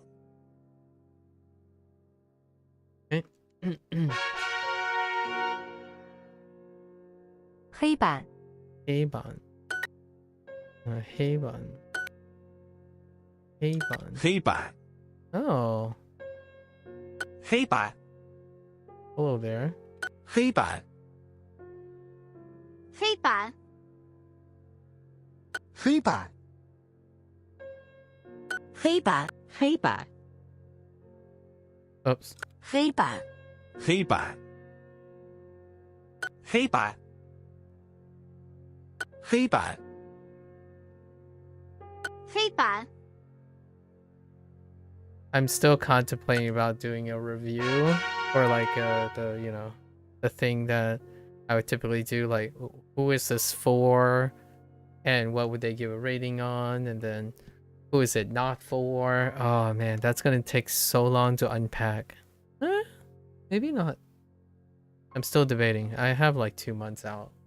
Still 2 months out to do that. 新的 okay. 7天7天 Oh 7天 Ne? Oh 7天 That's random. 新鲜 I was thinking like a type of day, but they were going for the number of day. 新的新的 Yeah 7天新的7天不在最爱太晚新的新的新的7天新的7天新的新的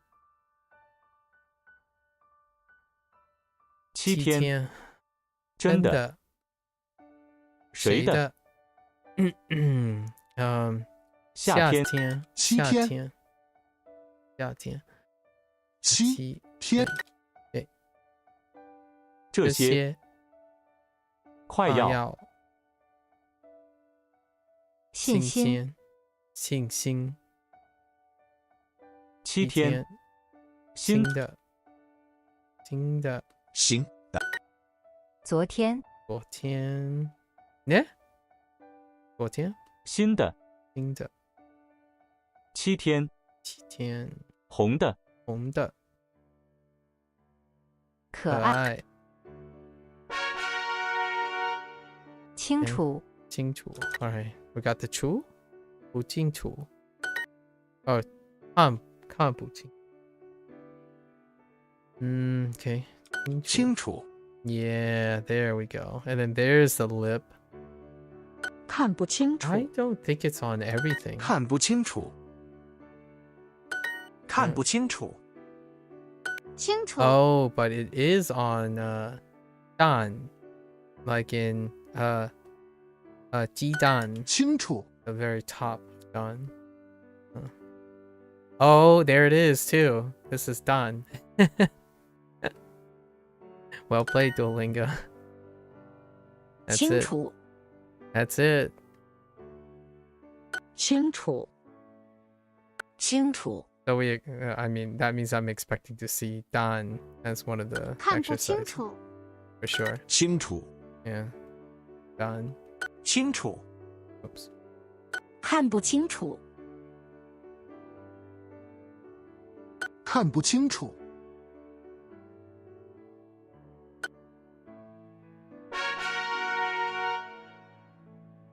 All right. 清楚。清楚。看不清楚。看不清楚。清楚。看不清楚。清楚。看不清楚。看不清楚。看不清楚。看不清楚。清楚。看不清楚。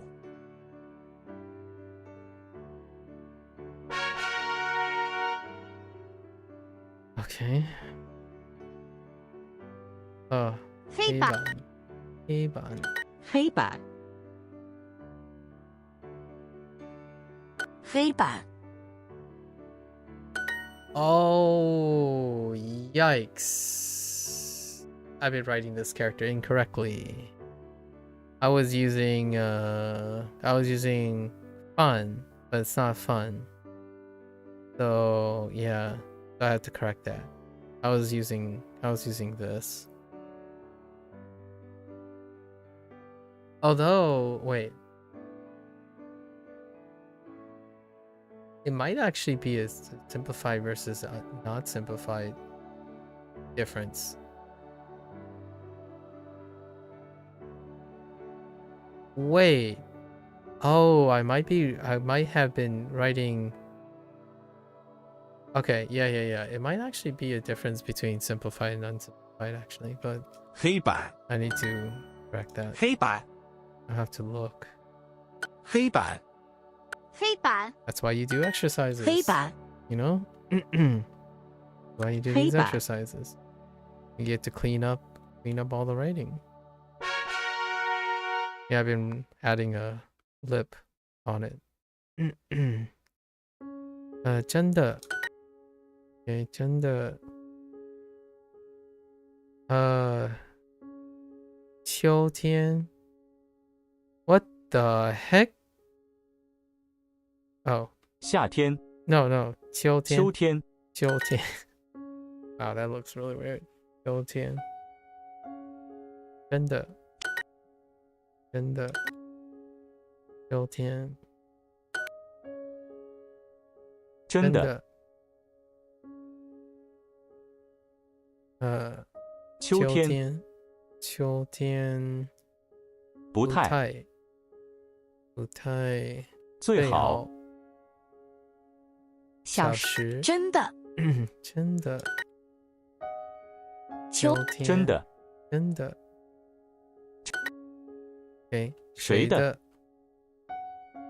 冬天。冬天。真的。我的。秋天。秋天。秋天。秋。真的。不太。的很。分钟。秋天。很。真的，真的，一天，一天，真的，真的的很，的很，只是，只是，秋天，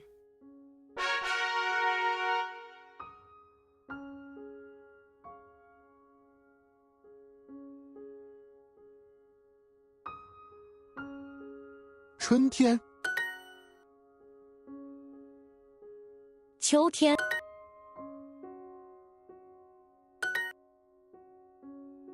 昨天，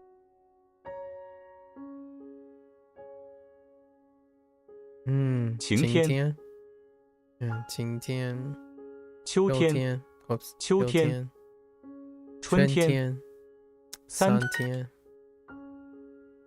秋天，秋天，春天，天，春天，秋天，天 ，OK， 秋天，晴天，每天，阴天，春天，春天，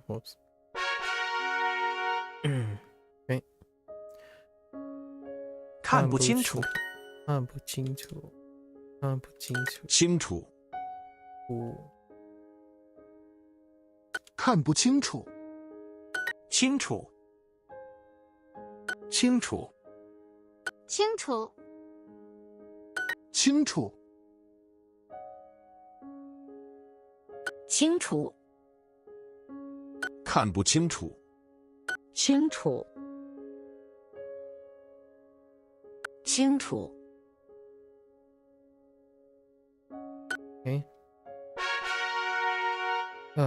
Okay, all right. 看不清，看不清楚，看不清楚，看不清楚，清楚，清楚，清楚，清楚，清楚，清楚，清楚，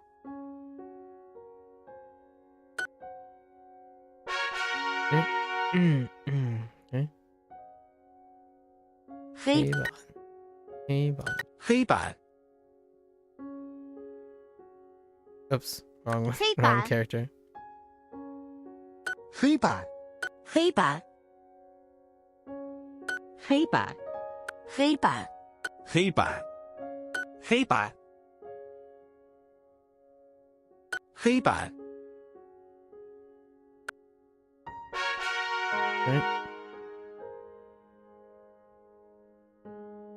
清楚，看不清楚，清楚，清楚，清楚，清楚，看不清楚，清楚，看不清楚，清楚，清楚，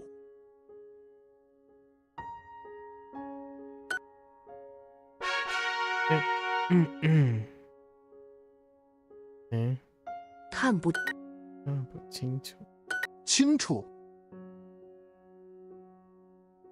看不清楚，清楚，清楚，清楚，看不清楚，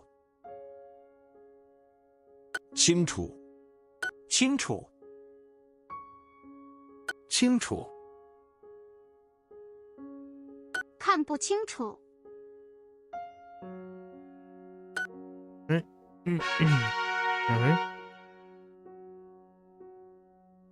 黑板，黑板，黑板，黑板，黑板，黑板，黑板，黑板， Oops, 黑 wrong 板， direction. 黑板，黑板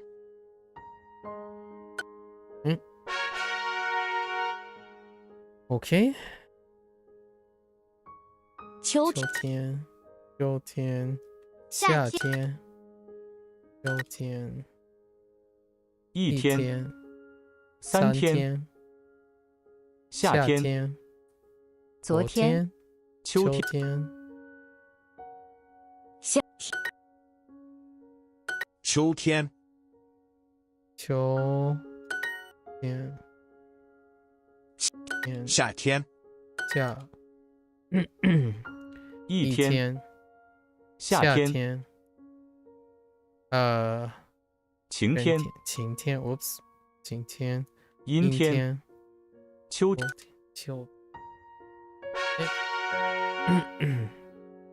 ，Give me all the pips。看不清楚，看不清楚，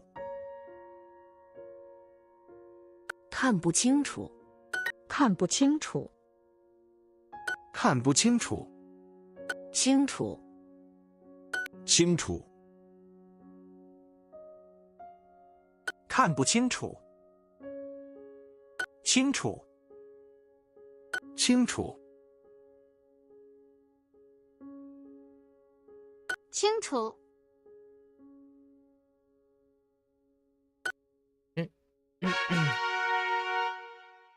All right. Others of 0. 看不清楚，看不清楚，清楚，清楚，清楚，清楚，清楚，清楚，看不清楚，清楚，清楚，清楚，清楚，Okay.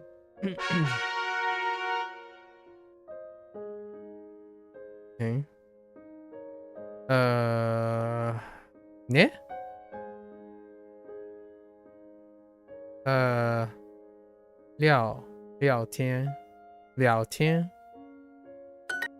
聊天，迷路，聊天，迷路，聊天，迷路，关门，看书，游戏，聊天，对，迷路，聊天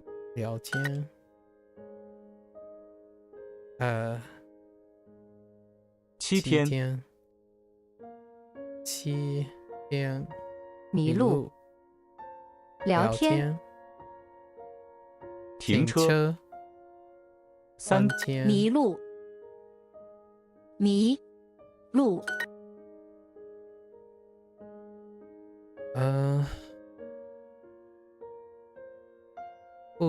拍照，拍照，Oh, that's 拍照。Yikes. 拍照 Oh wait, you know what? No. 拍照。经过，迷路，聊天，看书，聊天，迷路，失望，失望，有空，游戏Alright. 黑板，黑板，黑板，黑板，黑板，黑板，黑板，黑板，黑板，黑板。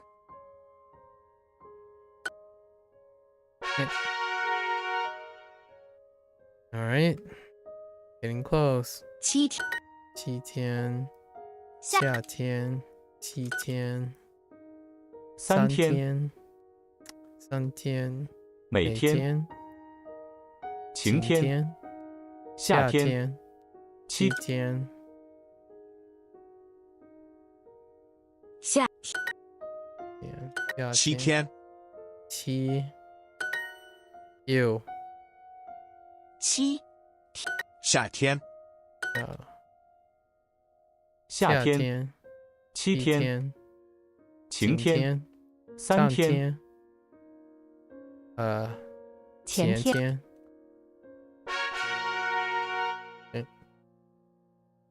看不清楚，看不清楚，看不清楚，清楚，看不清楚，看不清楚，看不清楚，看不清楚，看不清楚，清楚，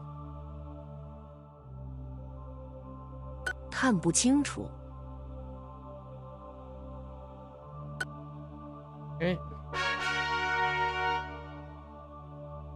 ，OK， 后天，后天聊天，后天一天，后面，后天，聊天，阴天，聊天，后天，后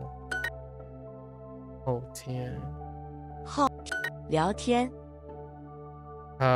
聊，每天，后天，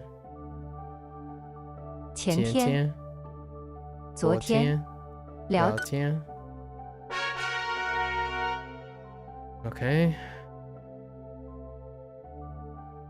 铅笔，向上，向上，向上，笔记，铅笔，铅笔，线上，向上，向上，对，向上，再向上，向上，科学，铅笔，几乎，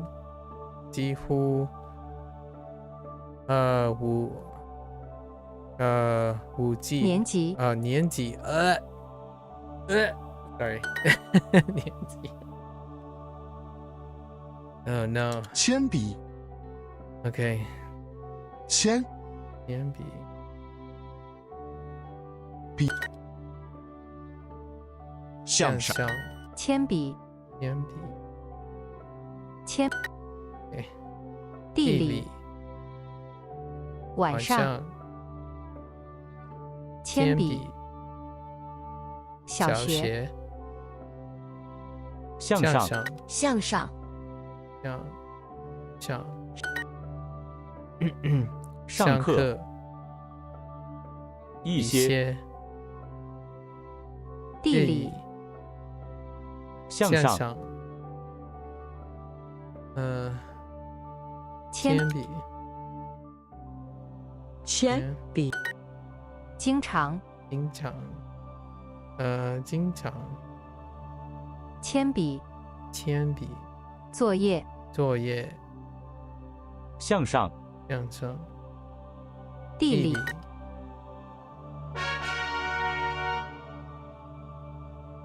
，Give me them pips， 前天，前天，一天，7天，前天，天天，聊天，前天，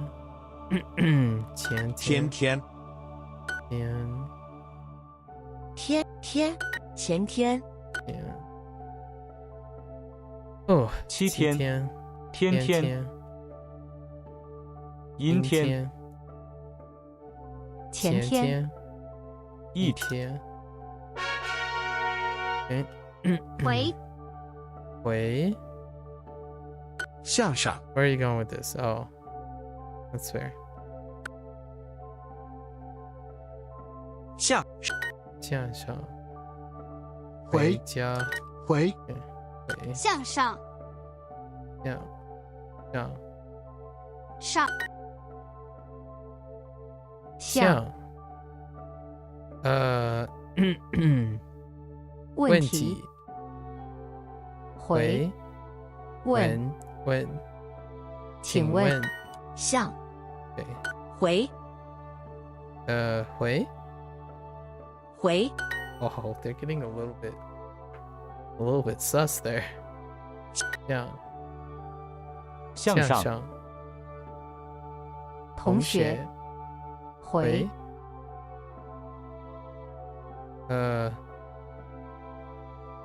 不准不准 Whoops 问回家回向同学同学回家回家请问请问回家向上向喂对向向向上叫向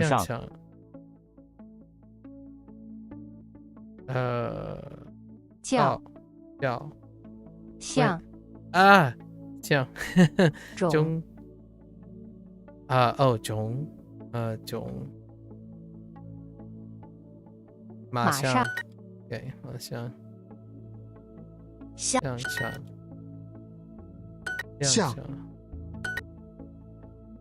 向明向上班上班向上开 Alright, got another pip down. 上上课 Gotta learn queste lo che queste.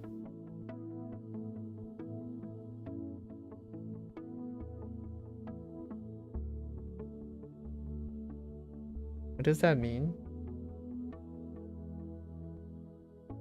Something is what? Something. Something you. It's what? It's.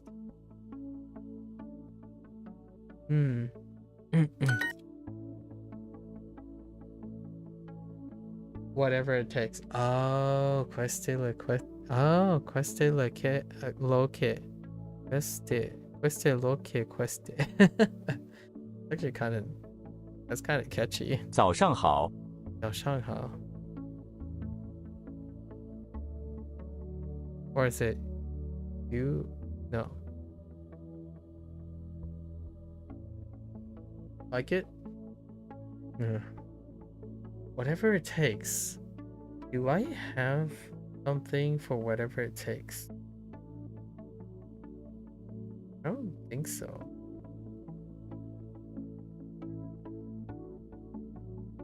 Maybe not. 早上好早上好 Not yet anyway. 上海上课上班上 Yeah, I don't think so. Whatever it takes. I think there might be something maybe once in a blue moon in Japanese that might come off as whatever it takes. That's it. Yeah, no. I don't think so. Fujonese? No. I don't think so. Whatever it takes, there's some proverbs in Chinese that might be equivalent.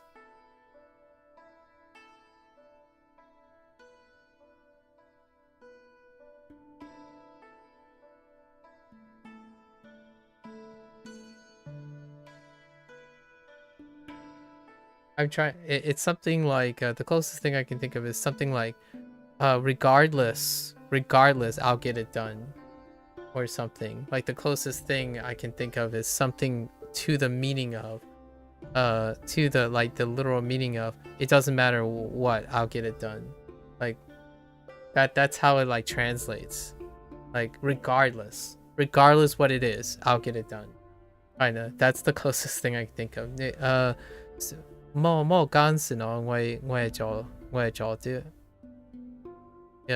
something like that.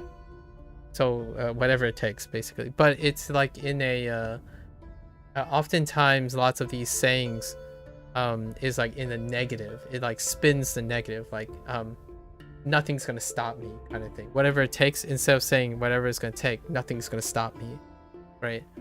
So whatever it takes is affirmative, which I kind of like in English anyways, like being affirmative. But nothing's gonna stop me is the negation of it. Yeah, it's the negation of something, of whatever it takes. So it's like saying the same thing but in the reverse, in the negative sense. Yeah, nothing's gonna stop me. Knowing these expressions is fun. I think Duolingo gave a few expressions, which I don't remember anymore because the expressions are worded kind of weird. Like they gave an apple a day. An apple a day keeps the doctor away, which ended up translating like have an apple. It's like have an apple and the doctor won't find you. A doctor won't come looking. Like to keep the doctor from looking for you. Looking for you. That kind of thing. An apple a day keeps the doctor away. So it comes off as like have an apple so that the doctor won't come looking for you. Kind of funny though. The other one is easier said than done. Easier said than done, which came off as saying is not as hard. Saying is doing. Is not. Saying is easier, or it's more like doing is hard. Saying, oh man, it's so weird. Like it's like saying compared to doing. Oh, sorry, the other way around.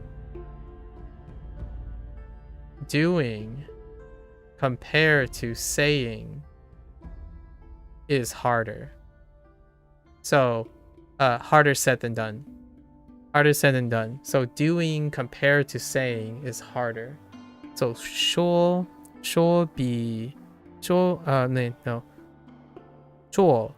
比说很难 something like that. Doing compared to saying is harder. So easier said than done. Stay healthy so you don't go doctor. Stay healthy, so yeah.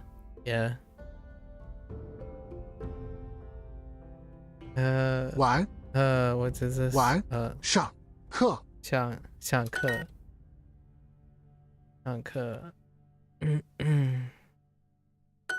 上 Got my second win. 上 Let's 课 let's use this second win. Okay. 早上早上飞机上飞机上上海上课 Alright. Oh, I was thinking I'd do some extra credit today, but man, we are not getting this unit. Oof. I thought maybe I could fill in this unit back here. 找 So many. Oh. 完成 完成. That's a little of a leap. Oh, I guess right hand, fine. 完成 I can see it. 完成找 找 It's the right hand, this part. 找完成完成完成我弟弟我找找我的完成完成找早完成找早我们的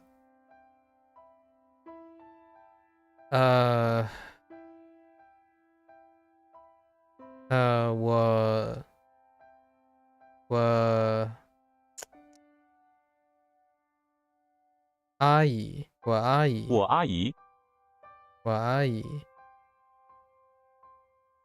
姨完成我叫找早我们我知道完成我们的找叫 whoops yeah 找 yeah 完 kinda hard 成 to see yeah You got any other fun expressions? No, not really. Not off the top of my head though.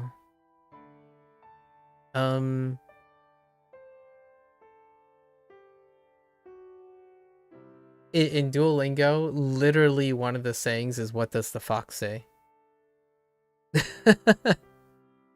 I don't even know if that's a real proverbial, but I could kind of see it. What does the fox say as a proverbial? Not the meme thing, but it is funny. It's funny because of the meme thing. What does the fox say?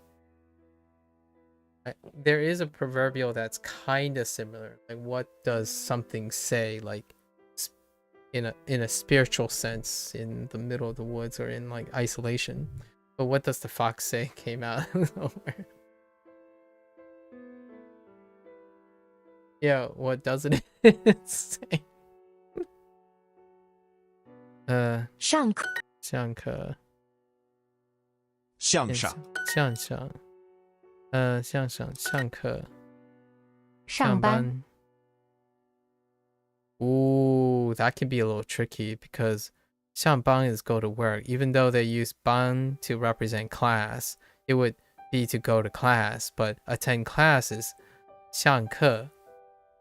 That's kind of mean, actually. I'm not entirely sure 上班 can...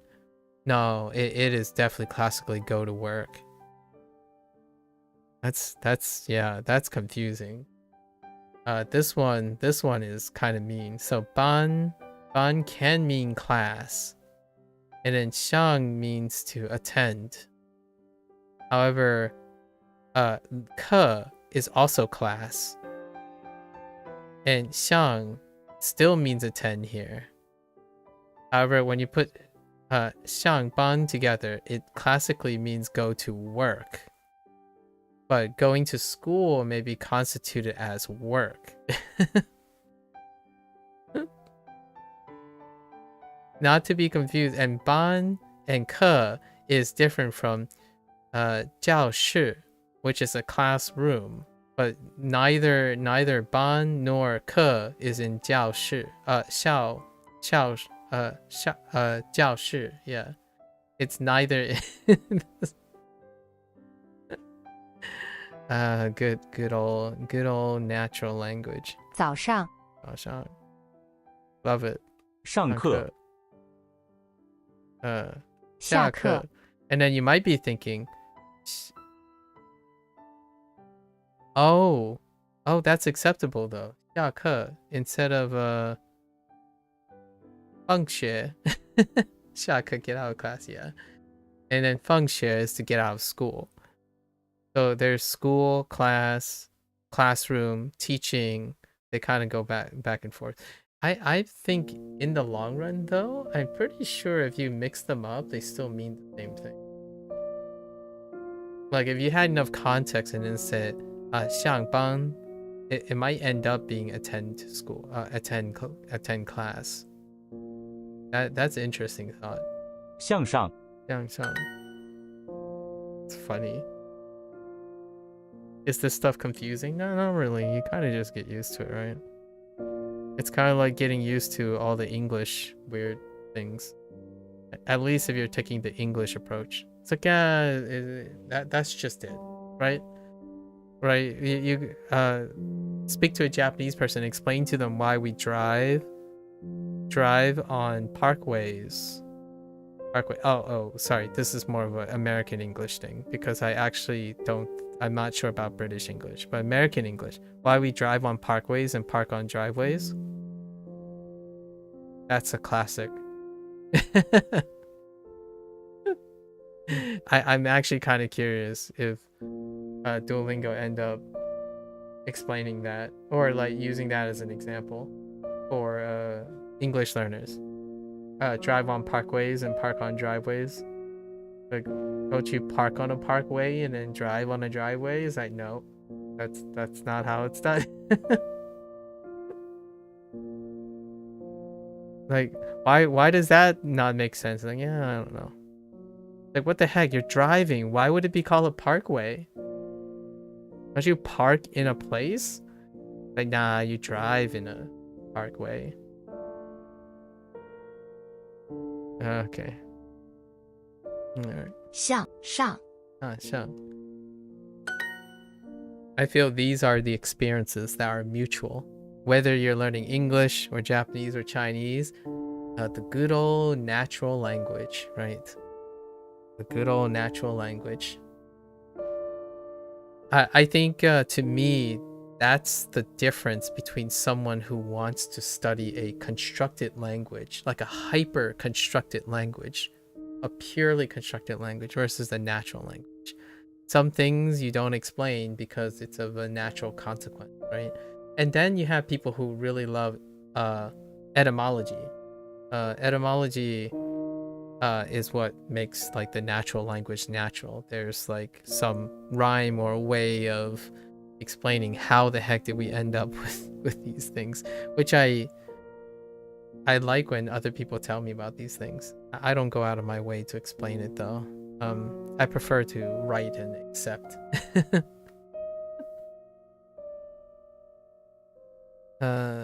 向上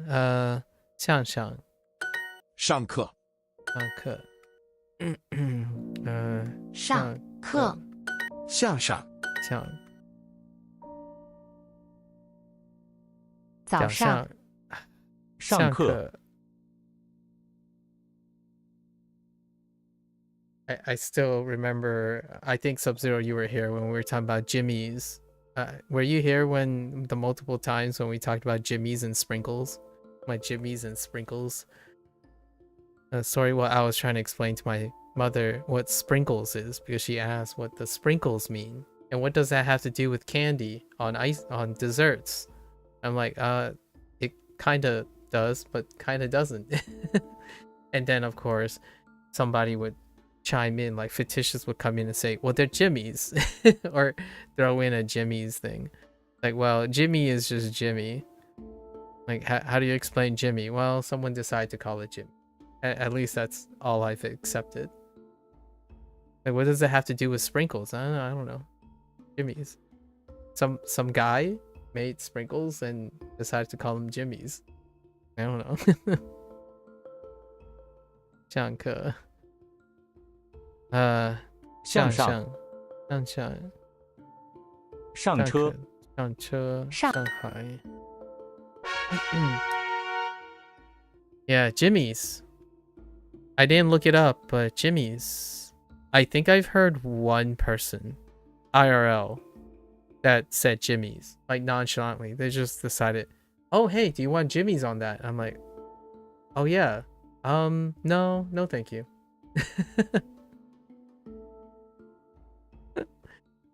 Good old sprinkles.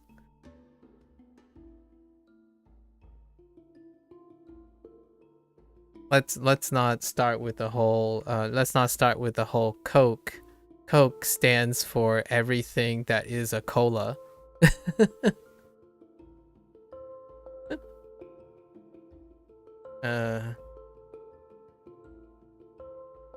Oh, which by the way, you have never heard of Jimmy's? Yeah, I haven't either, like that often. Like it wasn't like it wasn't really early on. I've only heard it recently. You wouldn't know what that means. Yeah, the Jimmy's. Oh, which by the way, I had a separate conversation with someone else. It was from Norway. It was Oh no, it was FIs, I think. So now I know that Norway is not part of the European Union, along with 6 or 7 other countries that are part of the European continent, or like quote unquote tradition, like generalizing European continent.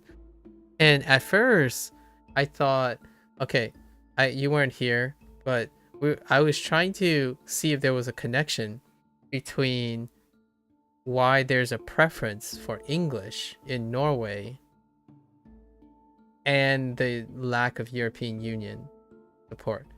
I thought maybe because the preference, like, long story short, I thought there might have been a connection between the preference for English in Norway because of trade, right? Not being part of the union. Like, that was like a really large leap of, but after a bit of looking, turns out Norway's biggest partners, like the top 9 or like the top 10 countries, none of them are not the top 10 does not include the United States. It's actually the top 10, almost 7 out of the 10 are members of the European Union in trade, and the number 1, which takes up over like 50% or something like that, like the most by a long shot, is Germany. Germany is Norway's biggest trade partner. So that it didn't matter. Like, the long story short is no, there isn't any connection between like a preference for English versus, because in the European Union, this is a generalization, but the European Union, those are in the European Union have actually a lesser preference for English, in like sort of loosely, than Norway. So that raised an interesting thought, but no, it isn't. Like, you would, there is a very favorable relationship between like the United States and other English speaking countries that are not part of the European Union, which basically is the United States and like Great Britain, right? In the neighboring things, they are favorable trade partners, but the vast majority of trade still goes through like a member of the European Union, and most of those countries have actually a preference for their national language over English. English is learned secondarily. What do you mean by English preference, by the way? I mean like technology and commerce. So Afis was talking about like programming, like companies and corporations. So oftentimes corporations mean very lucrative relations with a very specific country, the United States, when it comes to like English preferences. But when it comes to like that type of thing, like commerce and whatnot, is what I was thinking, but there's no like correlation or nothing like really interesting. There's no like a coincidence or something like. We were talking about, I was like going over I said, in English preference, like materials and stuff, because when I know where this came from. This came from gaming and stuff. Like when you talk about like region specific things, right? In Germany, at least even my experience, right? This is a personal anecdote. I'm not saying this encounter represents most of Germany, but my encounters with German people is that when they think about things, they preferentially pick German, right? And that's what I mean by that. Like when you look at Norwegian consoles, clients, like digital clients and whatnot, English is defaulted as opposed to the national language, right? The other national language that's involved. So I was thinking,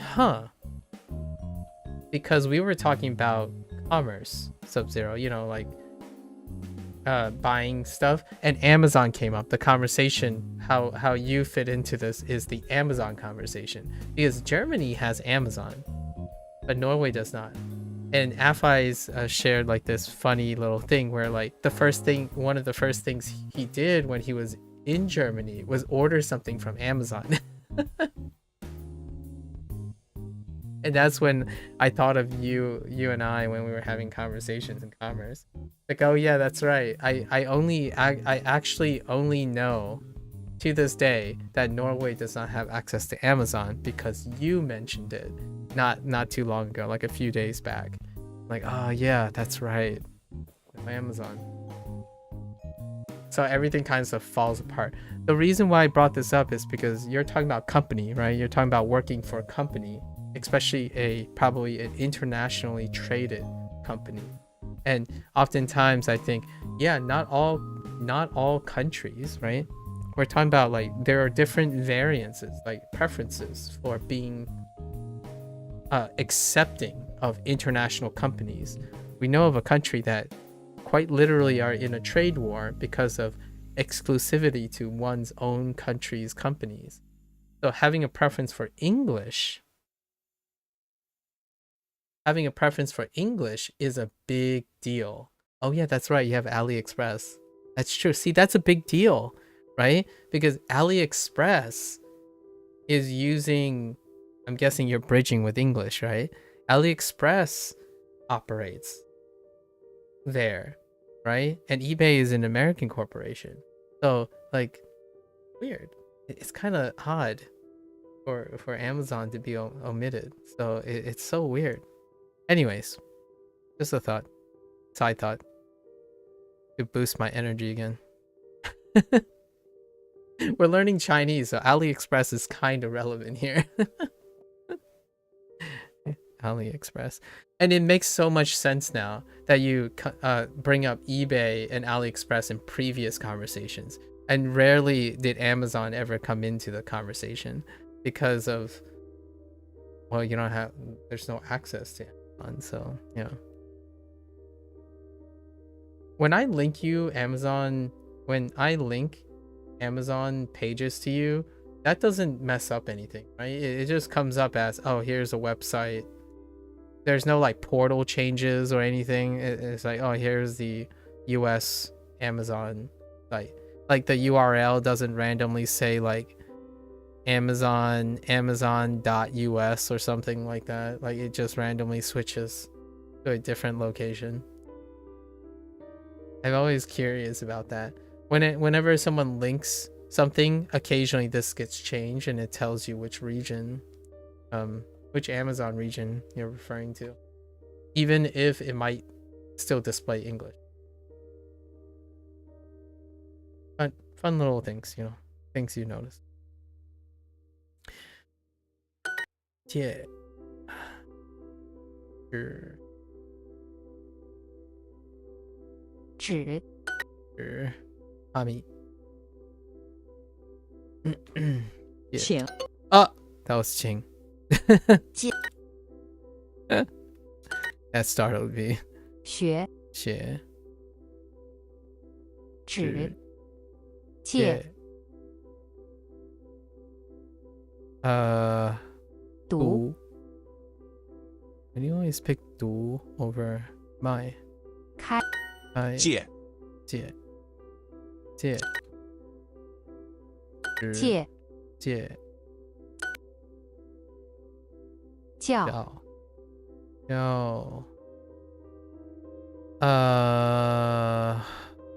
跟跟跟借课纸直直学学借直见停停 I should clarify, Amazon is available here. It's just that all of those items you listed specifically doesn't ship here. It seems that way with a lot of items actually. That's why. Oh, a shop there. Oh, okay. So it does operate, but it's incredibly limited.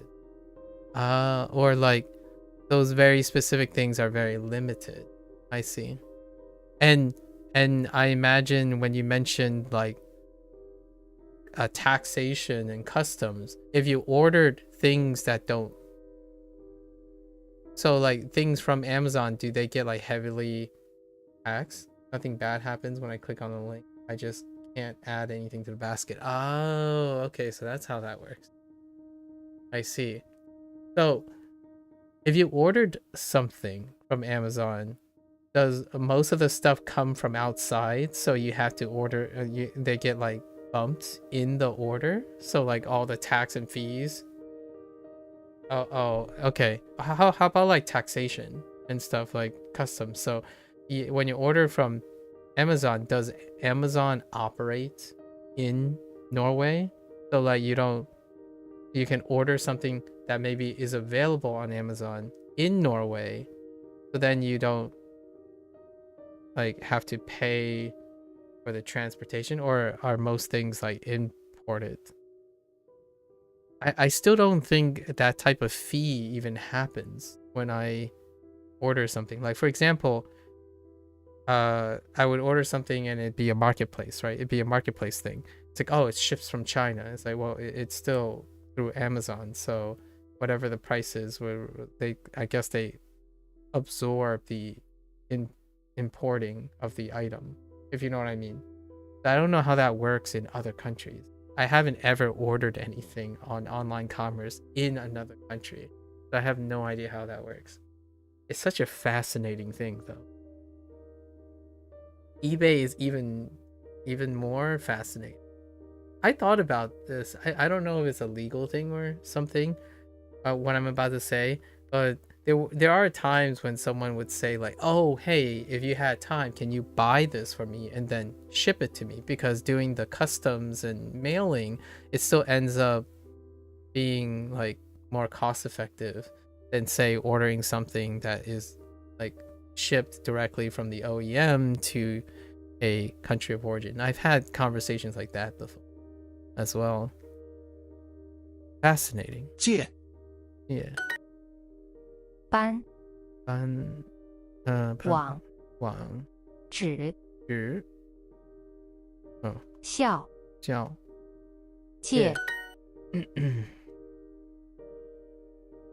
I mean, eBay has more items because people want to move. Wait. Are you saying like you're comparing eBay in the sense that the like new stuff, right? How people buy new things and resell those new things on eBay? Or like they have like excess inventory and they list them on eBay kind of thing? Because eBay tend to have more items no matter where, because there's also reselling on eBay, which I do not know if Amazon has reselling. I don't think Amazon does reselling. They might have like refurbished stuff. I guess that's as close to reselling. For some websites, the standard 25% customs fee usually comes as a surprise hate mail, as I like to call it, after receiving the item. Oh, really? For other websites, including Amazon, it's embedded in the price when you are at the checkout before ordering, but the fee is still there, obviously. Okay. Wow. So sometimes you get the custom fee notice after receiving the item. Boy. 借 That certainly is a little bit hateful. I can only imagine. 图书馆. 图书馆. I paused for a moment. I was gonna say, wait, 图书馆. It's like 图书馆. 咖啡社. That's funny. 咖啡社. 图书馆. 图书馆. 咖啡社. 咖啡色. I don't know how I feel about 咖啡社. Yep, it can be super annoying. I can imagine, for sure. You know, this brings a whole new light to Norway is definitely, I know I'm asking you to generalize. Does Norway practice placing food taxes and stuff as one bill? I'm sure you're already aware of the stereotype on how the United States do like food bills and stuff, where tax is not tax is after the bill, right? So listed prices are not including tax. But does Norway practice including tax, or do they not?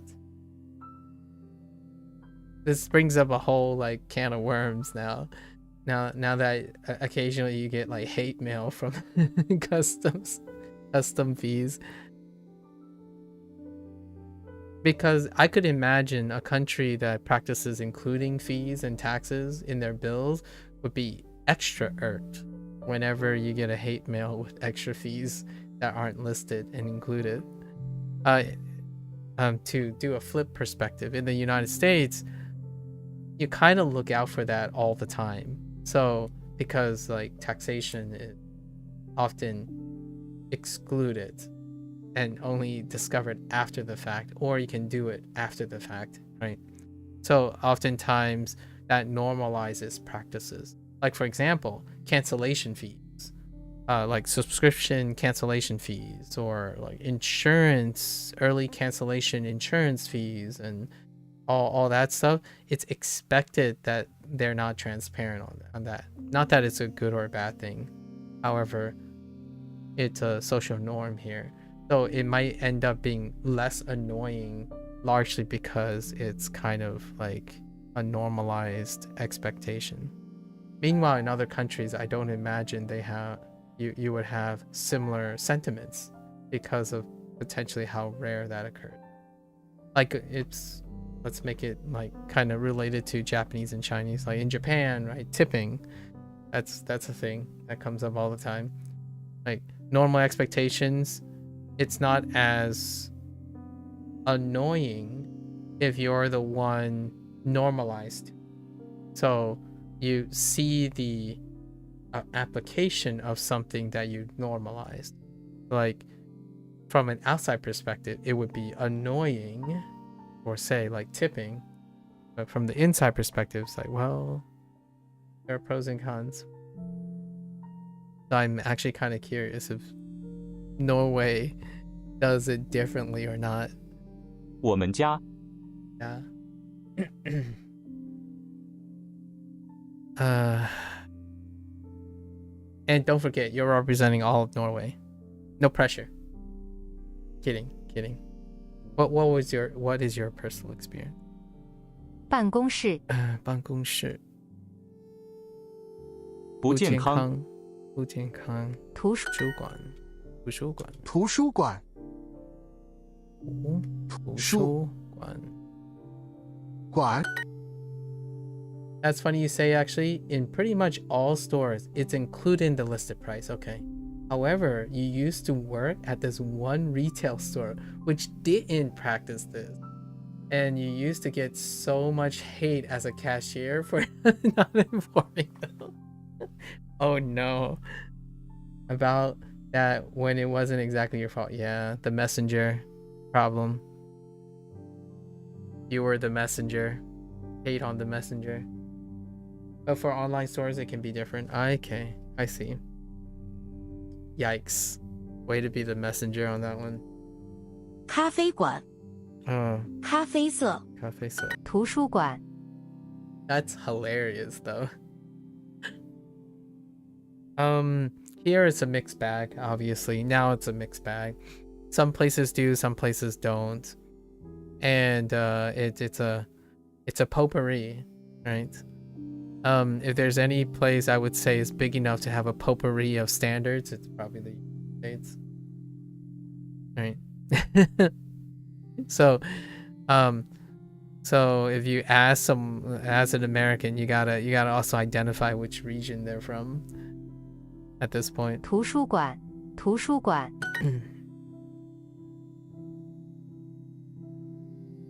最喜欢咖啡色图书馆咖啡馆我们家 Not to say that Norway and other countries don't do that. You perfectly gave an example that you've you encountered a social An atypical atypical shop. You worked at an atypical shop. 咖啡色 咖啡色 色 You're on adverbial locations. Wait, you said it's not included in the listed price there. It's not. Yeah, it's not. Oh, it's more commonly not. It's more commonly not. You find out afterwards, or you assume it. So for example, when you go to sit in a restaurant and eat, you're like, oh, okay, so that's like $24 plus tax. And that's it. Like, you estimate. Like, it's become so normalized that you have an idea of intuitively how much it really is. So when you see a $25 steak, right, you see the $25 plus 6% or whatever percentage of that. Yeah, you do the intuition. Yeah, you do the tax intuition because it's so common. And here's the thing. You might be thinking, well, why don't you just do it for everything, right? The problem is each state has different taxation laws. So the problem is you can't do that for everywhere. Like if you go suddenly you travel to New York, you're gonna have to do a different calculation. So it's still roughly the same. And then like tipping varies too, and then how gratuity varies too. So that's kind of the idea is everyone's making their own rules, so it's not universal. It's not universal enough. Yeah, it's not universal enough to generalize. So I think that's the most reasonable rebuttal that I have, right? You could, like a lot of countries, say, well, you're all under one country, right?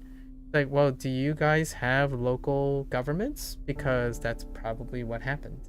The United States have local government and statewide governments, and then the federal government. So encroaching and forcing a universal rate would be adjusting for all the states' things, which it's not. The long story short is it's very difficult to normalize all the states.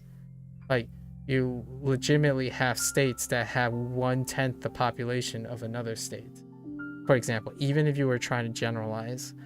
Or like one state has non-overlapping goods with another state. So all that stuff makes everything, basically the inconvenience is coming from the flexibility. Over here it's 15% food taxes and 25% everything else. Ooh. Wow. Okay. In Pennsylvania, the state I reside in, it's 6% for food and perishables. I don't. Everything else has a lot of varying taxes. A lot of varying. The one that I'm specifically going to talk about is like food tax. It's 6% here. I think it's still 6% on perishables.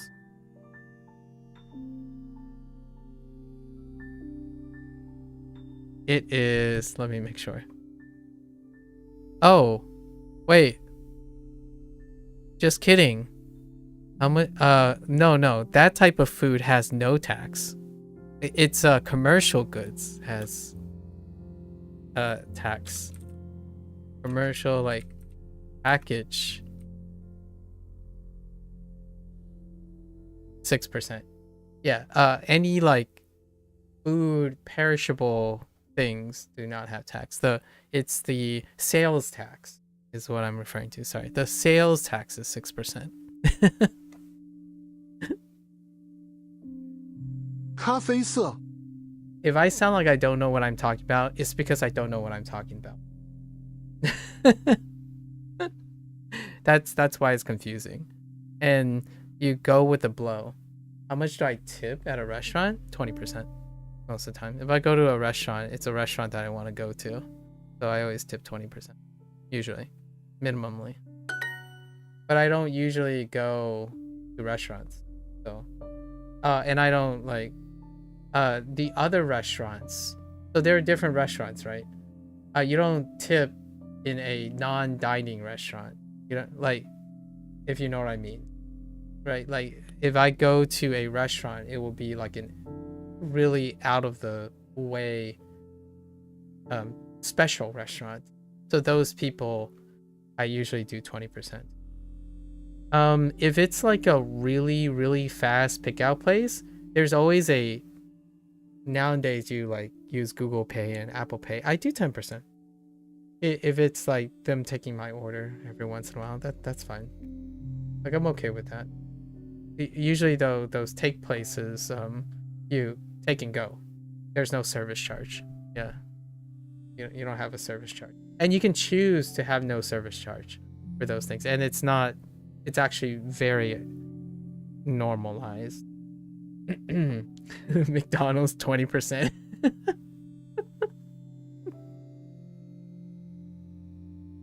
Yeah, I typically when I eat, I go to like places that you know that the tip stays in the operation, right? So coming from a background of food people, like people who serve food as family operated, I kind of have a very heavy bias towards tipping as an American, like an American tipper, I suppose. Obviously, if I go to Japan, I won't do the same. Although it won't stop me from wanting to, but that is a cultural, like that's like it actually comes off as opposite, right? It comes off as an opposite thing. But even though I would probably have a high inclination to want to, like, because to me, gifting, an American, gifting is a privilege. Tipping is a privilege. Especially excessive tipping is a privilege. 咖啡色 图书馆 Like, on the one hand, you get that Japanese thing like, oh, well, I get paid well to do what I do, so you don't have to tip, right? It's part of my paycheck. It's like, yeah, but I want to give you this. And then obviously face culture and humility is like, well, we can't do that, right? And then you have a cultural clash between the two. This is not the same as someone who doesn't want to tip but is asked to tip. I generally tip. I want to tip. Not that I don't want to tip and tip is expected. I think the difference is incredibly great, and it's not entirely clear when you have people talking about tipping, like how the tipping culture or what have you. It's very different. Like, for example, people holding tipping hostage, for example. Like, you go in expecting the service to earn your tip. I'm not one of those people. That's what I'm trying to be specific about. I think a lot of times there are a lot of bad actors that deal with that. I don't hold the tip hostage. Like, it's kind of like if you want to identify some of those people, that there's some concordance with behavior. Like, someone comes in and say, oh, I'm not going to subscribe to you because you didn't earn my subscription. That's very similar to the idea that you go to a restaurant and you only tip if the person earns the tip, right? For me, it's not right or wrong, right? We're not talking about my personal preferences. When I choose to go to a restaurant, I have already accepted that I'm going to tip. Now the question is, how much am I going to tip? The bottom line is like 15% probably, but generally I go 20. Sometimes I go 25. Actually, there are a few times I went 30. to 40. In fact, the cheaper the place is, the more likely I'm going to tip a bigger percentage of it, because I'm closer to a flat rate than it is a percentage, a progressive tipper. I'm not a progressive tipper where like it's relative to the amount, like in the same direction. Like for example, I really enjoyed this, but I spent $5 here, and I could easily have spent like 10 or 15 bucks for this. So instead, I break the difference and give the person the 10 bucks I would have paid anyways. Like, legitimately, one time I came in and I was like, wait, I only want to buy this thing. And the person was really nice about it. And then I'm like, no, you can just take it. Like, I would give them $10. That's okay. Like, I'm glad you were open in the nosebleed section of the time and you're here. Just like 10 bucks, that's fine. And you know, I take my $5 item and go, right? That happens a lot. Like, I value people's convenience. I don't think there's enough appreciation for how other people make your life more convenient. And it is their like job to do that. Like, they've chosen to do a job to make your life more convenient. So, and I'm only saying this as a way to say that the privileges I have is enough for my life. So sharing as much of that privilege I can for people who are making my life even more convenient is something I come to expect. Otherwise, I buy my food, I go home, and I make my food, right? That is the convenience that I don't have that I'm willing to pay for. So honestly, if someone told me like, oh, this food that I prepared costs this much, but I prepared it for you and I love preparing it, I'm glad to see that most of my money goes to the person who's preparing the food, because that's the service, right? You think to yourself like, well, if you don't have that service, what do? You go home and you cook. And that's kind of the thing, right? This has been a slightly longer digression than I expected. I'm not saying this is a blanketed statement. Obviously, you have bad actors, you have abusers, you have opportunists, like malicious stuff, if you want to spin the wheel of or fate, right? Fate in humanity and all that. And then there are outstanding stars and what have you. So I'm saying, in general rule of thumb, I eat at places, I frequent and I consume products with good faith, in good faith, prior to spinning the wheel of cynicism. So that's, I guess, I try anyway. It's really weird to me, and I find it incredibly disappointing when people go out of their way to engage in an activity they choose to do voluntarily. You heard this all before. Now we're talking about food, though. We're talking about food and drinking. They go out of their way to intentionally do something that they have already said they weren't going to enjoy. And then they make it so that they make other people feel like they owe them for their company. For example, oh guys, I don't really want to watch this movie, but I'm going to go anyways because you're my friends. Like, that's not the company I keep. Like, I do not have friends that, or acquaintances or people who make you feel that way, both unintentionally and intentionally. So to me, the next time someone says, oh, I don't really want to do this, but my friends make it so that I do want to do it, I would be careful, because you can give off the impression that you're the one that's entitled to a payback or a special treatment because it doesn't cater to you, right? As opposed to your friends. And that can be tough. And it's happened a few times with like random acquaintances. Like, someone would go to a restaurant, we would sit down, and they would make like a fit about how long they waited to be served, and we were at a restaurant that's during rush hour, and clearly none of us made an attempt at all to be proactive in calling the waiter, right?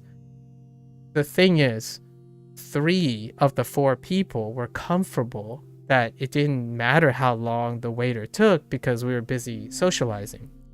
The 4th person made it as though they were entitled to a expedient service, that they could have interfered, but instead they chose to wait in silence and then make a fuss about it. Meanwhile, they completely made it so you don't like hanging out or something. Like, you know, the other 3 would be talking, including myself, and I'm like wondering, why are you here in the first place if you're so concerned in eating quickly and getting out? Like, are you hungry? Like, why haven't you said anything? So that's the type of thing that happens that I tend to avoid. I don't necessarily think I keep a lot of company that does that. So when the rain pours, we take off our shirts and we run in the rain. I'm kidding. But you know, when the rain pours, we go and pick up an umbrella and enjoy the rain. And when it comes to like services and stuff, that's kind of the take that I take on going to a restaurant. I want to pay for service because I hope for great service. Even if that makes me a little bit like naive to people taking advantage of that. I prefer to be naive and be paying for service than telling myself that I should be served.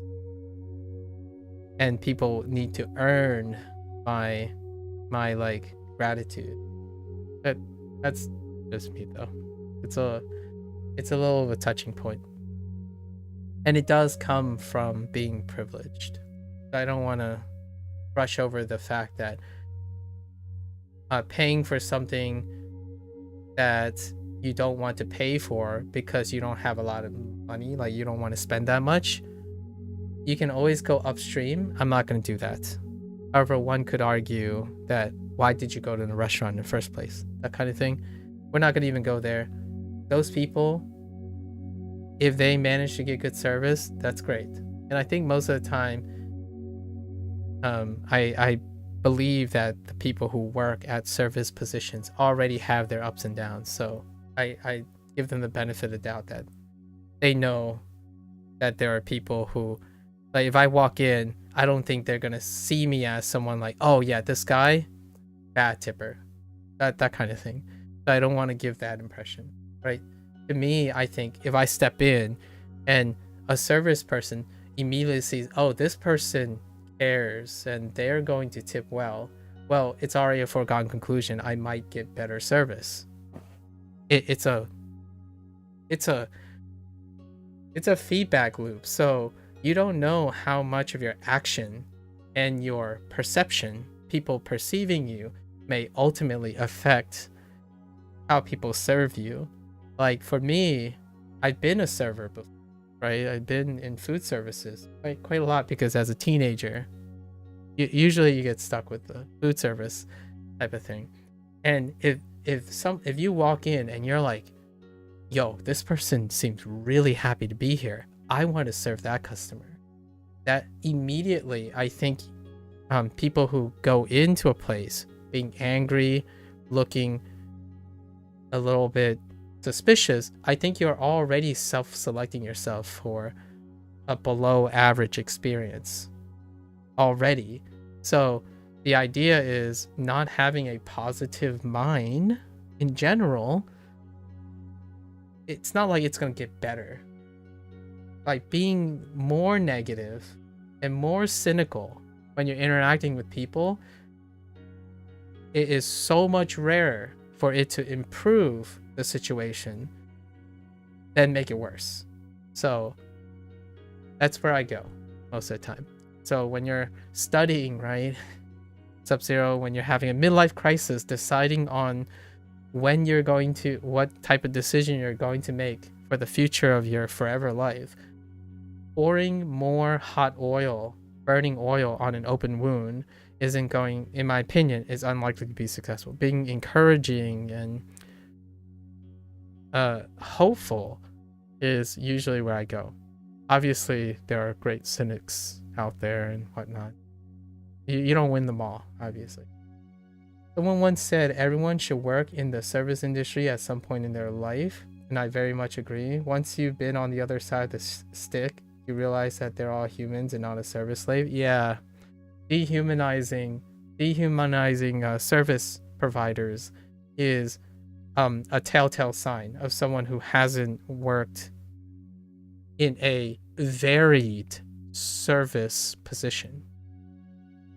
You haven't worked in a restaurant specifically, okay, but you definitely experience a lot of disrespectful every day while working in customer service. Yeah, if you hold on to a position that you're a public figure that has varietal, like a variety clientele, the broader it is, the more likely that whatever I said is a bit more reasonable or resonating.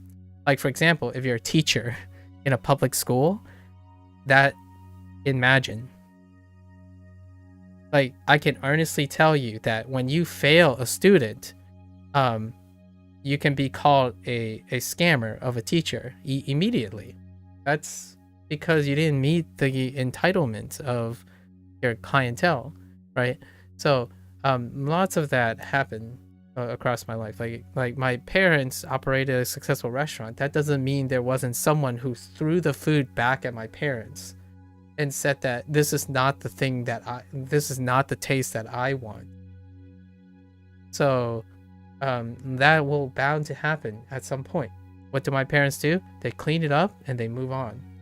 And that happens day in and day out. So for every student that's ungrateful, for example, or I hope they find some way to find their way to success and then also alienate less people in the future. I think ultimately, if you wish the best for someone who's upset, they are less likely to overall drag down a community of things, right? That's why I'm scared of the echo chamber, like review bombing in online forums. Like one person's negative thing can echo into multiple negative things, and it comes from like one source. That is really devastatingly scary. And if there's any time that my sentiments is felt, is now. I'd rather bite the bullet, assume or try to be as tolerant as possible than instigating an echo chamber. So it's even truer now than before. Back in the day, that's okay. You probably won't ever see them again. You visit a restaurant and like, oh yeah, that was a bad experience. We part ways. Nowadays, if you get angry at someone, right? Like the food service, like service industry is scary. It's exceptionally scary. Like the idea that no, that might not be the last time you see them. In fact, you might not see them at all and they can ruin you as a person who offers service, right? Now, how much would you want to pay for that? That's my thought that I'm asking myself, because I no longer work in like food services or retail. How much do you want to pay for that person having to live knowing that when they do their job, every time they could possibly tick off someone, that could be the end of the business and of their employment? I feel like that's it might sound like a slight exaggeration. I think it's a slight exaggeration. I actually think it's very real. So if you're in a service industry, right, immediately when someone is dissatisfied, you can be called a scam. Like your whole operation could be called a scam because it doesn't mean anything. Meanwhile, all the legalities would promote that it's a legal operation. There was a legal binding contract. The terms of service are clear, right? That doesn't save a person who's in service, or even the middle person, like even the messenger. It doesn't save them from years of baggage and like stuff. I think hospitality and service is an incredibly brave career choice. And this extends to pretty much any type of service, in my opinion. A little overgeneralizing, like for example, nurses, right? Nurses in hospitals. That's a touchy subject too, right? I would guess those people you mentioned have not experienced what that's like. I would say it's pretty obvious. Yeah, I would say it's very, very likely that those people, like, in fact, okay, this is a very short story. Imagine what it was like. I actually think I might have gotten that person in trouble. I don't know. There were times where like something really bad happened, like spilling or something, and I would get up and help the person, right? And sometimes that works. Sometimes I feel like there is a chance they might have gotten in trouble because like there's this thing like, oh, the customer is the one being served, they shouldn't have to do all this stuff and whatnot. It's like, well, I mean, I could see this happening in Japan actually, when like a server screws up and the customer tries to help the employee, that could be interpreted as like being unprofessional or like not professional enough. However, in my sense, if I know I'm going to a mom and pop shop, like a place that's family operated, if something bad happens, everyone's family there, at least in my opinion, like temporarily, right? So whenever something bad happens, it's like if you can help, you can help.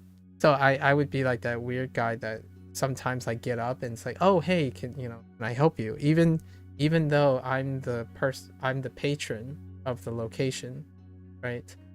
And if it's a local place, I will definitely end up doing that because I live in the area, so those people live in the area, right? That kind of thing.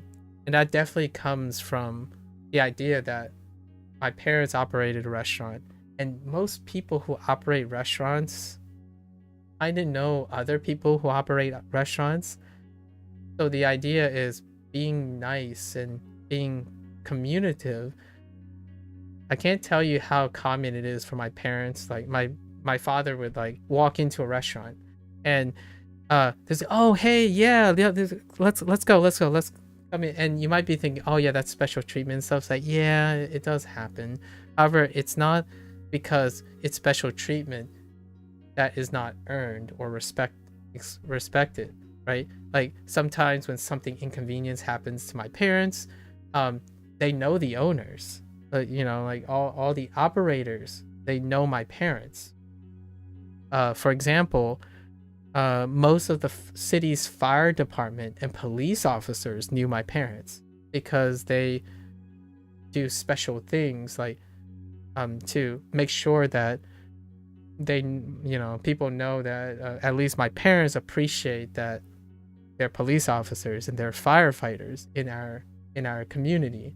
So the police officers and firefighters would know my parents, right, from their restaurant business. So that's kind of like the old school village kind of vibe where people know each other because you want the entire community to be elevated, not whose fault it is it did not fall in line. Like, oh yeah, this person's misbehaving, so it gives you a reason to misbehave as well.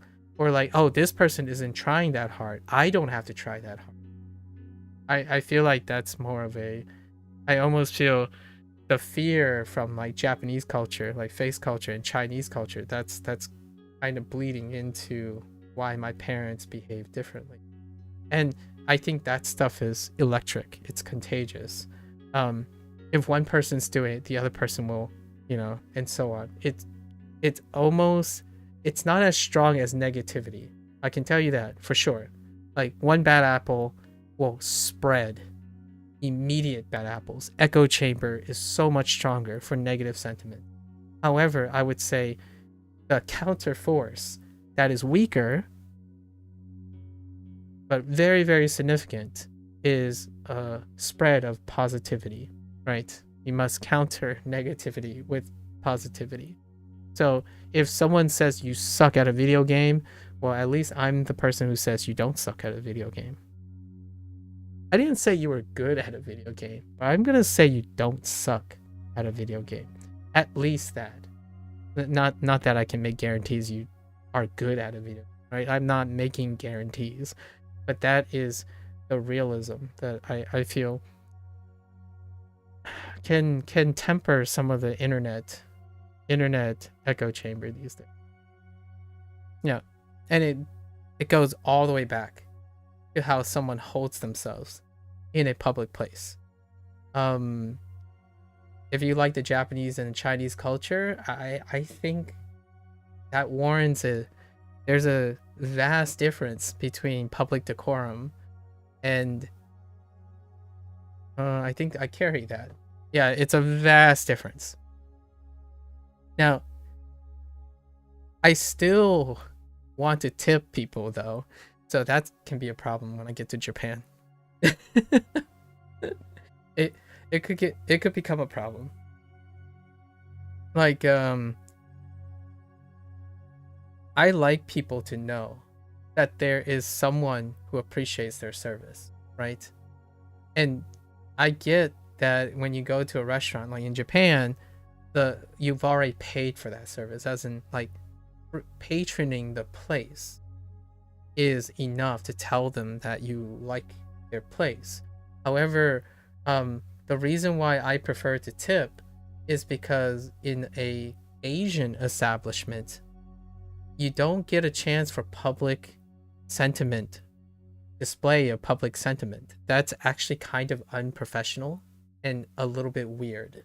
As in, like, it is more likely that people eat, they leave. Eat, they leave, right? If it's good, they're content, they leave, right? That's the operation. However, I like to integrate the American thing, like the kind of like the Americanized Western thing. I want to say, hey, if you have a second, I know there's a lot of customers, and if you have a second, I want to thank you. Is there any way I can show thanks? And obviously, from the expectation from a Chinese or Japanese person, like, oh no, that's fine. You've already done good. Thanks, thank you. And then like try to wrap it up as quickly as possible. At the same time, I think, in my opinion, the work ethic and culture of Japan, especially, like I'm not sure about China because you don't really as much from China. Is like sometimes I think Japanese people need more of that. Like what I mean is, okay, need is a strong word. May want more of that. Can possibly take a page from not the bad actors of Americans, but the good ones. The ones where they wanted to say like, hey, can I talk to you for a second?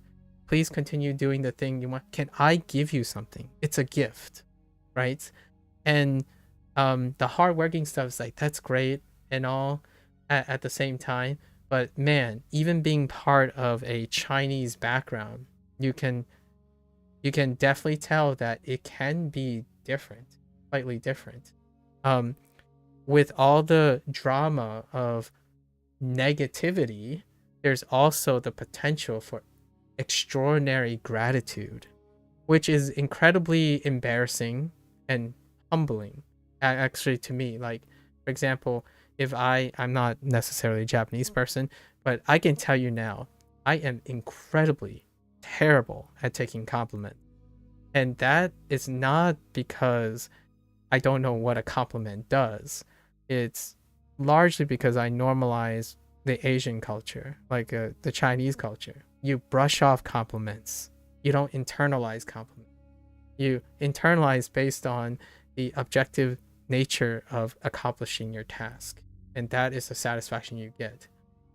What identifies people, I imagine, I think my parents are the same, where one of the characteristics that really identify like an American visiting like Japan or something is probably their overzealous personalities, like someone like getting really too much up in the business. Like what I mean is They want to be overly gratitude or saying overexcited, but that's kind of a weird thing in public, right? And that's kind of like a cultural shock between two things. I like the idea of being a overzealous, grateful person. However, I can definitely tell if I go to Japan and behave like the way I do in the United States, it's gonna stick out. Right? It's gonna stick out because, like, I just want to tell them how good their food is. Can I leave a tip? That's just my thought, anyways. And I don't mind it, actually. So if they are okay with making it feel weird, right? If they think I'm a weird customer and they're not like going to deport me or something or kick me out of the country, I'd rather have them think of me as a weird customer who is overzealous and wanted to tip than someone who is the average person that they're so used to, and every other person. That to me is the social cultural clash that I have all the time between being raised Chinese American. On the one hand, like being in line and being for more or less like everyone else is a social norm. It's expected, it's very good. And that means there's less likely to be bad actors, as in people who fall off the line can fall below the line and above the line. However, the American side of me also says if you're falling in line, then there's no potential to go above the line. Yeah, it's great that no one falls below the line, but for me, I want to be above the line. Like, I want to be the counterforce for their bad experiences. So when someone is running a shop for like 30 years, if no one has told that shop owner how much they appreciate their 30 years of service over those 30 years, then there's no counterforce for them. So you go through like 20 years, making wonderful products, and everyone just falls in line. It's like, okay, day in, day out, all right, you don't have bad experiences, you don't have good experiences. That to me is the quintessential Asian face culture. Now, as a visitor, as a foreigner who visits, I am a foreigner, and I feel like it's a little bit acceptable where I want to excel past to leave an impression, and then leaving knowing that I've excelled above it. Obviously, it can backfire and go below it. I'm willing to take that risk, and that's tipping in general as well. I have a baseline, right? That baseline will put me slightly above average, and it can only go up from there. I don't want to go below. I chose to do this. These people chose to do what they did. I don't want to go below average. I think there's enough of that. At least in my opinion, there's enough of that. I'm not going to like 5-star I'm not going to like Michelin star restaurants every day. Don't get the like, that's not the impression. I hope I'm not giving that impression. I'm not like buying $60 steaks or something like that. I'm going to like a mom and pop shop that have to competitively price their food and work every day, and their children look like they grew up in the restaurant, right? That type of thing. So if you can make someone's day, why not do it? I've digressed way far. Sorry. That's your TED Talk for today. I'm 图书馆我们家加拿大最喜欢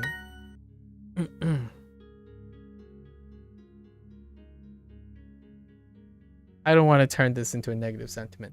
You know all the downsides. I don't have to mention the downsides, because I think if you've been on the internet long enough, if you lived long enough, you probably know all the downsides to what I said. So leave it for a video comment, I suppose. If anyone has a rebuttal, you're on the side of negativity. I know. I understand. I also take all those responsibility and liability. So if you try to like find the worst case scenario, I'm sure you can. It's pretty easy to see how the thing I talked about derails, right? But we're not going to talk about that. We're going to leave it on a optimistic, auspicious note, right? Enough negativity on the internet. 图书馆咖啡色一点儿西班牙图书馆加拿大对饭馆图书馆饭馆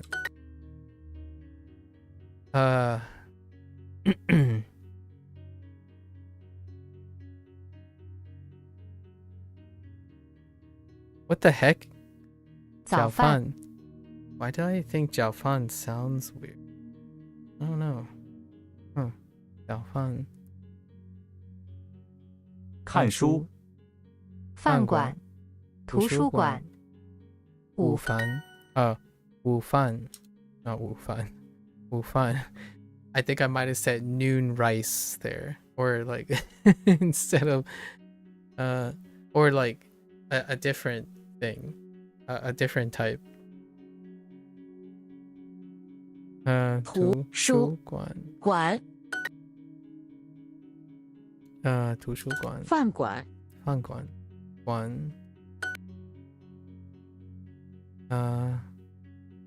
ね饭馆图书馆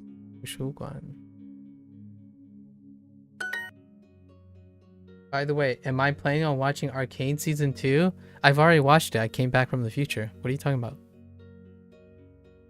I watched it like 3 months ago. No, I do plan on watching it. Is it completely released already? I saw a bunch of trailers, like trailers on the Algo and stuff. But is it fully released? I haven't seen it yet. I didn't find a place to watch your culinary class wars yet as well, like outside of like my lots of things, so I still need to find the time to watch culinary class wars. Not yet. Yeah, I do plan on watching those things. I have more time now. I'm starting to like acclimate again. It's dropping today. Oh, for you? Yeah, I have no idea. But I'll try to watch it along with like the culinary class wars. I think today is the first day that I actually woke up and did my routine and stuff on the actual schedule. Like on the actual schedule. So now I can like digress and stuff. The last couple of days after Inktober and stuff, I was still like reacclimating. Like I had this like 4 or 5 hour overtime in my stamina. So outside of chatting with people and all that stuff, happens a lot.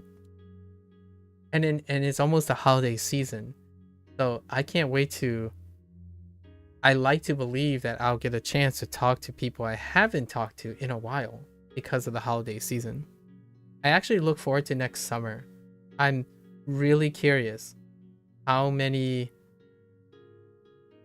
students, how many existing students will I get to talk to again, to see like what happened in the year, because I can only imagine how taxing and how occupying. I like seeing students again. I this might sound like it's such a cliche, but maybe it's a cliche. I liked my job, and I like going back to school only to see people, right? Like being able to work and see people, not even as a student, but also as a potential instructor or a mentor. Like, it's electric. Obviously, what I'm doing here is to counterbalance the idea that most of those students don't want to go back to school. If you know what I mean. So long story short, obviously when you go back, like lots of teachers think about this, of course. It's like, oh no, the students are back. They probably don't even want to come back. That's their first thought. Like, but you do look forward to the ones that do want to come back. However, I like the idea that I will convince them that they want to come. It's oh no. I'm talking about like back in the day. Like back in the day, why I look forward to starting the new school year and whatnot. It's usually because of, it's a weird thing. I prefer to be the one to try to convince them that, hey, aren't you glad you're back? Kind of thing. However, obviously the success rate is very low. Students, in my opinion, still in general do not like being in class. I mean, like, they don't, I don't see them having a negative time whenever I'm involved in the class. However, that does not prevent them from saying things like, ugh, we got a lot of exams and etc. That's reasonable, right? Being obligated to do something that you may not be invested in, that's a tough situation. It's going to be a tough situation for the rest of your life, right? Being obligated to do something as a stepping stone to something else.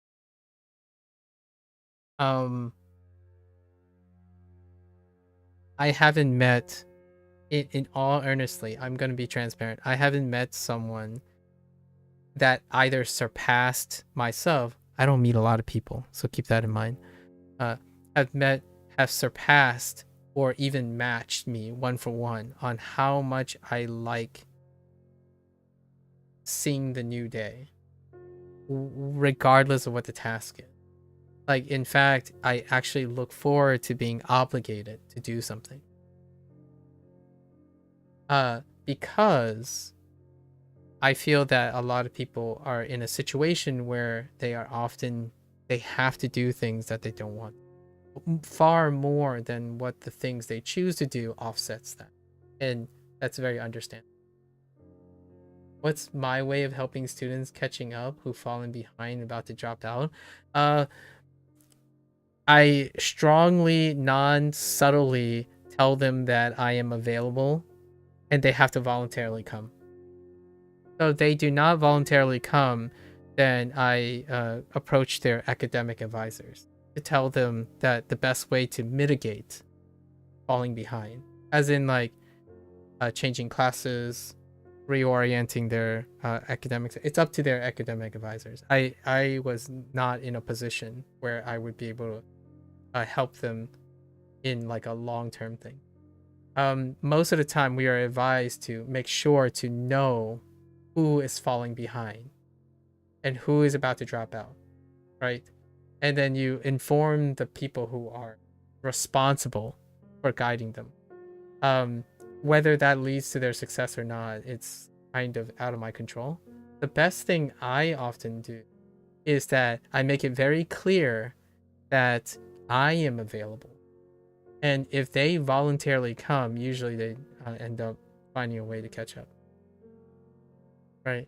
Like making yourself available eagerly, openly making yourself available is something that I find was the most effective overall, because they have to meet you halfway, as in they have to voluntarily take up that opportunity. If you obligatorily, I found far less successful when you're obligatorily making them come to you. Making yourself available, it is going to be a big inconvenience to you by all stretch of the imagination, right? Because you have time, you might not be available all the time, but it pales in comparison. If you are available and you make it seem like it's welcoming and available, that's not everyone has the luxury. As a teacher, like a researcher, what have you, you don't always have that luxury, and it's tough, right? However, that is the most ideal case. You make it very obvious that, hey, you know, there are things for all the people, you say like a blanket statement, like, you know, for all the people who are around here, you know I'm available. We can prepare you for the next thing, or we can try to prepare you for the next thing. So you don't like direct it at anyone, right? You address a body, you give the data that is required for anyone to make an informed decision, and you try to inculcate how to interpret that data so that they can voluntarily know, like demonstrate to the person that they can determine if they have a problem and if they're falling behind. Obviously, very dire situations require intervention. However, I think in the most cases, that's where I would go. I would offer as much transparency as possible so that the person who's making that decision is making that decision based on their own informed decision making. Otherwise, the fail rate is really high. The fail rate is incredibly high. You need to encourage, it has to be that they want, or they understand that they are willing to, they want help, and they also am willing to accept help. I think that comes from personal experience for me. Like, my approach that I'm describing here is largely knowing myself. I'm terrible at wanting help, and sometimes even knowing that I need help, I may refuse help, right? So it goes pretty deep. But being available, I would say if I had to reduce anything down, it's probably making sure that you're available, like you're approachable as well, approachable and available. Because if you're like showing a mean face and you're miserable and you're like, oh, I'm so tired, like, oh my gosh, I have all this stuff, then no student will believe your words when you say, oh, hey, I have, you know, I love having office hours, so you guys can email me anytime. Meanwhile, you're like showing that you're cracking, right? You're showing like, oh gosh, I don't have time for this. Like your presentation really communicates, your body language and all that communicates that you don't want to be bothered. And I think if you don't think that, boy, you are selling short how perceptive people can be when it comes to negativity. Yes, and I mean that full stop. It is easier for someone to see that the person that's instructing them is having a bad day versus that they're having a good day. It takes, in my opinion, double the effort to get someone to notice you when you're having a good day and you're available than someone who sees you're having a bad day and you're doing something wrong. Like, for example, if I spent 100% of my time learning Japanese, it takes less effort for someone to notice that I made one error versus all 99% of the time when I don't make an error. And it's true for good intentions, being available, being supportive. In my opinion, it's the human condition, right? Acknowledging this really makes one want to double down on positivity. Like, yes, you're going to have to work 2 times or 3 times harder in general to spread positivity versus negativity. I think that, and it's not a bad thing. Being hyper aware of negative things and dangerous things, that's how the human race survived, if you know what I mean. So it's not like there's no benefit to hyper focus and hypersensitivity to negative things. That's kind of a human condition thing, right? Being hypersensitive to potential dangers, potential fallouts, that's a conditioned response. Like, it keeps you safe. Now, we also live in a time where we interact with other humans. How do you maximize positive things? You have to double the effort, or triple or quadruple the effort. So that's kind of how I take it in strides. For every poor criticism, for every like dislike, you know that it takes less effort to do that than to find constructive criticism, positivity, and turning over and convincing someone to enjoy something, as opposed to constantly being, it's easier to make a negative comment. It's easier to downvote and dislike something and then wash yourself of it than trying to constructively think, how can I make this into a positive experience? You have to double your effort, triple your effort. Like, if it rains and your hair is wet and you hate wet hair, how do you make it positive? That's going to require like double or triple the effort. And you know what? I do that all the time. At the expense, like sometimes my company would leave me for that reason. Like that seems about right. You know, my company would say, they'll call it a day. I'm like, all right, I'll go and enjoy the rest of my day on my own. That kind of thing. Because that's kind of what happens. If I was obligated to eat my favorite food every day, then I hate that too. Yeah. I bitched back when I was in school. Like, would you go back to school in my 30s? Of course I would. If it was realistic and pragmatic to do so. Or if it was an important thing. I would go back to school if it means saving someone from not going back to school.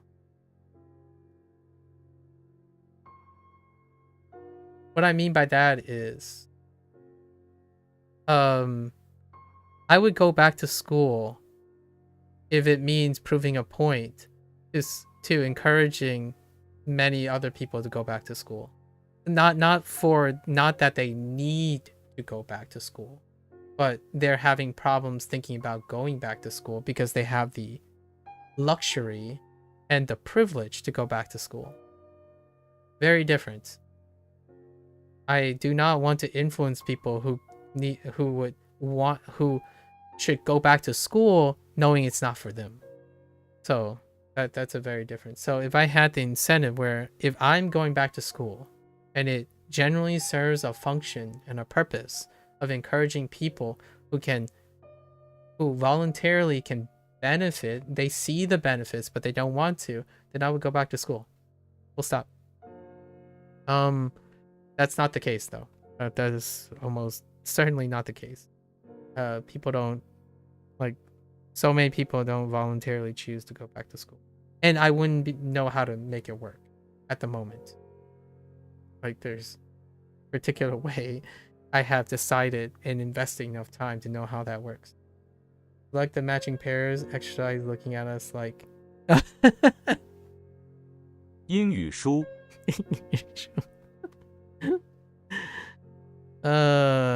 早饭饭馆 I had said this literally to someone. If you end up needing to get a job at a place that I can get a job easily, and you're saying you're having problems starting on your first job, I'll get the job with you until you find that it's comfortable with you. Then I'll quit the job. But until then, if you need someone, right? This is to a personal person, right? Someone who can actually do this. If you are so like afraid to start a new chapter in your life, right? Like getting a job, and it is a job that you're stuck with or something that you must start with, and I can do the same and it's pragmatically feasible, I do it. Until and do our best to make each other feel like, until they become at least comfortable enough to know that they can do it on their own, right? I'm not like, it's not a form of coddling. I'm going to do it and offer as an example, right? That's the best. Like if someone, like for example, if someone comes to me and they say they need to lose weight, right? They need to lose weight. All right, let's do it together. Like, there's no coddling, no nothing. I'm there. I'm doing the thing too. It might look a little different, but know this. I'm not going to tell you when I go there that it's any easier, any harder. I'm going to do it, and we're going to do it together. That's like, I'm not holding your hand or anything. Like, I'm going to go in there. I'm going to do it. When I get up, it's time. We go together. That's one of the things that I can still do right now. Obviously, there's going to come a time that I can't. As I grow older, less and less things I will be able to do. I can't like tell someone like, oh yeah, let's be League of Legends pro esports, like, you know, esports pros together. I can't do that anymore. So the options are becoming less and less. And as the options shrink, I'm trying to bolster more of it with stories, with language, with expression, because I can't literally do those things anymore. And you did mention that. Would you go back in your 30s, right? So that problem is going to come up. It's going to get bigger and bigger. So I'm collecting stories and alternatives and people so that they can substitute, right? Like, if I can't help someone, I hope that I have enough knowledge to put that person, match people up, basically, match people up as the best as I can. So in no way does that deflate my expertise, in my opinion. In the long run, deferring to someone, saying you can't do this, but you know someone who can, I think that is so underappreciated in this day and age. I think a lot of times most people prefer and take their pride to their grave and say like, oh, I can do all of it. Buy my product. It can do all of this. Like, I know all the answers. And I certainly don't belong to that generation, especially that generation of experts. Like, I wouldn't even consider myself an expert in pretty much a lot of things. But one thing I can do is know people that can help.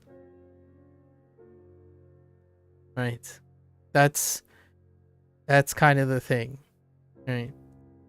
You thought of going back? I see. I think I've met a few people who've gone back. I don't know what age group, what generational group Valentine is, but Valentine is currently have gone back to the university for vision education, optics education. And Valentine shared with me a lot of the like interesting like youth culture, like all that stuff. And it seems like a positive experience. Obviously, I don't know what it's like in Ireland, right? However, Valentine is giving me the somewhat like a lens into what it's like to go back again in the United States. I would totally go back to interact with students. There is some fear, I guess you call it fear, some ambivalence. What I'll see if I were to go back. I thought about going to the campus, but that's gonna be weird. I might get in trouble. It's not normal, if you know what I mean, to like visit your old campus or visit random campuses unannounced, or not having visitors pass and stuff. You literally can get in trouble for that. So, or at least in the United States. So you have to have like a prearranged, and like people know that you're there. Because a stranger walking around on campus, that's kind of a red flag. That's a really big red flag, especially when you only want to walk around and like look at classes. And so one time it was it's even stranger if you want to go back to like high school, like to your high school or something. That's even a bigger red flag. So I haven't thought about it yet, even in that capacity. You're trying to encourage your girlfriend to get a job, but it's hard. Oh no, Sub-Zero. 午饭 图书馆 From what you've experienced, the older people who went back to pursue a degree do really well. Yeah, they really do. It's a so they self-select themselves. So it's a selection bias. Not that it's a bad or good thing. But it's a selection bias, self-selection bias. So those who actually end up going back are far more experienced. in what they need to take out of the education. So the chances of success are higher due to increase in experience, right? At least in my opinion. Like, logically speaking, it kind of fits, right? Is that the causal link? I'm not sure. However, it is there is an association. There is a correlation between older people going back and what they get out of their education at an older age. One of the guys I did my project with was around 30, and he was really good to work with. When you were in your first and second year, there was a student who went back to school, the one you went to. Oh, okay. Did you find out what become of that student? Sorry, my voice is giving out now.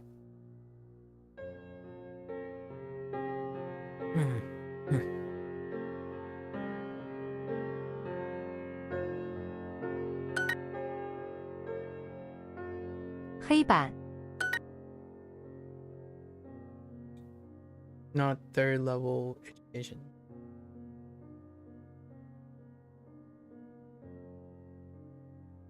Do you mean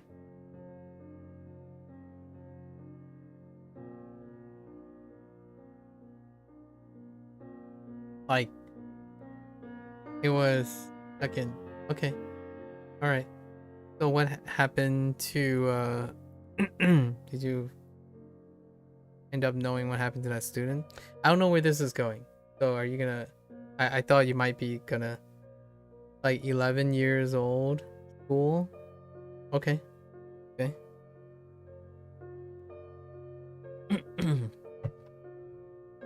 I thought you might have, like, I thought you were gonna talk more about the person that went back.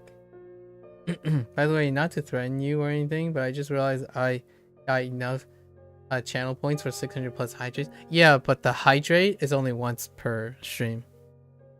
That has already happened. So you can only do it once. And usually there's at least one person who ends up doing it. So Sub-Zero, checkmate.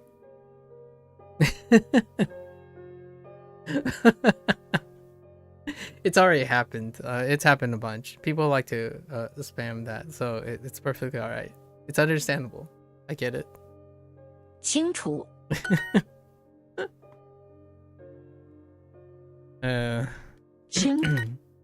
You thought you were being clever. You weren't. I'm kidding. 好在. 好在. Okay. 好在. 黑板. 黑板. 考试. 考试. 新鲜. 清楚.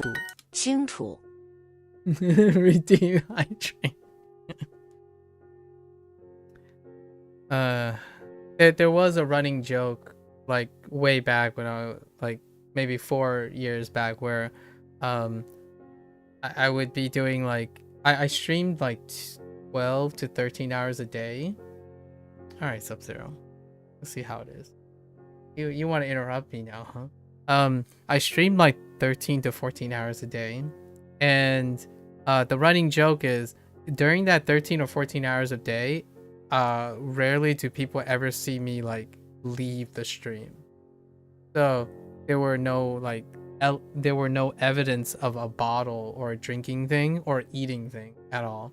And then progressively it got to the point where then people wanted to see me visibly eat something or drink something. So then that became more of a habit.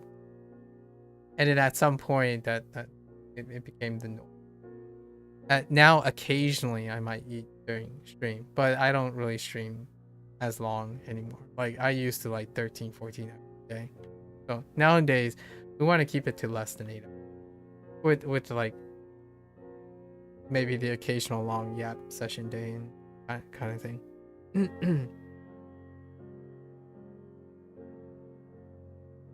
Recorded a frozen camera? Dude, frozen cameras, there were times, I can't tell you how often back in the day, especially video games, where sometimes I would sit there and I would think, and then someone's like, dude, the stream is frozen. I'm like, no, I'm just very still right now. and I didn't stand, I wasn't still for that long. It was like 30 seconds. You just sit there and you're like, and then eventually someone would say like, dude, your stream is frozen, or at least your cam is frozen. And I was like, oh no, I'm fine. And it's like, well, your game is frozen. And I'm like, no, I didn't press any buttons yet. Like it was either the screen was frozen, like my game capture was frozen, or my cam was frozen. So that happened before. Those were the days when I used to like really hit hard on like puzzle games stuff. So I was like thinking very, very hard. I just sat there and I'm like, yep. That happened quite a bit when I was doing like I guess a little bit more trendier thing. 清楚. 清楚. I don't do trendy things very often. Once in a blue moon, the things I might do is a bit trendy, and then you get different types of people, right? People who aren't used to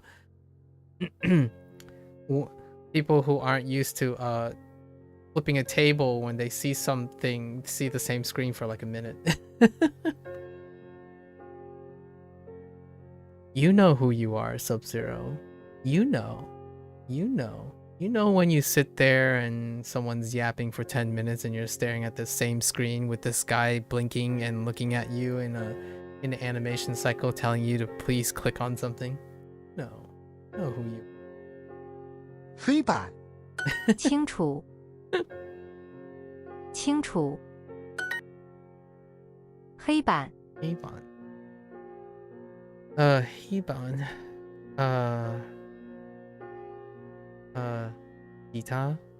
其他.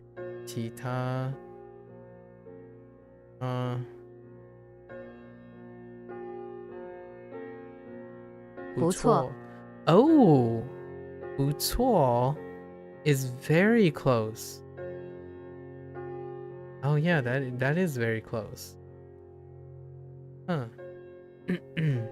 不错. Okay. 清楚. 科学. 黑板. 黑板. 黑板. Don't worry, we're getting near the end. We're gonna complete this onto this section. I was gonna try to complete the previous one, but the previous one. However, I think it's worth. 最爱. Okay, 最爱. 最爱. 清楚. 努力. 努力. I like 努力. 努力 is such a great phrase. 努力. 高中. 高中. 黑板. Okay. 清楚. 清楚. 作业. 作业. 热情. 热情. I do want to emphasize there are a lot of things I can't do. I don't think people say that very often. And what I mean by that is I want to do a lot of things. However, it's not negative to say I can't do a lot of things, right? Like, what I mean by this is, what is one of the fundamental things that I can't do for anyone? I can't predict the future. If there's anything more humbling to a human being, is to admit that you can't predict the future. You might be thinking, well, I never say I can predict the future. It's like, no. Let me emphasize. I behave and believe I can't predict the future. I truly think that the vast majority of individuals lose sight of the idea that they cannot predict the future. So what I mean by this is there are so many times, I think, in our time, we have normalized the idea that you act as though you can predict the future. And that is dangerous. So how do you see yourself in 5 years? Yeah, I don't know. I see myself, the things that I can try to predict the future is that I will be happy. I will likely be content in 5 years' time. Yep. I mean, I might be dead, but even if I'm dead, I probably died content. That can happen. So, yeah, that's something I can say. How do I see myself in 5 years? Probably with a smile on my face. Or like whatever I constitute as a smile. Because like some people think I'm not smiling all the time. But I'll be smiling on the inside in another 5 years. Probably. And I'll probably be saying a lot of the same things I'll be saying today. Things are different. And everything else is fair game. In 5 years, whew, I don't even know. Yeah, I don't even know. We might not be talking about Japanese and Chinese ever again in 5 years. So no. I could be, you know, here's a wild idea. I could record an entire 2-hour marathon run. Who knows? That might be a thing. Get an autonomous recording drone and then record myself running a 2-hour marathon. Not a 2-hour marathon, obviously. It's going to be like a 3.5-hour marathon, if at that, in 5 years. Jeez. I don't even think I can get it under 3 hours. But yeah, that'd be cool. Not only can I not predict the future, that is probably one of the most exciting things. It's one of the more scary things too, but it's also exciting. You have to try 2 times and 3 times as hard to think about things that could happen in the future while not hating the future at the same time. Might be a Duolingo hater in 5 years for all we know. Yeah, I know. You wouldn't know, right? Duolingo might shut down in 5 years. Never know either. So what can I do now? I can enjoy Duolingo the way it is right now. To the best of my ability. And then you're asking, why enjoy? You could hate it now. It's like, well, it's easier to hate something. Hands down. I enjoy. It's easier to hate something. I'm not saying it's not a solution, okay? If you do not have a lot of energy and you can hate something safely without producing a problem that drains even more energy, that's an alternative. That is an alternative. Like, it's a temporary alternative, but it can happen. Like, for example, if you can safely punch a punching bag to relieve anger, yes, go do it, right?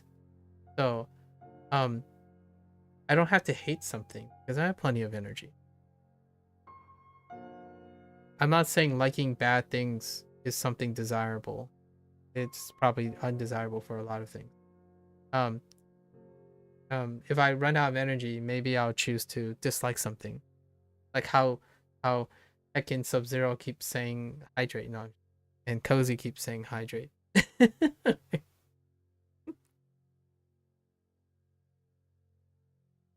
It's genuinely, I do feel it's genuinely easier to hate things. So if you don't have enough energy, finding safe ways to hate things is very good. I've punched concrete walls to relieve anger.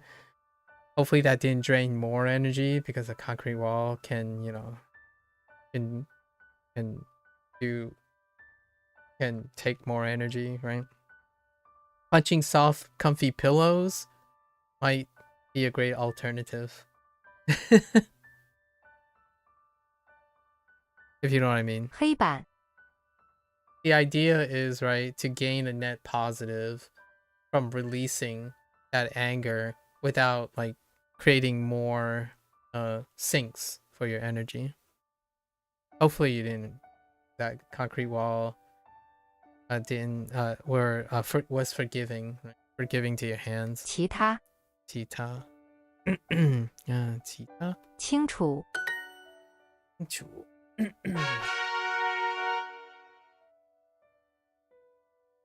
it is underrated too. Still didn't do stuff for your anger. Sorry to hear that. Yeah. Sometimes releasing anger may not create, may not create enough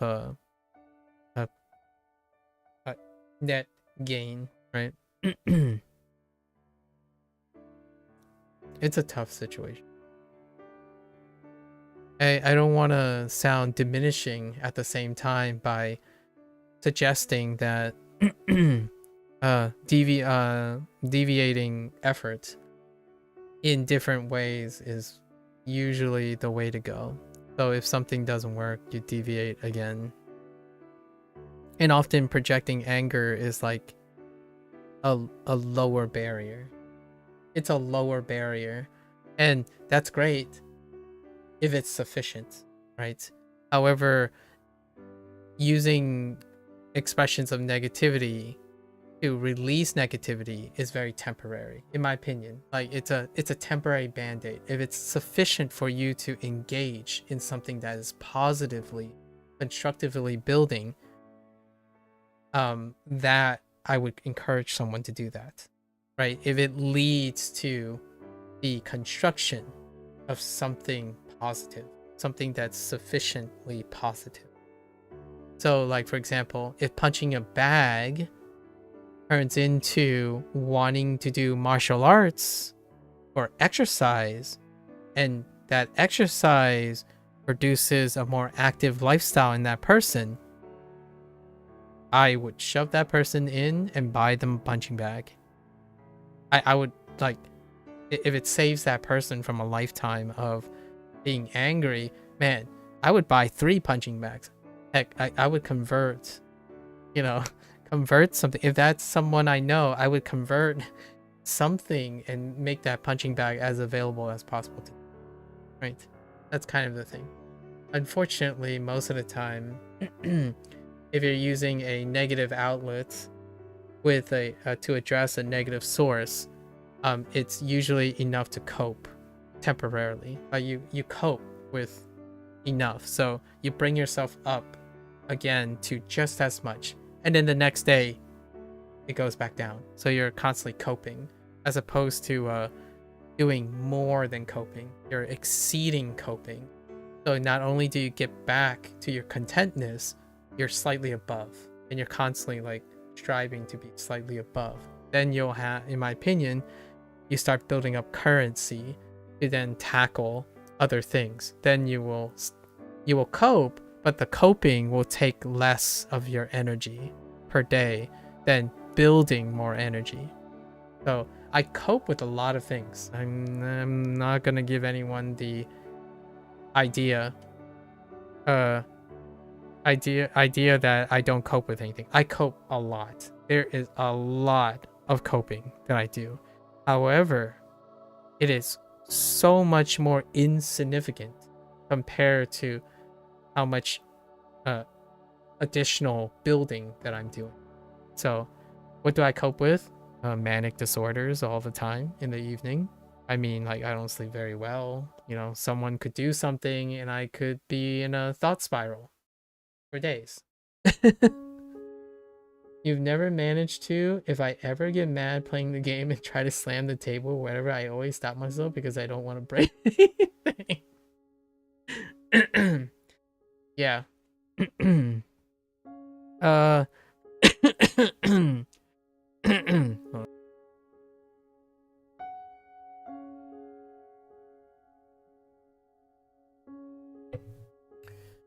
One time when I was younger, I got so angry.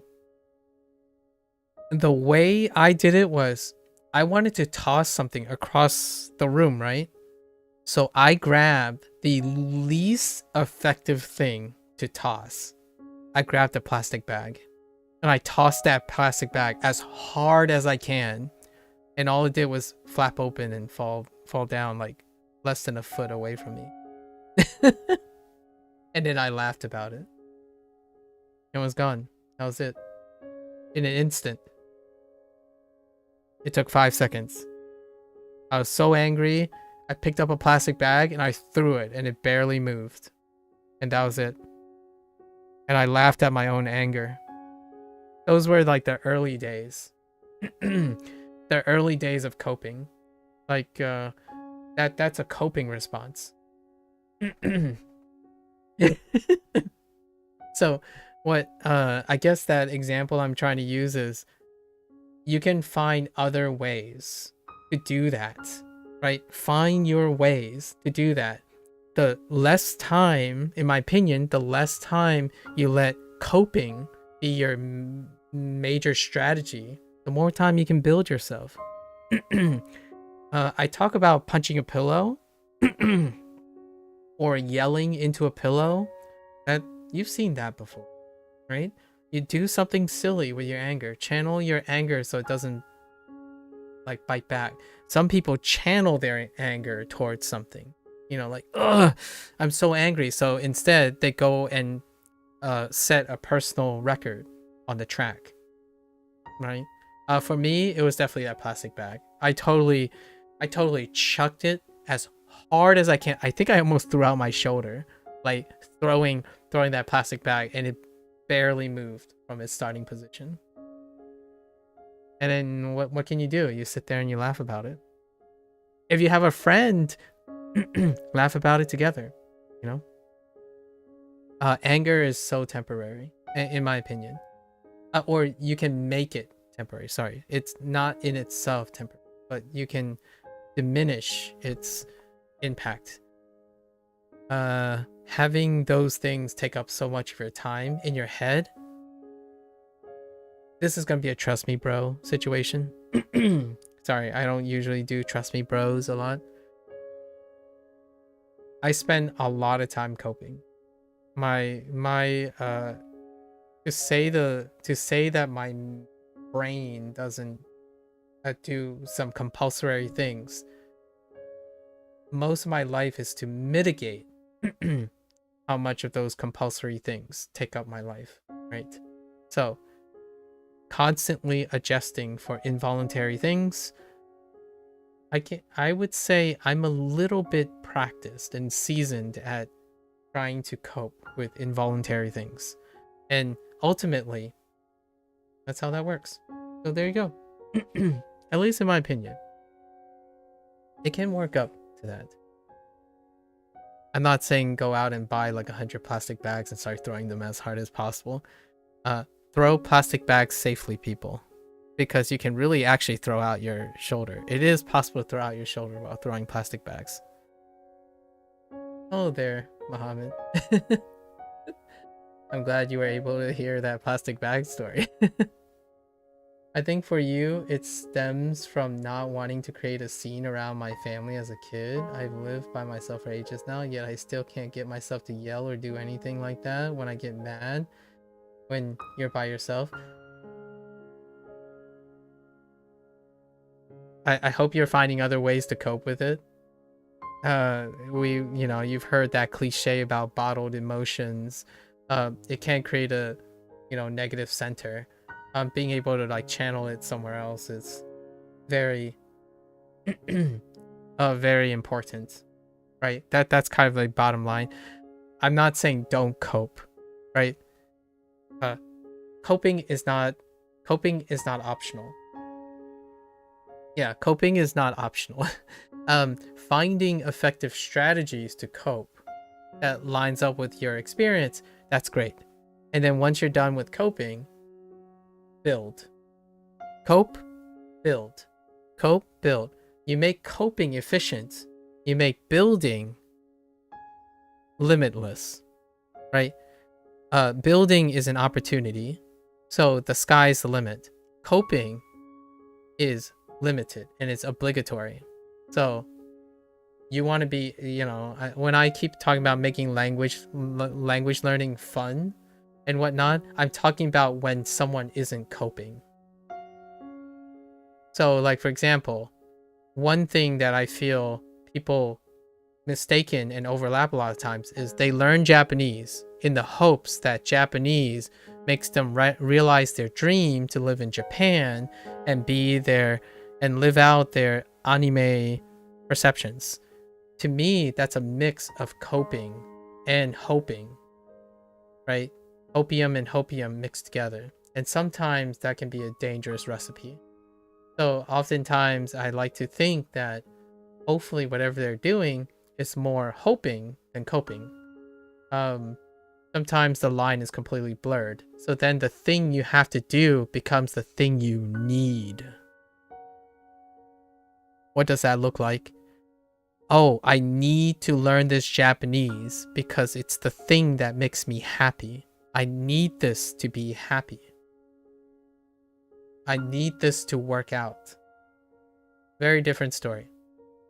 So, coping helps with the internalizing thing. Internalizing your negativity can be like something that can be a little sticky point. But yeah. I think, I would say almost all my free time was coping when I was younger. And that pretty much summarizes probably most of youth right now. On the internet, at least. They feel like they're always coping. Like, not a time goes by. Like, if I ask for an honest, candid response, not time goes by that they feel like the things that they're playing and the passions that they're doing has, like, it's not associated with coping, right? Like, oh, hey, you're playing a video game. What do you like about the video game? Oh, you know, it's helping me keep my mind off of X, Y, and Z because it's a escapism, a form of coping, right? So, I don't think there's a time, or there's a rare time when I ask someone like, oh, why are you playing this game? It's like, oh, you know, I was just curious about how this game plays out. I was, you know, thinking about building a project. I mean, no one asked for it, but I just want to do it. That's not how the response happens. The response is, oh yeah, this game is keeping me occupied. It's like, oh, I paid for this game and I hope this game is good because I need it to be good. Not in those exact words. Generally speaking, though, people choose to do something already hoping that they have to do something in return. When I buy a video game, I don't know if I'm going to like it or not like it yet. Other people can tell me that they liked it and not like it, etc. But I buy on the aspect that I'm going to discover whether I like it or don't like it. Even if I don't like it, I'm not coping with it. It has nothing. It's a privilege, right? It's a privilege. I get to play the video game. So that doesn't happen very often. So you can definitely tell, in my opinion, if you're looking for it, who's coping and who's building. At least a mix. Who's more coping than building. And what does building look like, in my opinion? You've been around for more than 200 days, right? When I'm using Duolingo, this is what building looks like. At least in my opinion. This is the best example of what it's like for someone who's building something and not coping with something. I'm not using my time to cope with building value. I'm not using my time coping. I know, playing Duolingo. I know, kids these days are rubbing off on me. Playing Duolingo. I'm not coping for something. Like, I'm not building this so that I can use this for something I have to. I don't have to learn Chinese. I don't have to learn Japanese. I don't have to finish N1 in 2 years. I don't need to be fluent in a language by some arbitrary date. To me, that's closer to coping than it is to building. So there you have it. At least that we're bringing it back to language learning. I know. I say playing Duolingo every once in a while. It kind of slips out because technically the gamification, and a lot of people think of it as playing something as opposed to like learning. They like to separate the idea of learning because learning is negative or it's effortful. It requires effort. While playing may be less effort. Hence the whole coping analogy, right? You try not to expend energy to cope. I actually expend energy to cope. I do not expend energy I don't have to build things. So when I say I'm going to learn, I'm not coping. I'm gonna be really clear here. When I see someone learning and they're not going into it already exhausted, like mentally, it is night and day. Like the hours you can choose to rest and try to help your own mental health, in my opinion, I don't want to say what's best or what's better, but one can make a very reasonable argument that if you're not in the state of mind to learn, as in if you're already bored, you're already strapped, you're already stressed, and you decide, yes, I'm going to voluntarily learn something, that amount of time that you can possibly use to help build your, like, help with your coping, like build your health up, and then go and tackle that task, it might actually end up being quicker. So if you're upset all the time and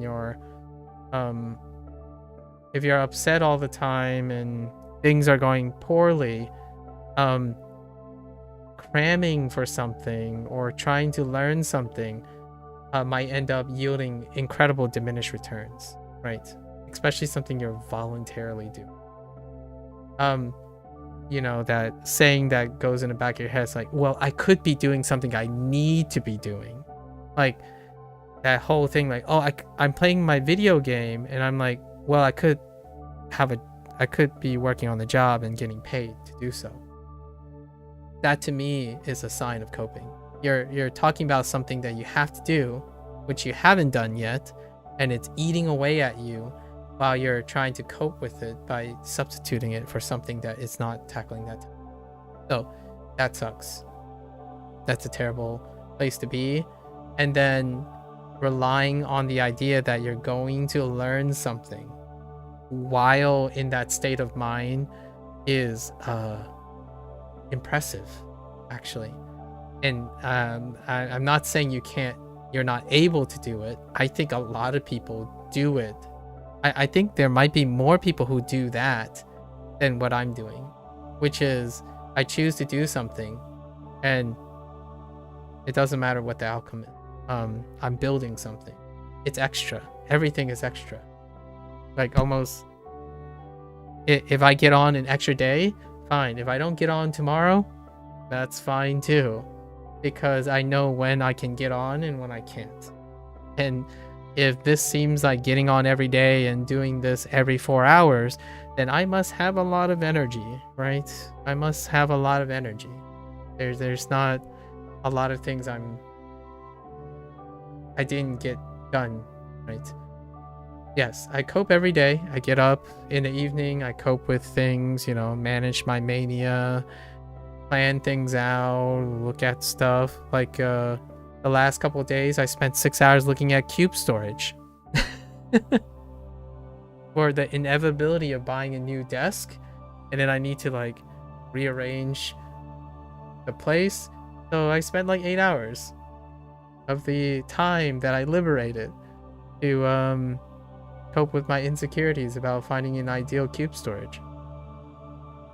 That's not part of building. I think 6 of the 8 hours were spent to alleviate my tendency to be comprehensive about buying cube storage.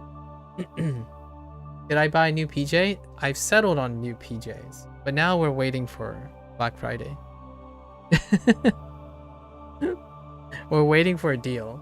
做梦 You've been after a new desk for months? Yeah, exactly.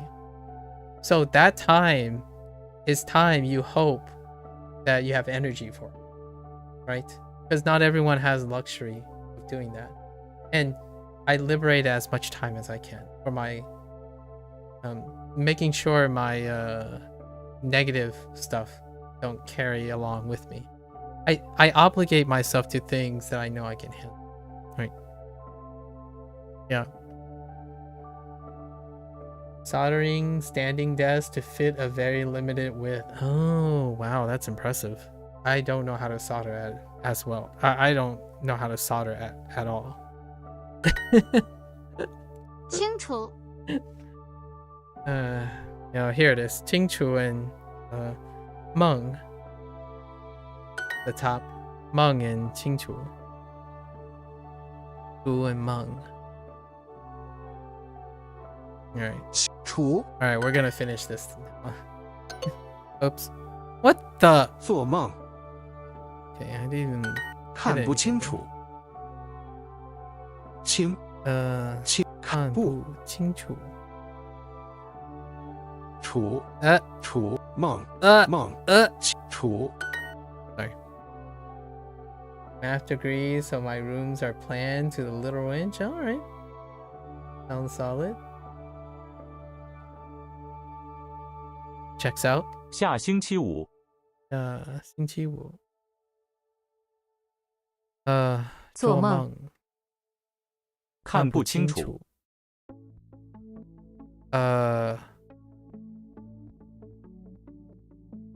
拉面天气看不清楚 And my soldering is butt. It's more like welding.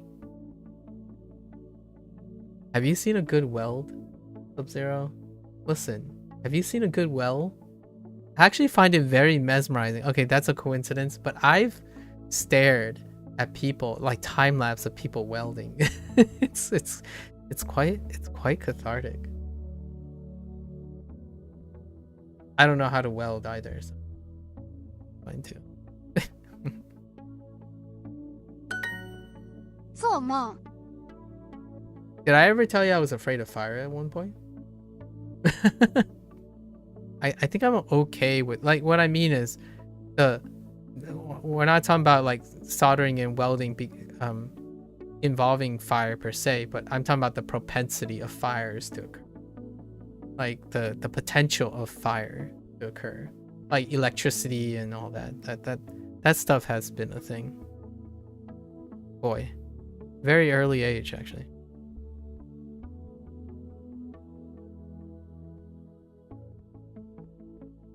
But I'm thinking of getting a bunch of big cushions in the corner and box it up. That was fun when you did it in school. Oh, I didn't get a chance to weld in school. We did a wood shop. There were some power tools, but they were more like drills and saws and hammers and press, as opposed to high-powered electrical devices. Like, I know those are high-powered electric. I mean like things that can set things on fire. 做梦 I made a book. That was one of the things. And then there was like sewing and stuff. Made some shorts and a pillow. 做梦做梦做梦 You've never done welding? Yeah, I haven't done welding before. I remember wearing a mask though, like those visors that protect you from, but I don't know for what reason. It was definitely not soldering or welding. I don't remember what it was for. It was for some sort of protection, and it was like a shaded visor, so there was something bright. Something bright was happening. It would remind you kind of like a welder's mask or something, but at the moment I can't quite think of why I had one.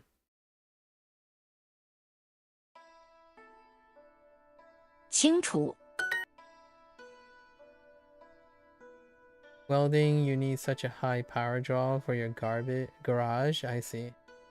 Thermite in chem. Oh, it could be thermite in chem actually. Actually, yeah. It might have to do with a extremely exergonic or exothermic reaction in a wet lab. That might be it. It's definitely not a power tool. I definitely do not remember having a power tool in my hand.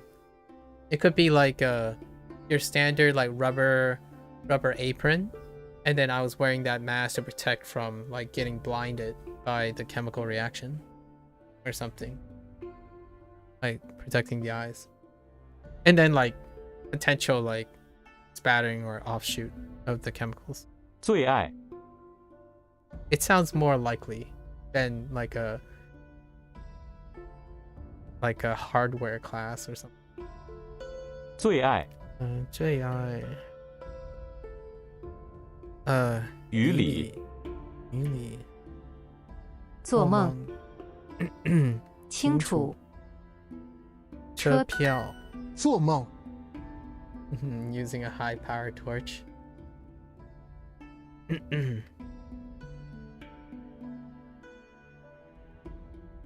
Oops, 做梦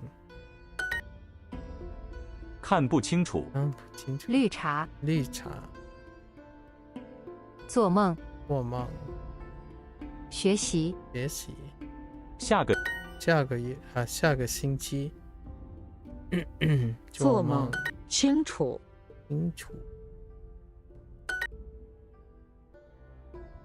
做梦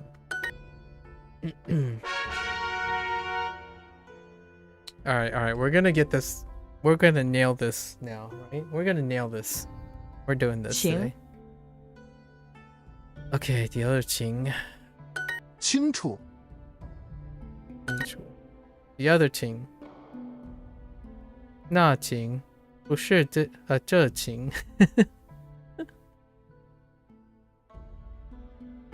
清清楚楚 Oh, hey, Valentine, just popping in. Yeah, good night, Valentine.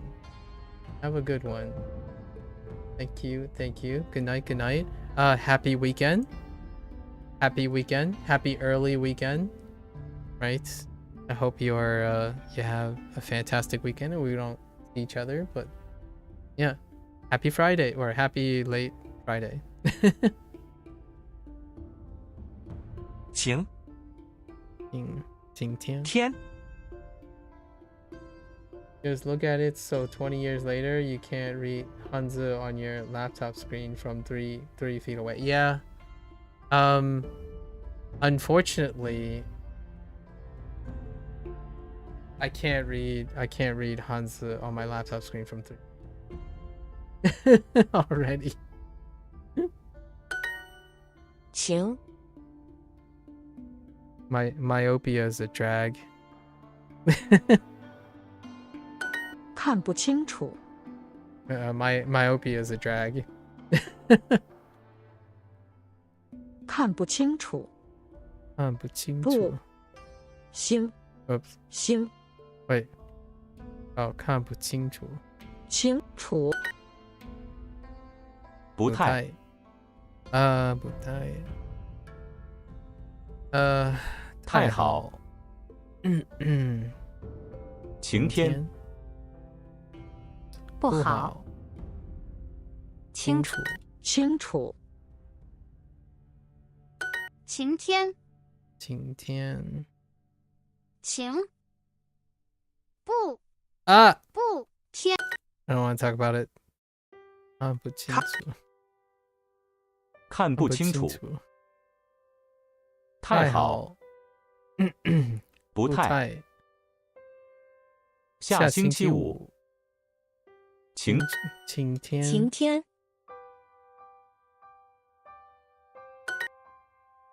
您您晴 is 晴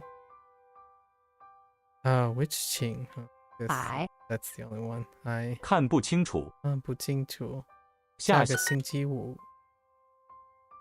请清楚清楚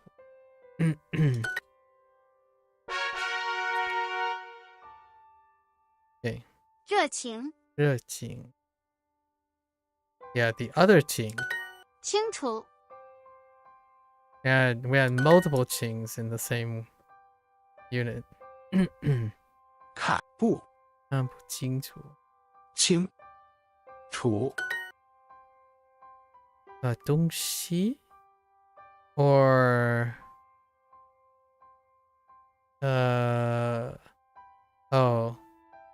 事情事情热情热情看不清楚不清楚清楚下星期五星期五 whoops 下星期五 I don't want to talk about it 皮鞋热情盘子看不清楚清楚事情事情是不是热情是热情情清楚下个星期下个星期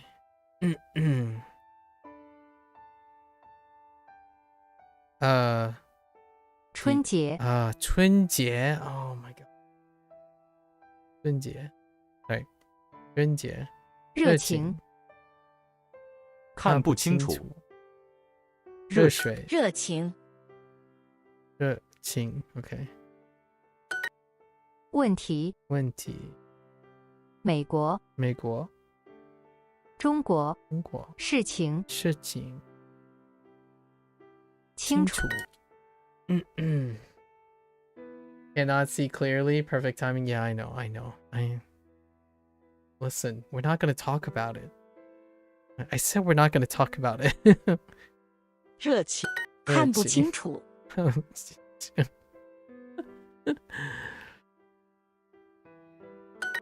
I'm surprised it took I'm glad you caught on. I was laughing because of the situation. 听黑白平黑白 I was doing 清楚 like almost the entire time. 听黑板黑板黑白于理黑板人听听日黑白听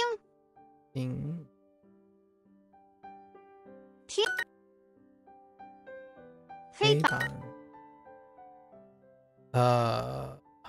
国 wrong tone 国听里面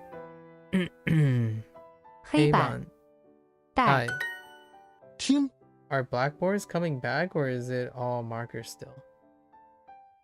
I don't know. I had blackboards. But that was 7 years ago? I mean, that's not too long ago. Yeah. We called them the chalk talk. Chalk talk. So whenever I'm like on stream, I this is my blackboard. This is what I do most of the time. Although I did use dry eraser boards before too. There is a substantial amount of dry eraser boards for sure. Back in the day, dry eraser boards. And then there are smart boards now too, and smart boards even then there are smart boards as well where they use like electronic stylus type of input. However, I mean, I was around very traditional Chalk talk, still a classic. Still a classic thing. You have a whiteboard and the markers go bad from this. Yeah. Sorry. Yeah, whiteboards. That's what they call them. Whiteboards. Yeah, the dry eraser boards. Oh, they use blackboards at your uni, Sub-Zero? Classic. Classic. 水果 I'm that guy that somehow I like end up wearing the chalk too. so over time I stopped wearing black. Like I basically have 0 black line. Like this is gray. Usually it's like gray. It's like heathered. So it's usually some sort of mix of gray and another color. But whenever I'm wearing black, somehow like when I'm on a chalkboard, I somehow end up wearing the chalk. And by that I mean it's a euphemism. Somehow chalk gets on me. So I'd be like walking around and there's just like chalk on a black. I had like 1 black shirt, and sure enough, somehow chalk ends up on the shirt. It's not like the end of the world. You aggressively like dust it off or something. So just saying. 听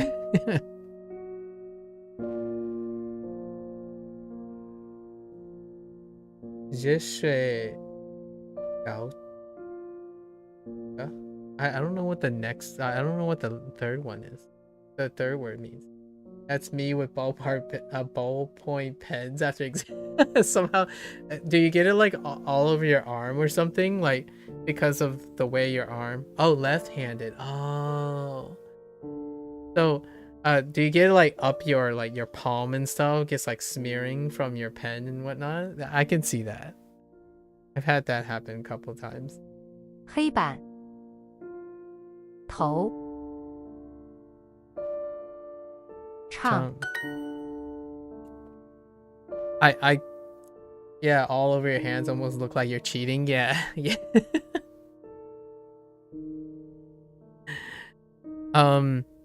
It's very easy to tell if I've been at a chalkboard. Like I don't think I intentionally hide it either, but I don't do anything to mitigate it. But it's pretty obvious when I'm near a chalkboard. 听 黑板 It's like, oh hey, you've been at the chalkboard, right? Or no one ever comes up to me and say I've been at a chalkboard. They literally look at me and it's like, well, there's chalk on him, probably at the chalkboard. So, some people do it immaculately, you know, and don't know how they work. I mean, I'm impressed with people who double wield markers. You know, at a whiteboard, their hand span is big enough so they'd be like double wielding markers. So they would like uncap 2 markers and they would write like on one marker and then on the other marker. And I'm like, okay, well, that's actually pretty cool. That's a little bit hardcore. I'm that guy who uncaps the marker, right? Caps the marker, put it down, and go find, and then have trouble finding the other colored marker. It's like, oh, okay, there's the other marker. Uncap it, find it, and then uncap and put it, and somehow still have trouble finding the other marker that I was using.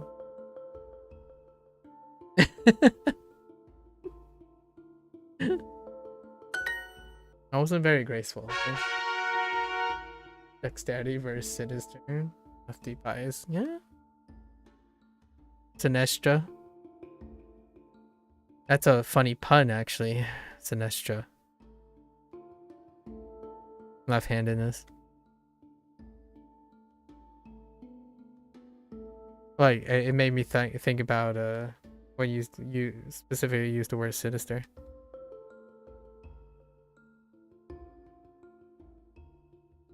Yeah, dextra, right? Yeah, dextra and sinestra. This is why I stopped writing with markers. Too many sweats. Too many sweats. Too many sweets. Sorry. Wait, what are you trying to say? Too many sweats. Do you sweat? Wait, what does? Wait. Hold up. How does sweats? Wait. How does sweat translate to writing with markers? You have a beef with markers? I don't like dry eraser boards. The long run is because of the dry erasers. Yeah, tryhards. What do you mean too many? How? Do you have overachievers with markers? Come on.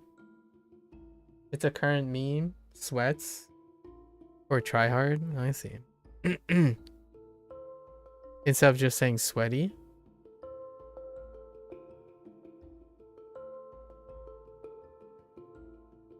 What did sweaty is sweaty passe now?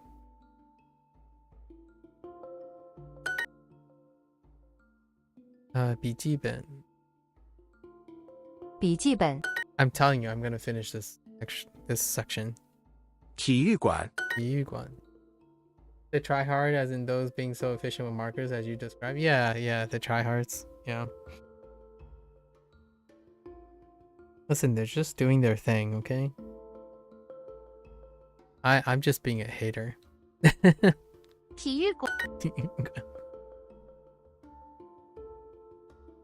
笔记本. 笔记本. 笔记本. I do have an appreciation for people who take notes in different colors, though. Man, that's some skill work right there. Juggling all those colors. I say that, but I kind of sort of do that now. That's from my appreciation for them, I suppose. 办公室. 体育馆. 地理课. 我们家. 体育馆. 体育馆. 体育馆.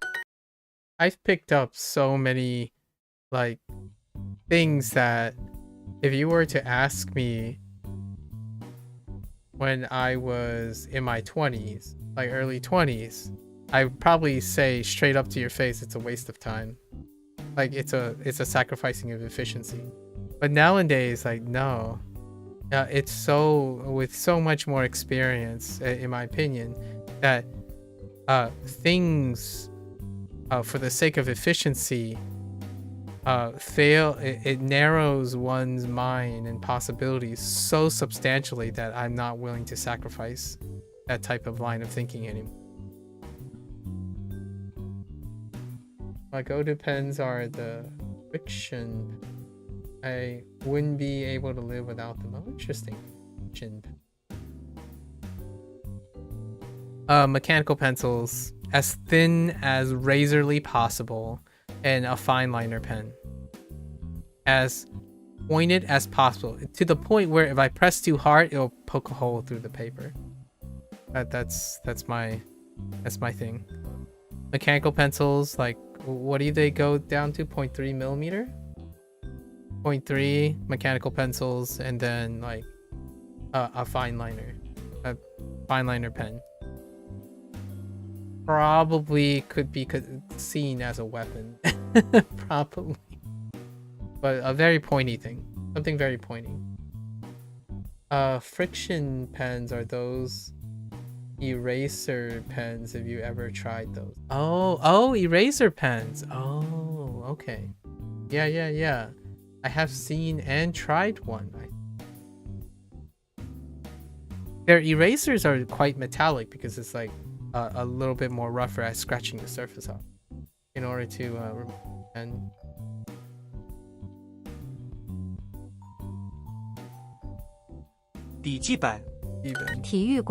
Yeah, I was the, if you saw this pen, right? This is my hand for scale. This pen. I use those mechanical pencils where like their body is, gigantic and there's like a huge rubber holster or something. It's like a $10 mechanical pencil. So like you try to guard it and save it for your life. It's one of those things. I used the same mechanical pencil for 10 years, maybe a decade, something like that. 体育馆. 体育馆.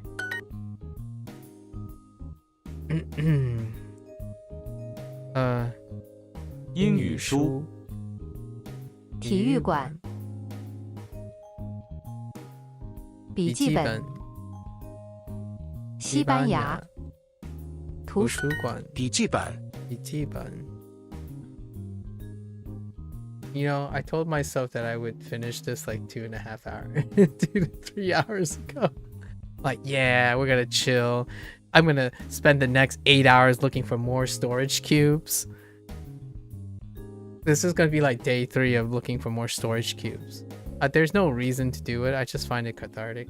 I'm coping. Sorry.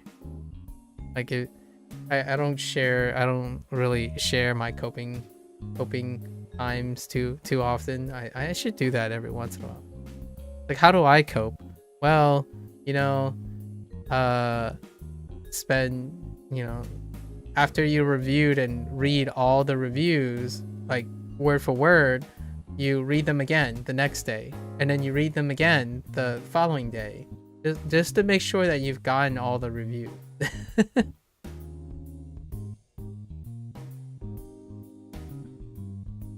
笔记本 It's okay. I don't want to make people think that I'm like something different. I cope a lot.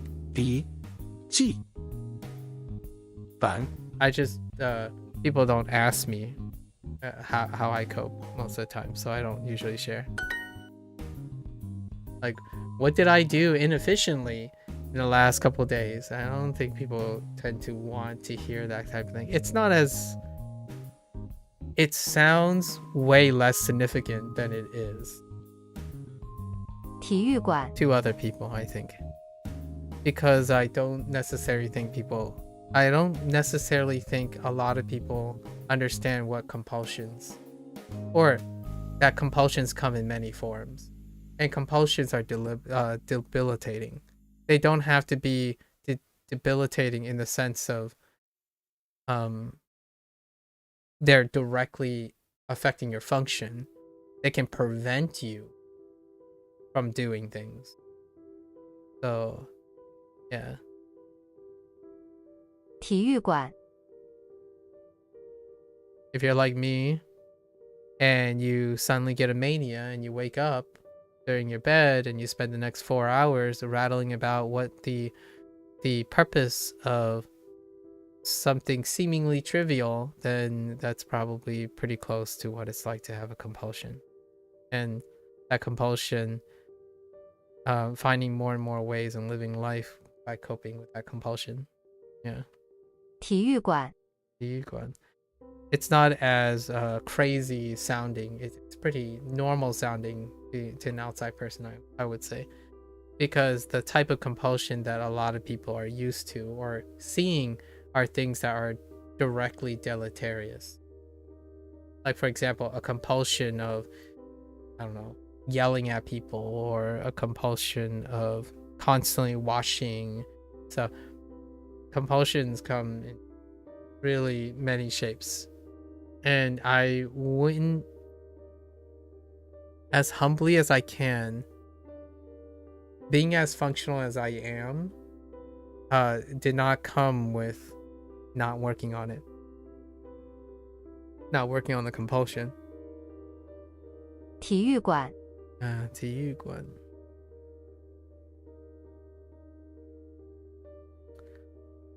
Where am I? Oh, yeah.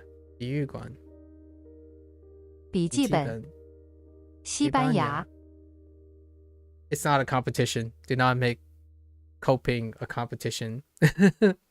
I think those are one of the few things that I would ask a favor for everyone. It's not a competition on how well you cope. I think making coping, like who copes better, a competition, that is very, very scary. When people start competing who's more miserable, that's something that I have not that great of a tolerance for. If you're competing on who's having it worse, I'm gonna flip the table on you, like figuratively. I'm gonna try to flip the conversation immediately. 科学课 科学课 So I'm telling you guys, don't make it a competition. Do not compete. Do not compete on who's more miserable. Shame on you. 办公室 I'm looking at you, so I'm kidding. I don't think Sub-Zero has ever done anything like that.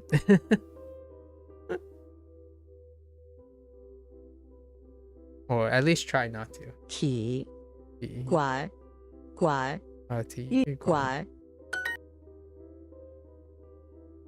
this is an unpopular opinion. I know there are good intentions. However, if something like a thought along this line comes to your mind, I often stray away from it. If it makes you feel any better, and then you try to top someone's worst case scenario with a worst case scenario from you, you're probably gonna get a potentially a high chance of a more direct response, a more direct a reaction from me. If you're trying to help someone and the manner in which you try to help them is by suggesting a worse scenario, I think that is a normalized behavior for some people, maybe a significant body of people. However, I try to discourage that. That is something I do actively discourage. When someone's down and you say, well, it can't be as worse as my day, there might be a lecture incoming. 美术课 And I'm not shy about being pedantic regarding that type of mindset. 美术课 It could be worse mindset. Like, more about look on the bright side, I suppose, sometimes. 美术课 笔记本办公室体育馆我们家 Okay. All right. Real now. I'm definitely gonna do this now. We're doing it. 咖啡馆体育馆咖啡馆 Thanks for the conversations, by the way, guys. I'm so energized, but I think my voice is good. 图书馆体育馆咖啡色咖啡馆体育节目体育馆咖啡馆咖啡馆飞咖馆体育馆图书馆咖啡体育节目咖啡馆体育馆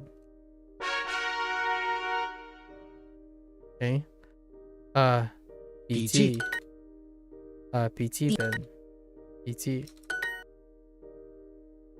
好在 whoops 好在笔记本日本菜椅子笔记本笔记本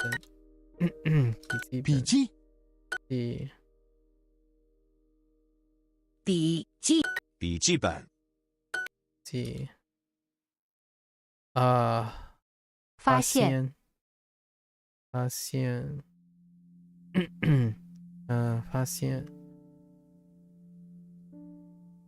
忘记笔记本点心笔记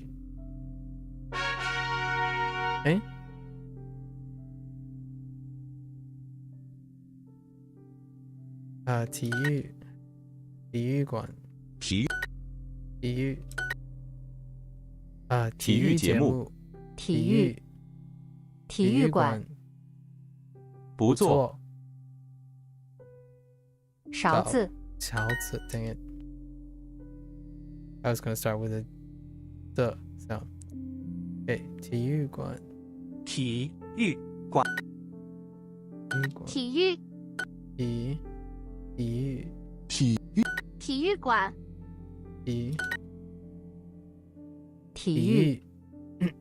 星期体育新闻我家体育馆体育新闻新闻 blah blah blah 体育馆体育新闻体育馆体育节目新年体育新闻体育馆体育馆体育新闻体育新闻呢文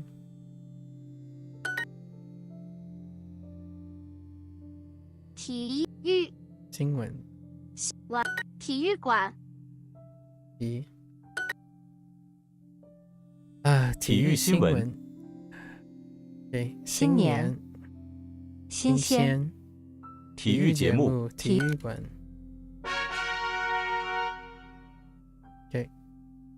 体育节目体育馆体育节目体育节目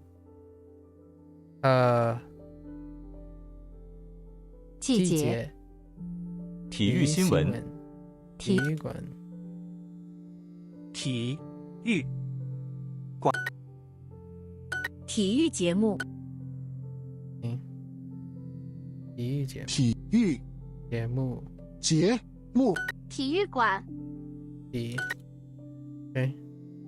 身体That's a good one 身体节日体育节目电视节目体育馆身体也是天气一天天气一天前天天气一定阴天一天天气天气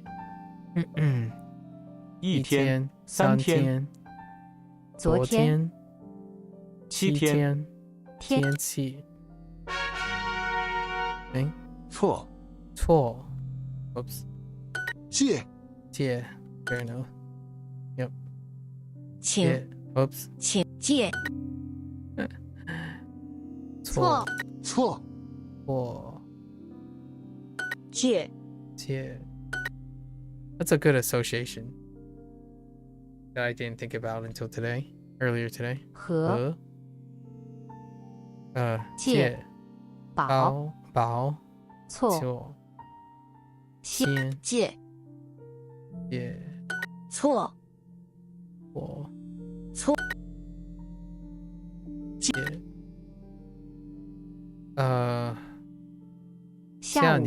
下午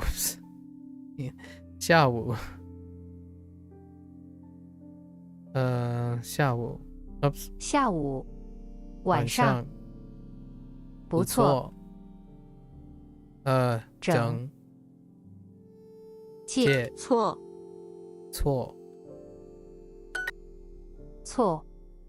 票加借菜错借Alright Up and away Adam 体育馆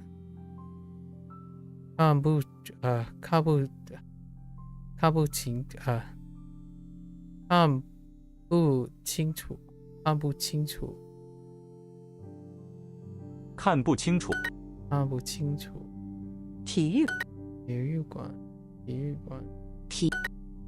看不清楚体育馆加拿大我们家看不清楚不是体育馆体育馆看不清楚体育馆咖啡馆看不清楚体育馆不好意思看不清楚看不清楚不知道加拿大、西班牙。看不清楚。体育馆。体馆。我们家。办公室。体育馆。看不清楚。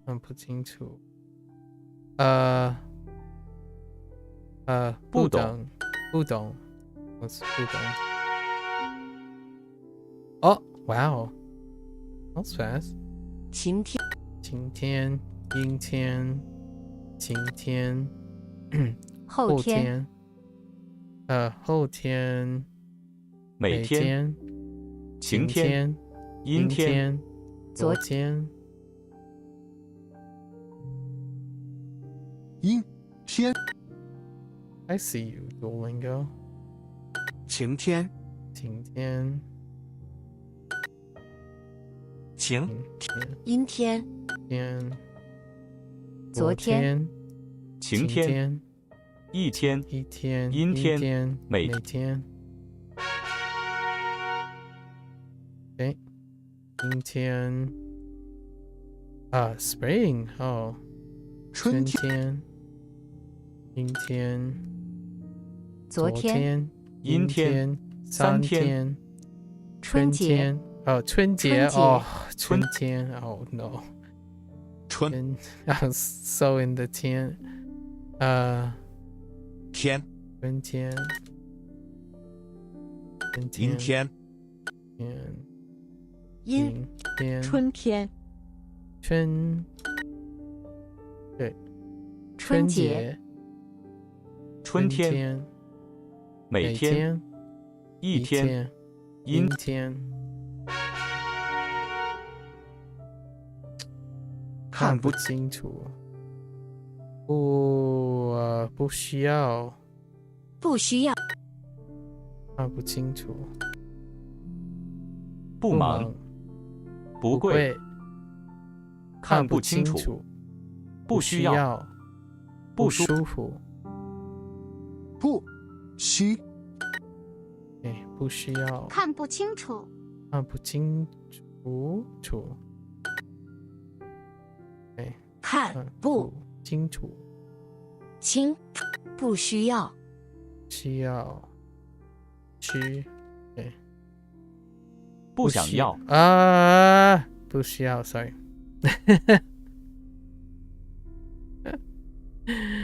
不好意思。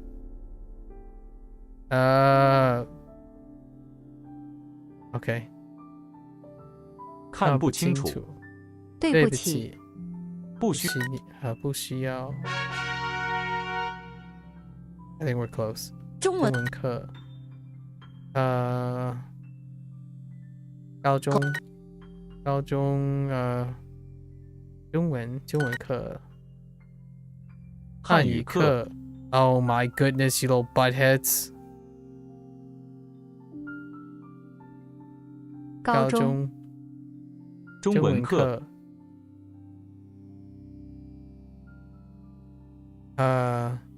初中。科学课。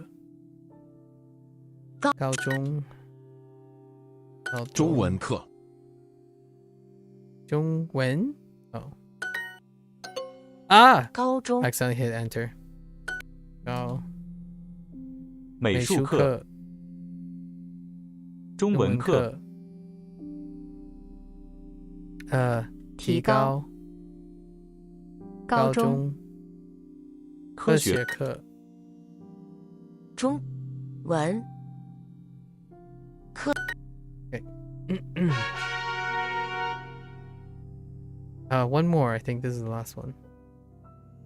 看不清楚。看起来。Okay. 看不清楚。不贵。When I make that face, I keep thinking that I look like Falstaff when I'm making that face. A little, okay, because he makes the same exact response when like, oh, all right, sure. 不贵。看见过。看见过。看不清楚。看起来。不舒服。看起来。看起来，哎，看起来看不清楚，不看不清楚，看不清，看起来，好久不见，不在，看不清楚，看起来，对不起。Okay, I think that's good. All right. I slacked off enough. Oh no, there are 2 more. Okay, just kidding. 不好意思，看不清。看了，哎，看不清楚，看不清楚，不远，不远，赢了，赢了，不贵，不贵，看了，